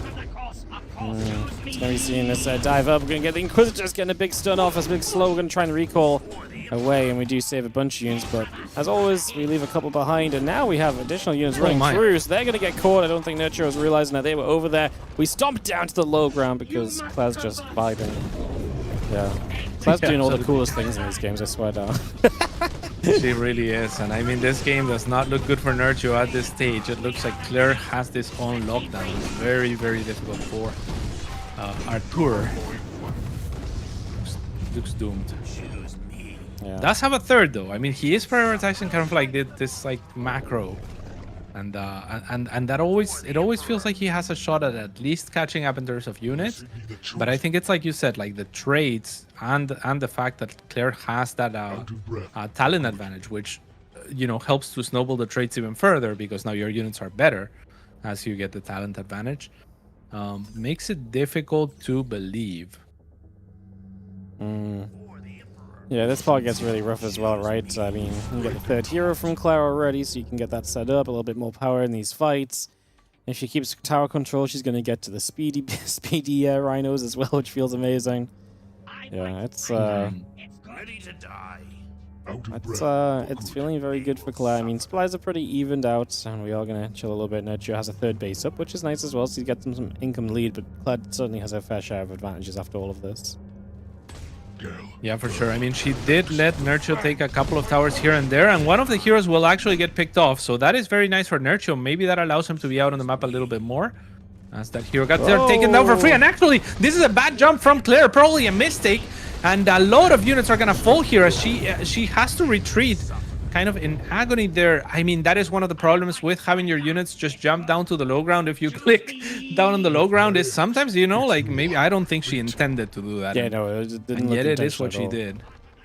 Yeah, didn't look intentional. So that's rough. And now look at the supply. Yeah, I mean, Nurtio just takes a massive supply lead from this, so he's going to get into a great spot.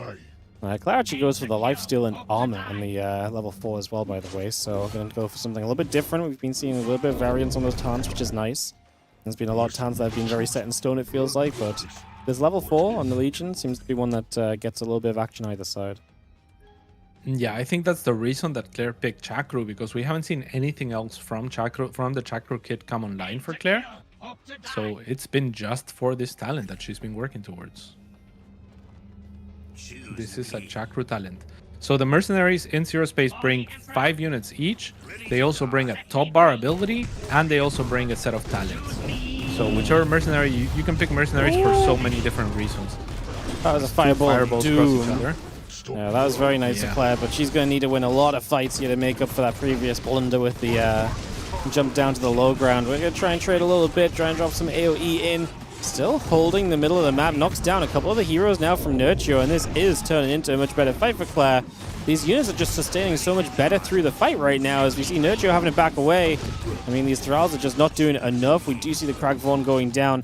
It's a shame because now it can't benefit from the big buffs it's been getting throughout this game. That moves back to the bottom left, immediately wants to challenge for the tower, take every advantage we can here. And Nurtio will be still nearby to contest, still has a supply lead, but it's nowhere near as crazy as it was before. Yeah, absolutely not. I mean, in matchup wise, just as far as like the Thralls against the Rhinos, Nurtio has the better matchup, but it's those fireballs that have allowed Claire to just kind of dictate the pace here.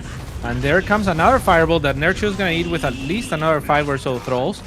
And Claire now holding a very nice high ground. Has to be careful. No! Big nuke. This is painful now. These Rhinos are feeling tanky, man. Like they have, so they get the +1 armor. They also have like some lifesteal. Does every unit get lifesteal? Yeah. Yeah, that seems pretty nuts. Yeah. So these Rhinos. The +1 armor. I mean, that is such a sick talent. That is the whole reason that Claire picked the faction. Yeah. Was for the talent, and yeah, like absolutely. I was saying Nurtio has the advantage as far as matchup, but you're right. With +1 armor, he does not. Yeah, no, it's it definitely seems like a pretty big deal. Nurtio trying to get a couple catches here with the Inquisitress, trying to get some stuns and slows to pick up a couple of these stumpy boys as they jump kind of onto the ramp for a bit of fun. But yeah, this is going to be the army pulling back around, and Claire still holding 2 towers. She's got a 2-level advantage right now. So we're going to see a big fireball again. Comes in from the side. What a great angle that was. Big fireball in return. Oh my goodness. All right. So not too bad, but it is Claire also who has the better upgrades on the heroes, including that nuke. It does get dodged, so Nurtio might have a chance here, but the obelisk is here as Claire uses her whole XP advantage now to kind of look for a game-closing moment. And it is very likely that she finds it here. AoE on the high ground is massive as well. We are going to see the Korok is a little bit stuck. Our Sabertooth Kitty goes down. And we are just going to be seeing Claire just going to knock down the rocks for easy access to this high ground and keep on harassing. Claire, by the way, is now on 5 bases behind all of this. So just in case we're worried that Claire was, behind this game, she's taken every opportunity to take advantages back. Supply now in her favor. This monolith is so oppressive. Up in the front, just able to sit here and hit. And now structure's starting to go down for Nurtio, which is going to make recovery even more difficult for him. As soon as the monolith gets vision, it will continue to wreck the space, and now it's looking like it's over for Nurtio. I mean, even with the sacrificial spear from Galavax as well to help heal these units, which already have lifesteal and so much sustained from that armor, it looks like there is no chance here for Nurtio, barring like a miracle nuke or something like that, to come back into this game. I love these animations on the nuke. It's so ridiculous. Like, it's super bright and then it sticks around forever. And like this fire cloud, it looks awesome. It's I love it. Yeah, it really feels like a nuke. Actually, like it's great. Yeah, I like it a lot. I'm trying to push in over here. We're gonna get a nuke in return, so we get a couple of the clunky boys. I forgot what they're called, the disciples. So yeah, the Dark Disciples, and those are very expensive, but they have no role right now because Nurtio is just, he can only afford to make Thralls, it feels like. So so the Dark Disciples are there in case Nurtio shows up with a terror tank, which he is not. They're also good at killing buildings, I think, so... That is true. Maybe that's the phase. It's just like, well, I'm going to start killing his bases. I'm going to speed this process up.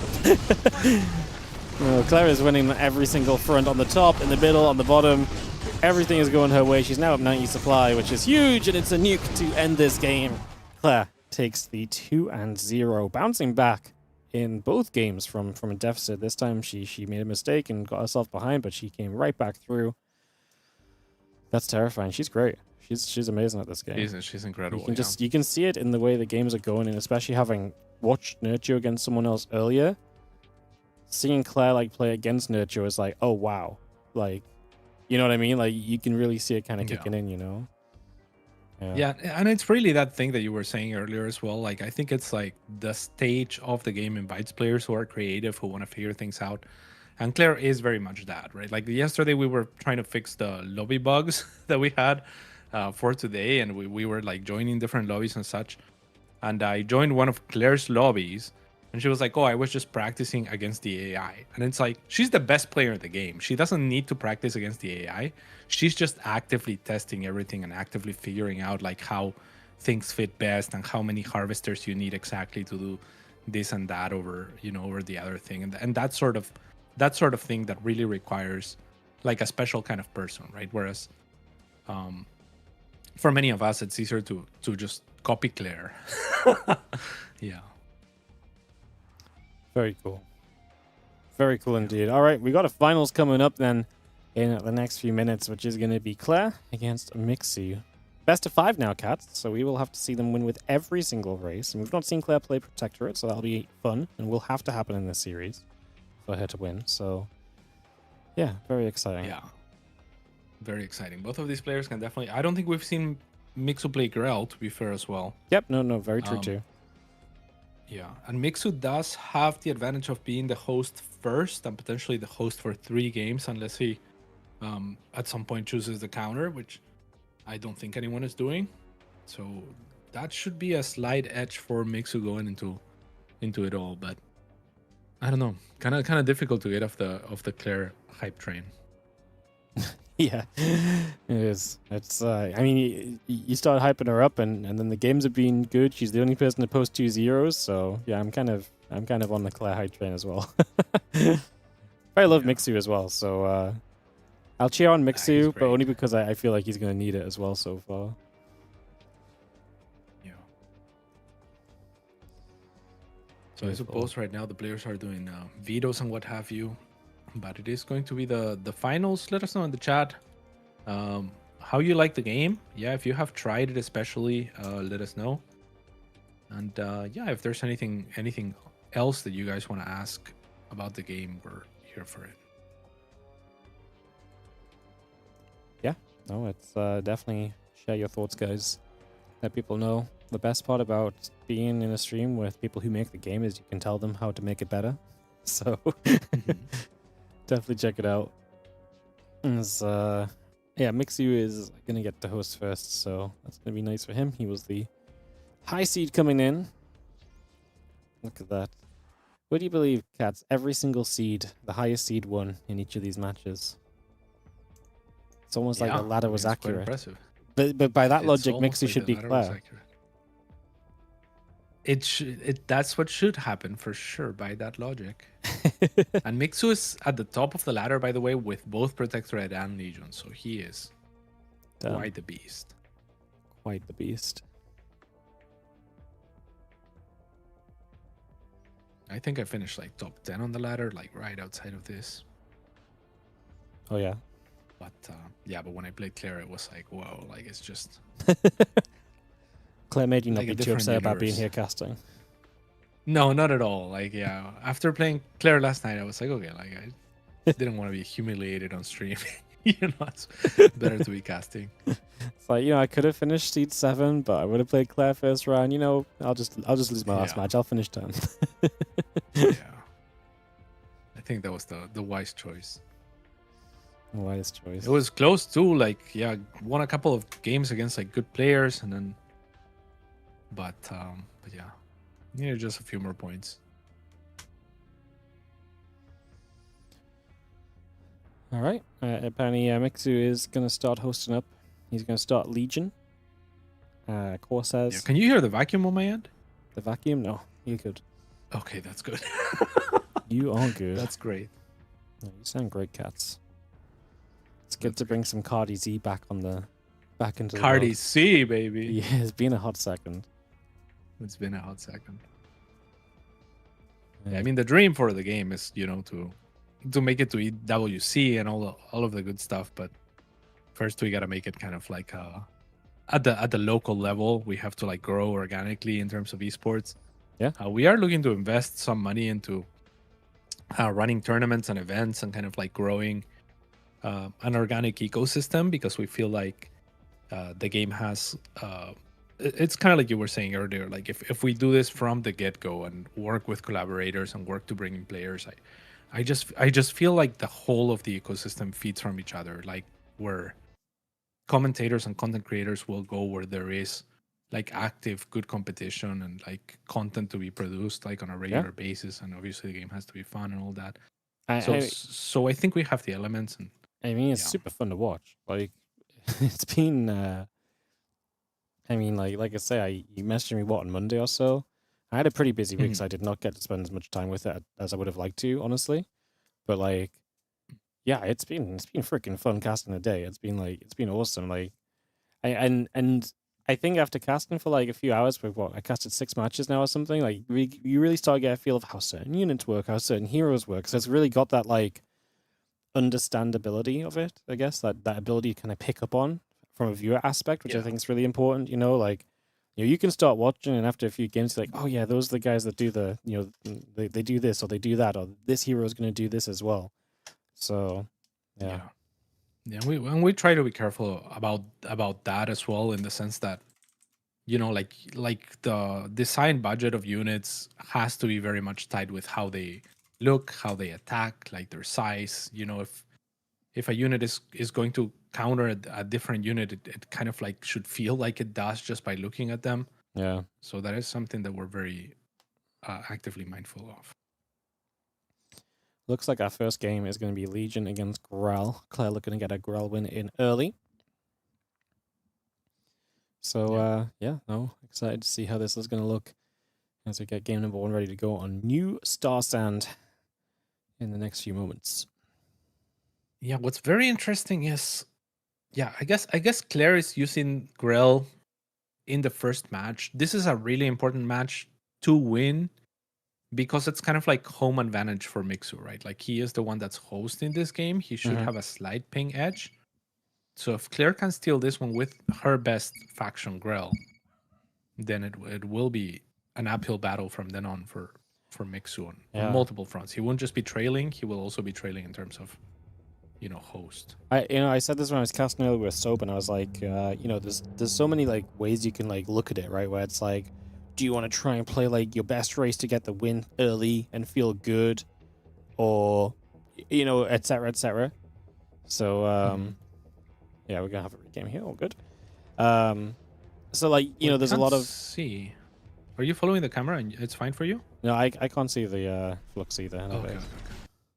But there's just so much like I say, especially because it's like, it's not just like, oh, I go into game 2 and it's the same factions, the same scenarios, because it changes every time. It's like, it gives that choice of like, do you play your better faction to try and get the next game, or do you play the factions maybe better specifically on that map? Like, which one's the better mental edge, which one's the better edge overall, for example. So there's like, that's why I kind of like the changing of the stuff as well, game by game, because there's another layer of everything added to it. So very cool. Yeah, I very much enjoy it, and just as a player, it is easy to switch comparatively. Like, the game as a whole has like the same principles, and the macro is simplified for all the factions to enough of a degree that you can go between them, and you have to learn the units and the spells and your build orders and what choices you want to make. But even those can change, and even those can be learned like as you play the other matchups. So I think these players don't really struggle, right? Like, we've seen people beat the other player in the top 8's best faction with their second best faction in this tournament. Yeah, no, it's I only have praise. It's been fun. Looking forward to a final, which is hopefully going to be great. Yeah, and already one thing that I noticed from the game as it was starting is the positioning of the idle conduit of Mixu is rather interesting here. I'm not sure if he's gonna go for the same thing again, but the idle conduit is the supply depot for the Legion, and it gives energy to units nearby. So I think Mixu, look at that conduit there. He's prioritizing that position so that he can jump at the most at the most efficient. Yeah, exactly. Jump down that cliff with the Inquisitors. I'm guessing will be his hero, and dash forward and run that path where the idle conduit is, So she will get recharged as she goes towards the tower. So she will arrive to the fight both as soon as she can possibly arrive and with as much energy as she could possibly arrive. So Mixu is looking for a fight here big time. Fearless. Ooh, I was going to play the Chakra hero, which is someone we did see one time today, but Claire, when playing Grell, has not played this. So that is a little bit of a different vibe. The tide will change. Yeah, very interesting. And Claire is actually gonna clear this this creeps before Mixu gets there. So much for Mixu's aggression here. Actually forfeits both the creeps and doesn't win the duel. Victory. And Claire only works on cooldowns, right? Like non-Legion heroes don't have energy; they just have cooldowns. So Claire is all refreshed now and didn't lose any HP. This doesn't look great for Mixu. Yeah, cooldowns versus energy. Obviously, cooldowns usually is going to win out, right? Because unless the energy regenerate is comparable, but Mixu's going to have to back it off. Get back over here, regen a little bit, and he's going to start playing the Stompy Boys through the center. And starting to see if he can get some trades in here soon as Claire's on her way to her first few units as well. I'm just going to be still trying to get some of this extra value. It's going to take some damage. Let's see what we do. Jump in. A little bit slowed right now. Going to try and make a getaway, but Mixu may have to dive forward shortly. Is going to dive in right now. Claire looking for the getaway. Trying to just find any way out, and is going to be all right for now with the stingers coming up. Yeah, as Mixu dashed forward, Claire tried to drive her hero to the side to avoid the ability of Mixu. So Mixu didn't use the ability either. So great job on both ends, as Mixu's now going to spot a lot of stingers ready to come. And stingers are not what you want to be facing with this unit, with the Exalted, the Rhino. Because again, they don't shoot particularly fast, right? And stingers are very fast units, very agile, and relatively low HP, high damage, much like Zerglings. So this is not going to be great. But I love the adjustment here from Mixu. It's the Dread cars. They are actually going to be great against stingers. Those cars deal more damage the closer they are to the unit. They start firing actually a little bit faster as Inquisitress barely gets out. So they are fantastic against melee units. Claire's hero looks a bit doomed here. Doesn't have a way out of this, so does see that going down. Mixu is gonna kind of like this push, like you say. Mix-up has seen something we just haven't seen before. The Corsair Rover. That's fun. So it shoots faster the closer it is to a unit. Yeah. So you know, it's the best against melee units. It's a little bit clunky, which is a little bit annoying for how the unit functions. Like it has like a little bit of a quirk in terms of movement, so it can get more easily trapped. But it is very, very good. And it also has like a little bit of deceleration as it reaches its targets. So it's not super easy to control. But if you can control it, you can get a ton of value out of it, especially against melee units. And I'm sure Mixu is up for that task. Well, we see the stingers are going to go make their way around. We've got a bunch of them already. And we are just going to be seeing a couple of units coming across on the top side. And Mixu doing a good job of zoning, not letting Claire get anywhere into a big position, maybe for a surround or so. I love them jumping down that ramp. Patrolling the scout. Mixu does a very good job as well of holding on to his ability. Well, now would be a good time from Inquisitress, but he's not going to use it still. The Stingers are looking for a surround here. Quick water wave as we just see Claire kind of chased, kind of felt like she had a surround and it didn't really matter, didn't feel like she could do enough. And once again, her hero is going to be in some trouble in the front. As Mixu just comes back through with these Exalted, and again, Claire's hero has been in trouble a couple times over so far. Mixu dominating this early stage of the game. As Claire may get the bottom left side, she's going to counterattack onto the base and maybe put some pressure on Mixu, which would be nice. Something to just keep him busy for a little while. Because right now, in the middle of the map, he is winning out. Beautiful wall-off, full wall-off from Mixu. Most of his production is outside his base anyway. So he sees this counterattack from Claire and just actively denies it. Says, you won't go in and kill my extractors. Just full wall-off. And I'm wondering if he's going to cancel that building. Yeah, I was going to say... Looks like he'll keep it. Yeah. Is there a downside to keeping it? He doesn't have anything producing from the main, right? Yeah, you're completely right, actually. I guess, yeah, there is nothing producing from the main. So it's okay to just isolate it. Keeps you It's safe. better, actually. It's just good, right? Yeah, Yeah. I mean, keeps you safe later in the game, obviously, and keeping you safe later in the game is obviously a pretty big deal as well. I mean, there's not a lot of things that kind of find a way to dive into the main deeper in the game from what we've seen so far today, so yeah, seems like a pretty fine choice. Mixu just has a lot of stuff, and being in this natural is obviously a pretty good sign that he's feeling pretty great here. There's a couple snipers in the back as well that are going to start helping out against some of these smaller units, and yeah, Claire's hero is already down, so this is not feeling great for Claire, who is in trouble and might be about to drop her first map of the day here in the Grand Finals. Yeah, maybe, but Mixu has not expanded yet, so we have to see if he's willing to expand and catch up in terms of economy. That is the one advantage that Claire still has. So Mixu is more or less, you know, the onus is on him to try to make something happen, either by taking all the towers on the map or ending the game outright.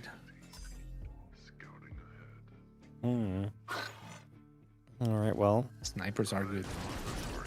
Yeah, Sniper's gonna sit from afar and just start hitting, right? Just start harassing this location and making it difficult here for Cloud, because you're just gonna fall further and further behind. Mixu is fighting for the bottom left tower to take all 3 towers in this game as well and put himself in a great position.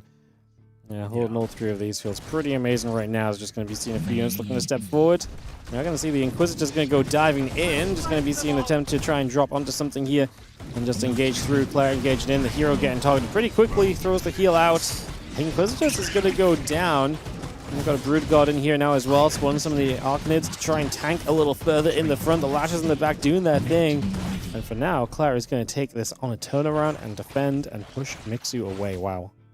I mean, that's massive. She takes the supply lead. Did a great job of focus firing the snipers as well. The Inquisitress, like you said, she got pushed out of the wave, didn't hit a good ability, and now Claire has the siege position onto this. I don't know if she knows about Mixu not having a base or not, so yeah, I love this, right? Because the instinct is like, okay, I just want to fight, and I see your production here, I'm just gonna try to end the game. But I think the safer thing is actually just take the towers, you have your own base, not overcommit to trying to kill any buildings, just stabilize and force your opponent to either match your economic cadence or outright lose. Yeah. I'm just going to see it dive forward. Lash is going to put some work in. The Arcanid's up in front. Going to put the work in as well. We are going to send another one of those Earth Balls forward and get another Exalted. Mixu can't stop bleeding out units right now. He needs to be careful, because the more he's losing, the bigger a mass that Claire's getting in her favor. And she is going to be able to keep on trading here as she steps to the front. And now this is kind of awkward because those couple of cars don't do as well, right? If everything here is ranged pretty much, the cars are going to struggle a little bit. We do see Inquisitors showing back up and diving straight into this fight with a stun and a cleave. The hero taking a bunch of damage now, gets back in, gets one more cleave off, and is still going to survive through this. That looked dangerous, but it works out for the moment. Claire is going to hold out with tier 3 talent. It's the reanimate hero talent, so Inquisitress is still alive in ghost form, and she will come back to full life in a second here. So she actually did die. She's just a zombie, and now she's back. Well, making great use of that then, because obviously a second life on the hero seems like a pretty big deal. Now though, super low HP, we have a Lasher that tries to get it once again. We're going to get away. Zombie mode is pretty sick. That is crazy. I mean, 2 zombie Inquisitress to help stabilize here. It seems obviously completely broken, but it actually costs 8 energy, so it's not nothing. That's about the equivalent or close to like the energy that you would spend to drop down a beast. Okay. I was about to say I was convinced there was going to be a cooldown, so I was sure she was going to be dead this time, but no, that makes sense. Yeah. It's just like there's extra resources in ZeroSpace, like people were talking about earlier, like how we have the 2 basic resources, and we do, right? Like there's the Flux, which is the purple one that is out on the map and is harder to reach and has promotes a lot of activity where people get, you know, their harvesters killed and whatnot. The Hexite is the basic one, but then there are 2 resources that are not traditional, like you know, traditionally would be even called resources. One of them is experience, which you do have to manage and you do want it to go up, and the other one is power, which you get from losing units, and you also want to manage it, and you know, you also want to see what to spend that power and that XP on. Are you seeing the little bit of defense here? Mixu able to get back on the map after a couple of fights that went bad for him. However, he's maybe trapped on the map as well, and Claire is looking to take this fight. Mixu's getting around it, is going to drop the recall. gets out of there. Maybe. Yeah, you called it. I mean, yeah, the moment you said he's trapped, I agree. Like, that's great from Claire, and then forces the recall. So now that recall is on cooldown, he had to spend a little bit of energy in doing that as well. So it's not absolutely free, and if Mixu gets caught on the map again, then it's going to be very difficult for him to disengage.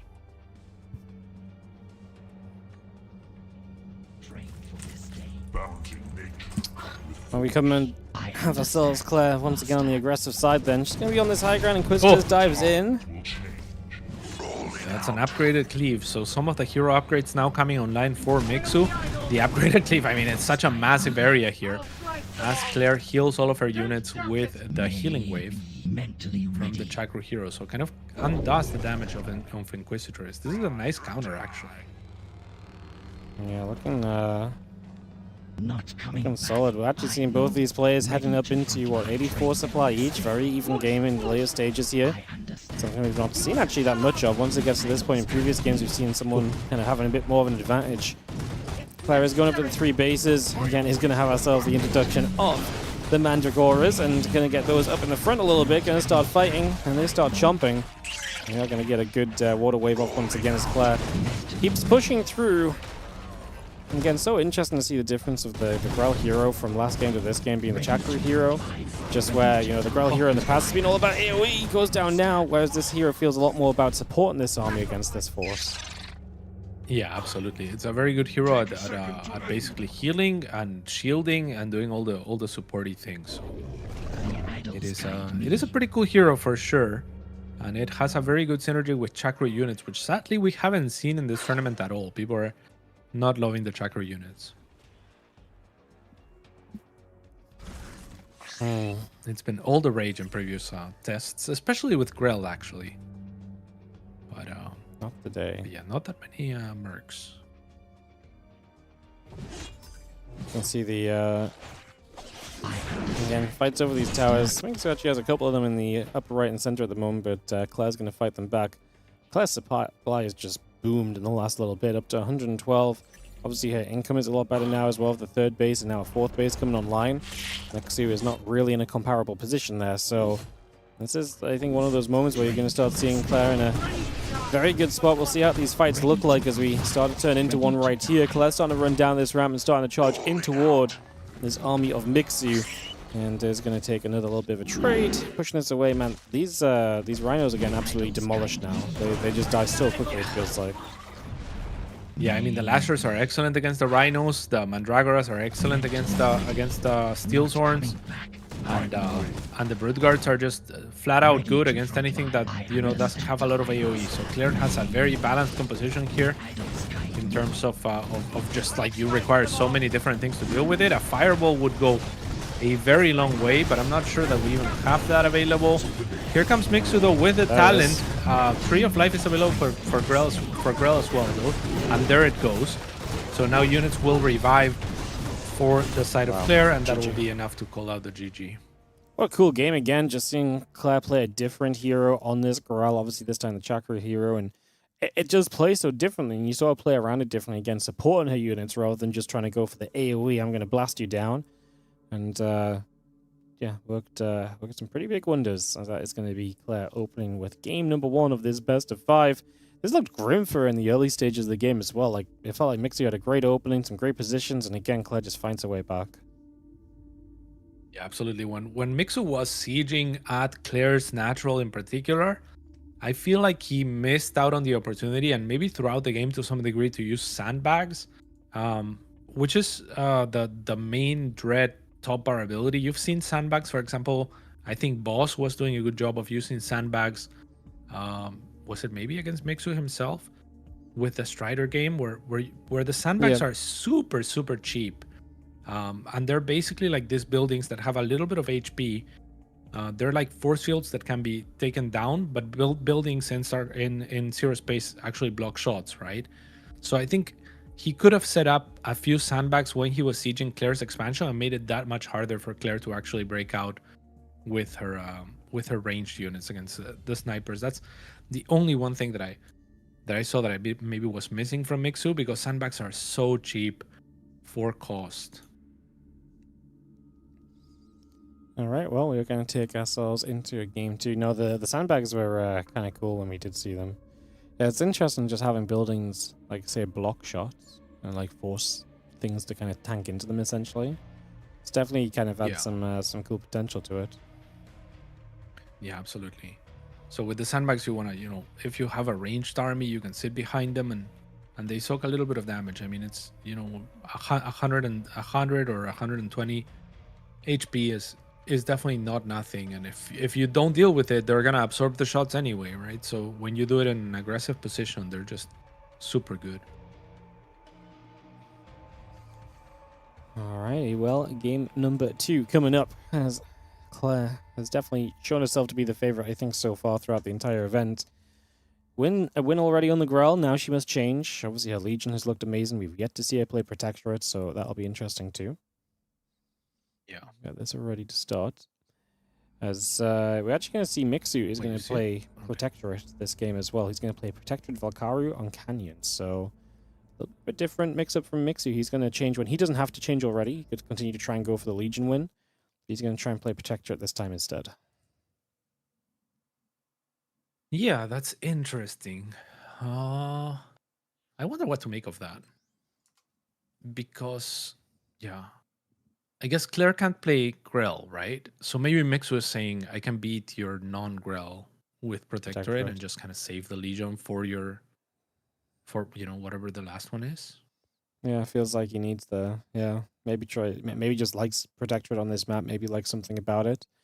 Played Protectorate on the good point. I think he played Protectorate on the opening game on this map earlier. I can't remember if he was Protectorate or no, I think he might have been Legion on this map in the very first game of the day. Yeah. So obviously, because he played boss on this map, Protectorate, I think, right? I can't remember. So Claire gets to pick she gets to counter pick, right? So she gets to decide what she plays against the Protectorate. So yeah, this is going to be her Either choice PvP, to decide whether she wants to play Legion and get the win now, or does she maybe believe in her Protectorate and just try play Protectorate? Yeah, that's a good way to put it. Legion and get the win now.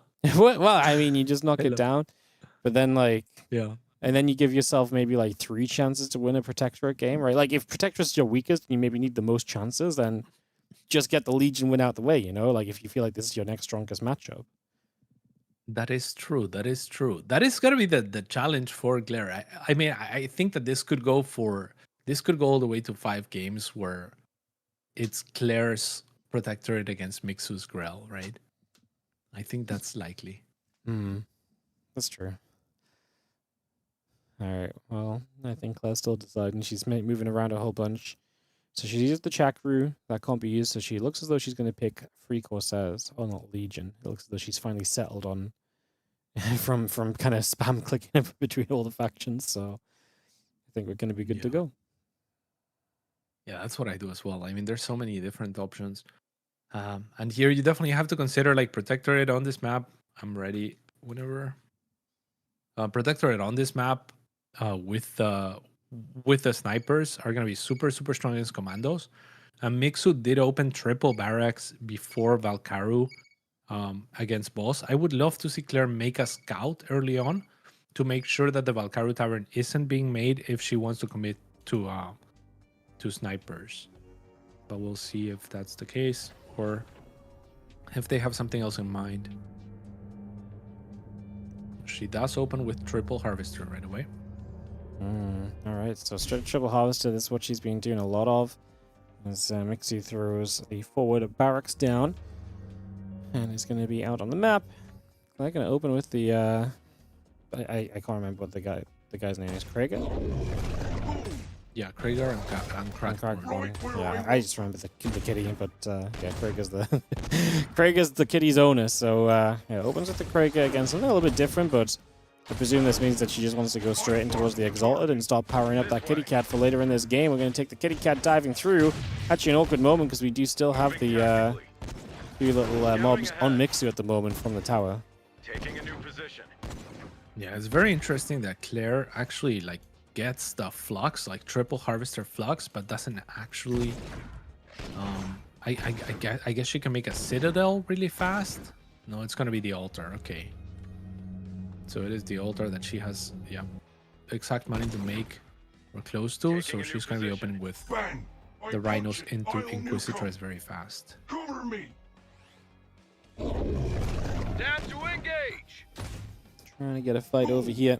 As we do have the double tower From afar. owned here from Claire, so she kind of enjoys this early game advantage there. And we do have the couple of commandos out, and obviously we continue to build commandos at the moment here from Mixu, who does now have one harvester up, so get some flux income. Can start going from here. Yeah, unfortunate for Mixu, he did make the Valkaru mercenary outpost, which is a little bit rough against the opener that Claire is going for. Because again, the Dogos are medium units, and this unit, the Rhino, is anti-medium. So that Tavern will not be super useful for Mixu, in my estimation. Well, we are already joined up and moving around a little bit. We are going to put some more pressure onto the champ here, and just going to see the nice little AoE lineup there. Just going to get some shots in, some damage done. And Claire starts to look for the bigger fight, maybe towards the center here. As the tower will be taken by Mixu. You contest, and Claire just says, cool, I'm going to run by and toward your base maybe. Could potentially harass some workers, or maybe come around the back and harass these structures. It's kind of awkward, because Mixu's kind of behind these structures as well, so he has to find a way to move through if he wants to defend. Claire's happy to morph, basically make Mixu just go home, and now comes back to the center. Yeah, that was very interesting, right? Because Mixu identified, okay, you're heading towards my base, so I should head back to defend. But when Claire finds the structures, you would want to probably pick off like a supply depot or something like that. But with Mixu already on the other side and buildings blocking shots, it means you're going to take a bad fight because Mixu is going to be able to shoot you. So nice job by both players. But at least Claire knows where the weak point of Mixu is now. So there's a good shot that she can send units there later on to apply some pressure. Diving through, Claire trying to jump in. Nice. Just going to be seeing the engagement here starting off, and we are going to see the dive across. Wow. Going to go hero for hero here, but it does mean a lot of those commandos are a little bit exposed. Claire still engaging through, has the kitty in the background, has all of these rhinos continue to chomp. The Kragvon goes down. Craig is still in the back though, as we are going to be seeing a few more of these commandos chased. And for now, Claire will own this position, gets a couple of these creeps that finally go down as well. And he's going to retake the tower. Still has kind of kept this tower control pretty much throughout. Yeah, so again, Claire does have that extra hero as well, so that helps her out a little bit there. That was a great engage from Mixu in the onset of it, because when Claire jumped in with Inquisitress, Mixu countered, and you have to do this within half a second or less to be ready to stun the Inquisitress when because she has a little bit of a delay for her ability, and Prefect Aster's ability stun is instant. So if you see her starting to cast in that little second gap, you stun her and then you negate her ability completely. So that was really nice by Mixu, but still he takes an unfavorable fight when all is said and done. Jumping down that low ground, and the couple of hounds that we've seen, like you say, kind of get messed up a little bit by these exalted. So we have seen them dropping pretty quick so far. Another skirmish looking to come in. Crocodile dives in. The Inquisitress dives in as well, gets some stuns and slows off. Mixu starts to pull back. Recalls a couple of individual units away as well. But once again, Claire is diving forward and getting some kills right now, and this hero is going to be in trouble. Prefect Aster is down. And Mixu is in full retreat mode as Claire can push up toward the front here and is going to start hitting the production.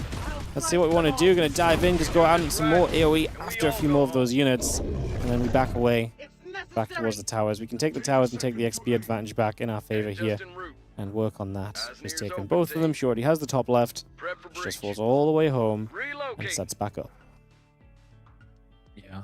And here is where this Valkaru Tavern is just so bad, in my opinion, against the Rhino openers, because you get the Shock Trooper, which again does AoE damage, but the Rhinos don't club pop match. The Dogos, who are medium, but the Rhinos are anti-medium, right? So your other options are like much deeper in the game. One of them is the Towbot, which is really good at displacing units, but the Rhinos are pretty fast unit, so it doesn't care that much about being displaced. And the other unit is an anti-light unit. So Valkaru is just not a great faction overall to have to partner up with against this particular strat. Yeah, we are going to see pretty Craig showing. Vaughan down again, but you know what? I feel like Mixu just loses so much of everything else. He doesn't have an expansion, right? So Clara is just taking a base, getting into a better and better spot, while continuing to control the map and everything else. So, you know, if this already feels bad for Mixu right now, it's going to feel much worse when Claire takes a big eco advantage in the next few moments. No, yeah, this one looks extremely rough at this point. Claire is just gonna confirm that there's no expansion, and she's gonna be pretty happy to just roam around. And it's really on Mixu to try to make something happen sooner rather than later. He does have that beast, so he is going in for some harassment. This is nice, right? Like, this is about as good as he can do. The longer it takes for Claire to react to this, the higher the chance that he can actually equalize. But Claire will react pretty fast. Yeah, but I mean, we lose like half the mining of this base, right? We recall out. Yeah, very powerful move. But Beast died though. Look at the Oh, beast. it died? It's on the ground. I thought it got out. Yeah. Yeah, I mean, It teleported out, But but it it died. died in where, the teleport. like where it teleported. Look at his corpse. The poor thing. GG's to GG. Mixu. He's just too far gone on this one, and Claire takes the 2-0 lead in this grand final. Grell on a win, Legion on a win. And Claire is just going to need to win with Protectorate now, and if she wins this without dropping a map, that's kind of crazy, right? 2-0, 2-0, 3-0 would be... That would be kind of crazy. She is undefeated so far. Yeah, especially when every other match was like 2-1, 2-1. Like, every other match went to 3 games, apart from Claire's games, which is, yeah, really kind of wild. She is insane. She is insane. She nutty. Yeah. Crazy business. I mean, yesterday was so frustrating. I played again. I feel so much better now watching these games, watching her play. She was It's like beating you up she 3-0'd yesterday. me, you know. Yeah. She 3-0'd me, and I was like, okay, like can anyone beat you? And she was like, oh, maybe like, you know, maybe like Nurtio or Mixu can take games off of me or some games. And she's like, she didn't say it like that. Yeah. You know, that like that's my interpretation of like how she humbly said not really. Yeah. That's funny. Yeah. Oh, she's so good. And I was like, yeah, I mean, I've played against everyone else. No one else feels invincible, you know, like, but she kind of at this stage does. It's crazy. As in the game ends, and I'm like, okay, what did I do? I'm not sure, you know, like against everyone else, it's like, oh yeah, I messed up here and there, and like they did this great thing, and against her, it's just like, whoa, man, that's not even close. Let's see if she can close it out with her Protectorate. I don't think that's her best faction, that's for sure. Well, we haven't seen it all day from her, right? So I would suggest it's our least favorite one, but sometimes you just play really well and it doesn't matter. So, but it's definitely the chance to kind of get back in the matchup, basically. So we shall see. We shall see. Yeah. And Mixu is a beast, right? And Mixu, again, #1 ranked player on the ladder with both Protectorate and Legion, effectively. So, you know, if we assume that Claire's not completely invincible with every faction, and her Protectorate is more beatable than her other 2 factions, then you would expect almost for this to end in a Grell versus Protectorate with both players playing their worst faction. And maybe then it's up for anyone, you know? Yeah, But absolutely. yeah, it's funny because like right now Mixu should have the best chance to at least take a game. And then as it goes on, like in theory, it gets harder and harder because he plays his worse and worse matchups as well. So Yeah, not only worse matchups, but right now he will have host advantage. Next game, Claire will have host advantage. And if Mixu wins, it will be worst matchup versus worst matchup with Claire host advantage as well. So it is definitely a very high, steep uphill battle for Mixu. getting tougher and tougher. For sure. Crazy business. All right, well, while we wait for this Game 3 to get hosted, don't forget to go and wishlist everybody. I'll put the link in the chat once again. Go wishlist. Game comes out into early access July the 20th. Someone asked me this earlier, Cats. Is it like a single-time purchase, or what's the monetization on it? Yeah, it's a single type purchase. We do plan on having kind of active development and a live service. So you know, as we do that, there will be options like probably for DLCs in the future or something like that to be added. So we want the game to continue to develop and to continue to create you know, more product for people who enjoy the game. But for the time being, it is a single boxed product effectively on July 20th on the early access, which will include the first act of campaign. I believe that's the first 10 missions of campaign. You can play the first 3 today. On the free demo, we will have the full versus mode, which includes 4 main factions and 6 mercenary factions. And I believe we will have also 3 co-op commanders, the basic 3 co-op commanders, and I want to say 10 to 12 co-op missions. Less certain about that personally. But yeah, it's all information that you can look up. So I think on early access, we will have a lot of content. On 1.0 release, we will have even more. And past that point, we will add content like DLCs and whatnot. But yeah, until then and for the foreseeable future, it's a one-time payment. Cool. No, that's awesome. Yeah, I played like I said, I played the first 3 campaign missions today. Finished the StarCraft early, so I decided to play the campaign on stream. And the third campaign mission was cool. Like, you know, obviously the first 2 are very introductory and like, you know, making sure you know how to move units around and stuff. But the third one was really cool already. Like there was stuff everywhere. Like there was a couple of like, oh, move over here and kill this. Defend attacks from 2 different fronts. SimCity it a bit. And yeah, it was really fun already. So I enjoyed I'm a huge fan of that mission. I like the ambience as well, like the soundscape and everything in that mission is so it was great. pretty. It's very immersive. Yeah, as someone, I I'm not really a campaign player. I haven't played StarCraft 2 campaign even, but like it was genuinely fun. Like it was actually like a fun mission. Like it made me feel like I was getting involved and learning what to do and how to build my stuff without being overwhelming. It was a great level for like a level 3 campaign, I guess. It was cool. Yeah, absolutely. Did you talk to the people in the ship layer and whatnot? Yeah. Do you Yeah, you role played a little bit? I had them trying to fight We're each other role-playing about stuff. Yeah, no, it was good. Nice. I know it was fun. It was a good little experience. Are you in the game, by the way, Cats? Yeah, I'm in. Sorry. Cool. Yeah, no, it was fun all around.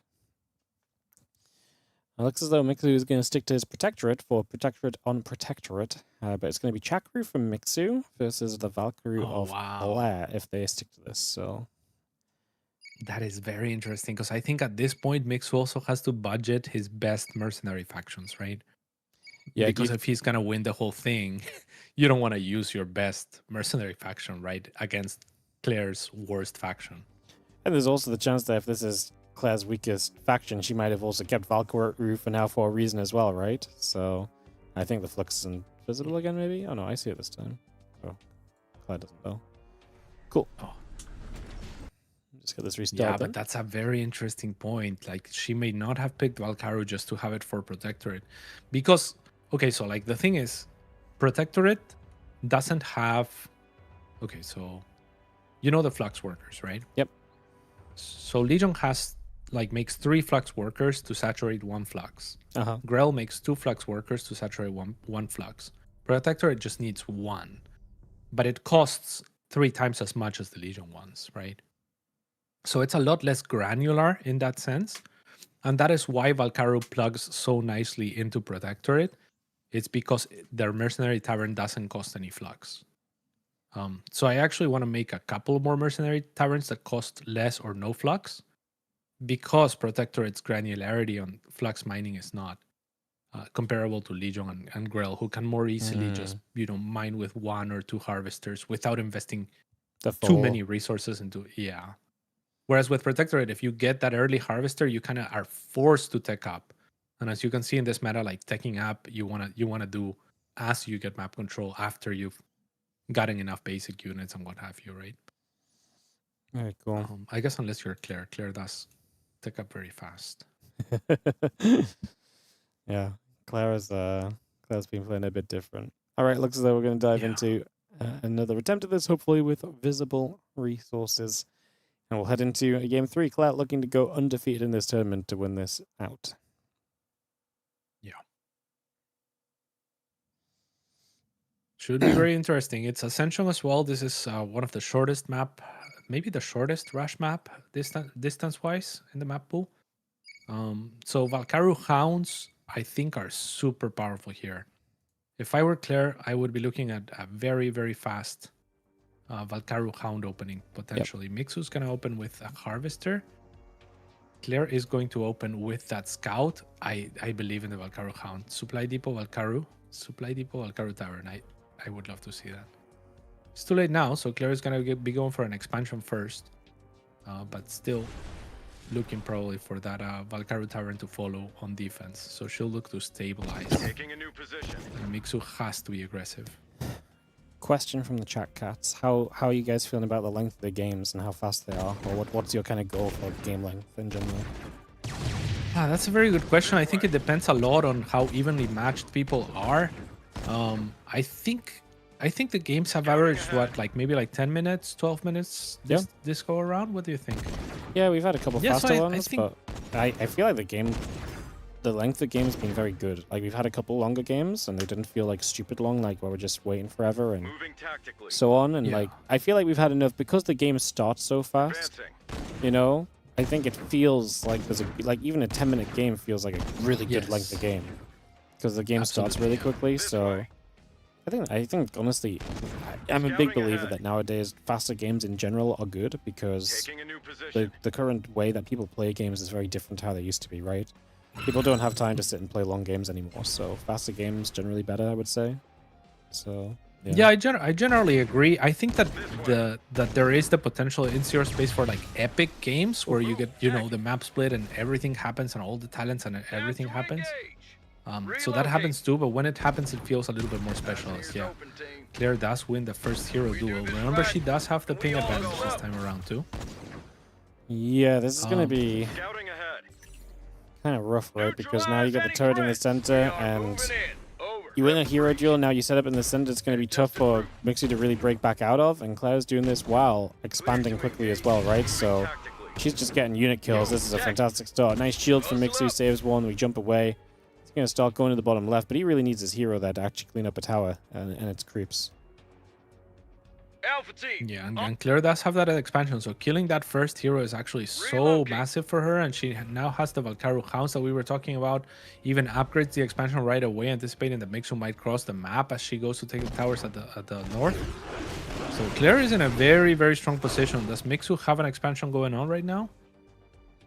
Yeah, okay, it's almost completed, but she will have the lead there. I also think like game length should be related a lot to like just kind of like the depth of the game. Like you don't want to overstay past kind of like exploring the depth of the tech tree or the talent tree or something like that, and you definitely don't want it so that they are always explored Taking a new position. to their full potential. So I think on average, I would say that this particular meta that we're in is a little bit too aggressive, perhaps, like a little bit too early game focused. Neutralize any three. But I would say not by much, probably for my taste. I really enjoy this early game skirmishes and whatnot. But they can kind of be constraining to variety, right? Like we've seen a lot of dogs because it is early game focused. Yeah. So as long as there is more interest and intrigue in the early game, which is what we're gonna always design towards, and that's just a balance issue a lot of the time, right? Like the units being viable against each other and whatnot. Then I'm happy with the early game staying a little bit longer. But yeah, overall game length, I would say maybe like 2 minutes longer than the average in this playtest would be a sweet spot. Yeah, but I think the games have been really enjoyable to watch, but I can imagine like sometimes seeing the longer stuff can be better too. So, but I kind of agree. I think like it's pretty good right now. What a fight for Claire! Dives in, gets the stun, gonna keep pushing through. She's gonna get work on that turret. The Hound's really tanking a bunch. It does feel like Claire just keeps on winning in the early stages already. She's so good. She's so very good. And Mixu even brought the Harvester to try to mitigate for some of the damage, to try to stabilize.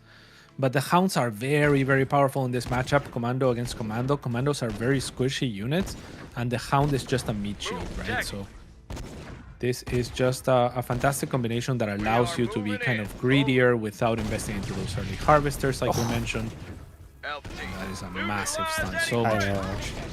Just the stun to push this back a bunch is kind of huge. Obviously, the building's healing is nice. We take a stun in return, but these Hounds are real tanky, and eventually Claire is getting some kills during all of this, so pretty big deal. And we're just going to hold this group of units on the ramp. We're going to dive it again. Another stun, but yeah, the Ghost Crab's coming from behind. They blow up on almost everything. Unfortunately, Claire still Yeah, doesn't they get went on blasted the up. commandos, but the rest were kind of wasteful almost. Like on the Hounds. Because yeah, you don't want to blow them on the hounds. Like almost just retreat or just don't actually explode them and just have them walking around so that at least they soak up shots, right? Because when they die, they will do their damage anyway. Oh, this is big from Mixu though. Yeah, he's going to be micro able this to too. drop this down, and we are going to have ourselves some healing from the Hauler, so it's going to push through. This is a position you got to give up here as Claire. Mixu will get a bottom left-hand tower, and Claire will just back up for a bit of space right now. So Mixu with a little bit of tech on his side, as Claire is going to be expanding to a third base, and is actually going to focus up towards the upper right a little bit, although it's funny because she's like rotating to a tower she already owns, but it's like she's just going to protect her Harvester here for a bit. And we all go home. Yeah, the Hauler is one of the newest units that we have in the game as far as like as far as it's designed. Like we didn't want a medevac, you know, like because sometimes it's just like, oh my god, like Marine medevac really. So we wanted like a different set of units that can complement bio, and we see both of them actually in this game.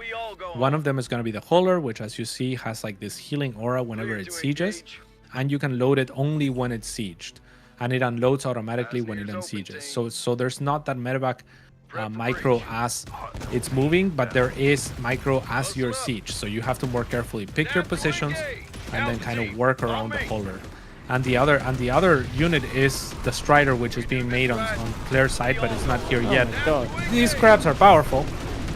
Yeah, well, here's the big old Strider coming in from Claire. She's going to push this back. That hole is going to go down. That feels like a massive loss for Mixu as a big boy falls, and Claire is already still chasing this down. The Ghost Crab's going down before they really connect on much. Maybe one Commando went down there. The little doggos get pushed back a little bit, but Claire with a resoundingly confident fight. Yeah, can we check the thirds right now to see who's got the economic lead? Is Mixu just out? Okay, Claire 2 extractors, Mixu. So they're pretty close in terms of third timings here. And Claire definitely with the better engagement just now does have this very, very strong push with the Strider as well. If the Strider gets set up, oh my, Beast as well. I was gonna say she just dropped the Beast on her own. She did, right? On her own Strider. I was confused. Yeah, I was like, here's the Beast. I was like, but not for the player that needed it because he's not playing that mercenary choice. Yeah, one of those Striders will get cancelled before it can be built. Striders are built on the ground. They're too big to be built from factories. But this is a very scary force. I mean, now with the Hounds, the Beast, and the Strider. If the Strider gets in siege position, it will create a radius where it buffs units around it by adding an extra range and an extra armor and an extra damage to units around it and inside it. So it's quite nasty once it gets set, and that's why Mixu is kind of fighting here to try to stop them. Beautiful Ghost Crabs, very nice flank, and keeps 3 of them alive too, which is what we were asking for before. The Strider might be exposed here. Claire's got to be careful. The Strider, I love watching its legs.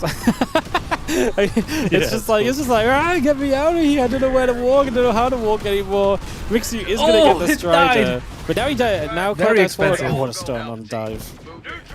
My. I mean, that was so expensive for Mixu to get it. I thought that Claire was probably trying to get enough energy just to shield it, and that would have just been game ending. But Mixu does end up getting the Strider. Unfortunately for him, Claire has way too much behind that. The Ghost Crabs were lacking. There weren't enough to really stabilize. And now Claire with double the supply of Mixu, nearly looking for an impeccable undefeated run through the tournament. Yeah, I mean, Claire is she's the ZeroSpace goat, at least for today. I could say that much. That's I think what's been really cool is you can just see the plays that have been really cool from her as well. So many of her engagements have been brilliant. So many of the ways she's set up the fights, and like I said, she's played all sorts of games where she's had to bring herself back from bad positions and put herself back into the game, and she's been able to really do it all in ways that other players not even kind of approach. So Claire's been great, and this is feeling like a deserved victory. Maybe a 3-0. Crazy to go 7-0 in a tournament like this. Especially when you have to play all the different factions. Actually, no. Absolutely. And I mean, all the players kind of like have this same type of reverence and respect for Claire at this stage. Boss, very good player, right? Put up a great matchup against Mixu. But originally, when I made the bracket, I messed it up. Like, I messed up the seating, and he sent me like some internet page of like how seating is done. And he was like, I really tried to avoid Claire. I was like, I'm sorry, I didn't notice. I'll fix it right away. You know? It was so funny. GG is called, and Claire will become the champion with 3-0 against Mixu and 2-0 against everyone else. Just an absolute beast with every faction. What a way to show that every faction is just playable. Yeah, that was awesome. Yeah. That was actually What a way to show just the great. haters. Yeah, that's true, actually. Yeah, this is a great endorsement to my work. Yeah. This is great, cats. This is so much fun. I loved it. Yeah, thank you, WardiTV, so much for doing this with us. Really appreciate it. This was so much fun. You were, as always, so insightful and picked up on things so quickly. It was very fun to watch you cast with Soap as well. Thank you to Soap, who casted earlier, and to Awesome Sauce, who has been observing the entire day for us. Yeah, I mean, I think that's about it. Thank you very much to all the players who participated, everyone watching. Please, one more time, wishlist ZeroSpace. You just type says CS in chat or ZeroSpace in chat. Yeah, it works too. Or ZeroSpace. And it'll take you to a page where you can wishlist the game. It helps us a great deal with the Steam algorithm to push organic visibility forward for the game and to help us to continue to, spread this great genre across the platform. So yeah, I think congratulations to Claire, obviously in order. We can't say enough good things about her. And yeah, thank you, WardiTV. Much love to you. Oh, thanks for joining me, cats. It was super fun to cast with you as well. And Soap, actually, it was super chill and easy. It's always fun when it's easy to cast with people, right? He's great. You just have a good time. Yeah. Yeah, no, it was super fun. I genuinely love, like, I don't know, like, I mean, like I said, I didn't get to spend as much time with the game as I wanted to through the week, but then I feel like I fell in love with so many units, like the freaking dogs, the dogs and the rhinos and the saber-toothed kitty and stuff. Actually, I love the Strider as well. The Strider's just, it's like derpy. It's a derpy mech unit. I love it. Yeah, for sure. So, There's so many people that defend their derpiness, like Marv, like the chief engineer and CTO and CEO, right? Like he's like, that unit's gotta stay derpy. I'm like, yeah, I mean, I like it derpy, like that unit should look and stay derpy. I think it's awesome. Yeah, no, it has, like, the units have characters, like they have like a little bit of nature to them. Like the beast just freaking, I actually love the beast just freaking like fist stomping things into the ground, like on small units when it just like bashes a unit and it falls over dead. It's like, it's brilliant. Yeah, it's cool. Yeah, no, there's a lot to love in the game, and it's super fun to watch. Like watching people who are good players is super entertaining. So yeah, definitely go wishlist it, guys. It's free to wishlist. It is, you hear me talk about YouTube algorithms all the time. It's the same for wishlisting. Help the Steam algorithm out. It's super easy. It's free to do. And even if you're not maybe going to play it, it's not your thing, even just supporting it to help an RTS out is absolutely worthwhile as well. So check it out. Absolutely. Well, awesome. Thank you very much, WardiTV, and yeah, everyone watching. Always. I'll see you later, cats. I'm sure we'll cast again sometime. Take care, my friend. Boy. Alrighty, guys. Shout out to everyone who was just part of this. All the players were super awesome. This was super smooth as well. Everyone was on time. We had very minimal issues. I love the first game of the day. I crash out in the first 10 seconds. It's like, oh no. Whenever you're doing like something that with a game that's like early access or pre-early access even, and it's like you crash out the first game, you're like, oh, is this going to be a day where we crash out? We have to host every lobby like 4 times. But it was really just a one-time thing. Awesome Sauce on the observing made my life even easier. They literally added a function, by the way, but like today or yesterday, where we could basically just follow the obs, like in StarCraft. So it meant that I didn't have to obs, which is always a good thing, because me observing is a disaster 10 out of 10 times. So yeah, thank you so much for ZeroSpace for having me. It was an absolute ton of fun. Super glad the game's looking as fun and as awesome as it was.